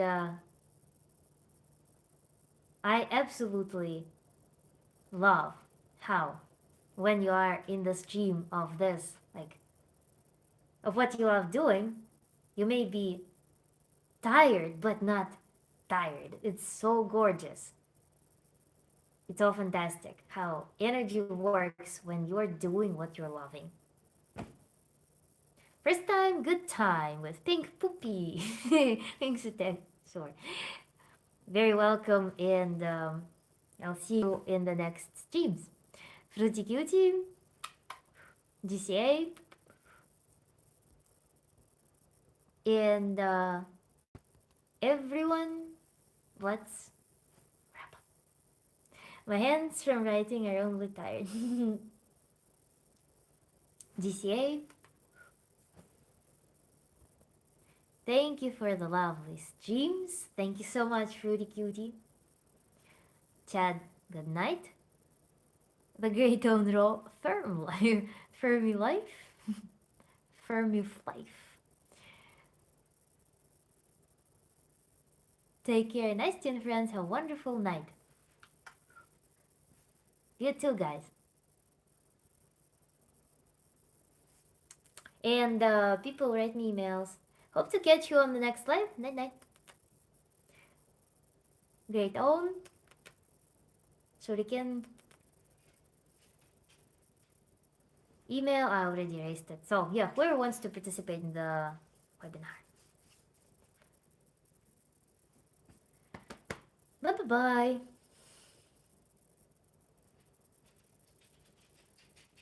Here it was. And thank you so much. Кузьма, иди пока-пока. My dog is going for a walk. Chad.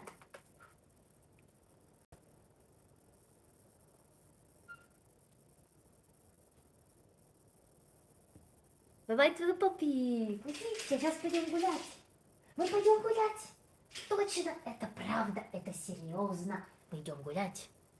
We're going for a walk in the wind. So, bye-bye everyone.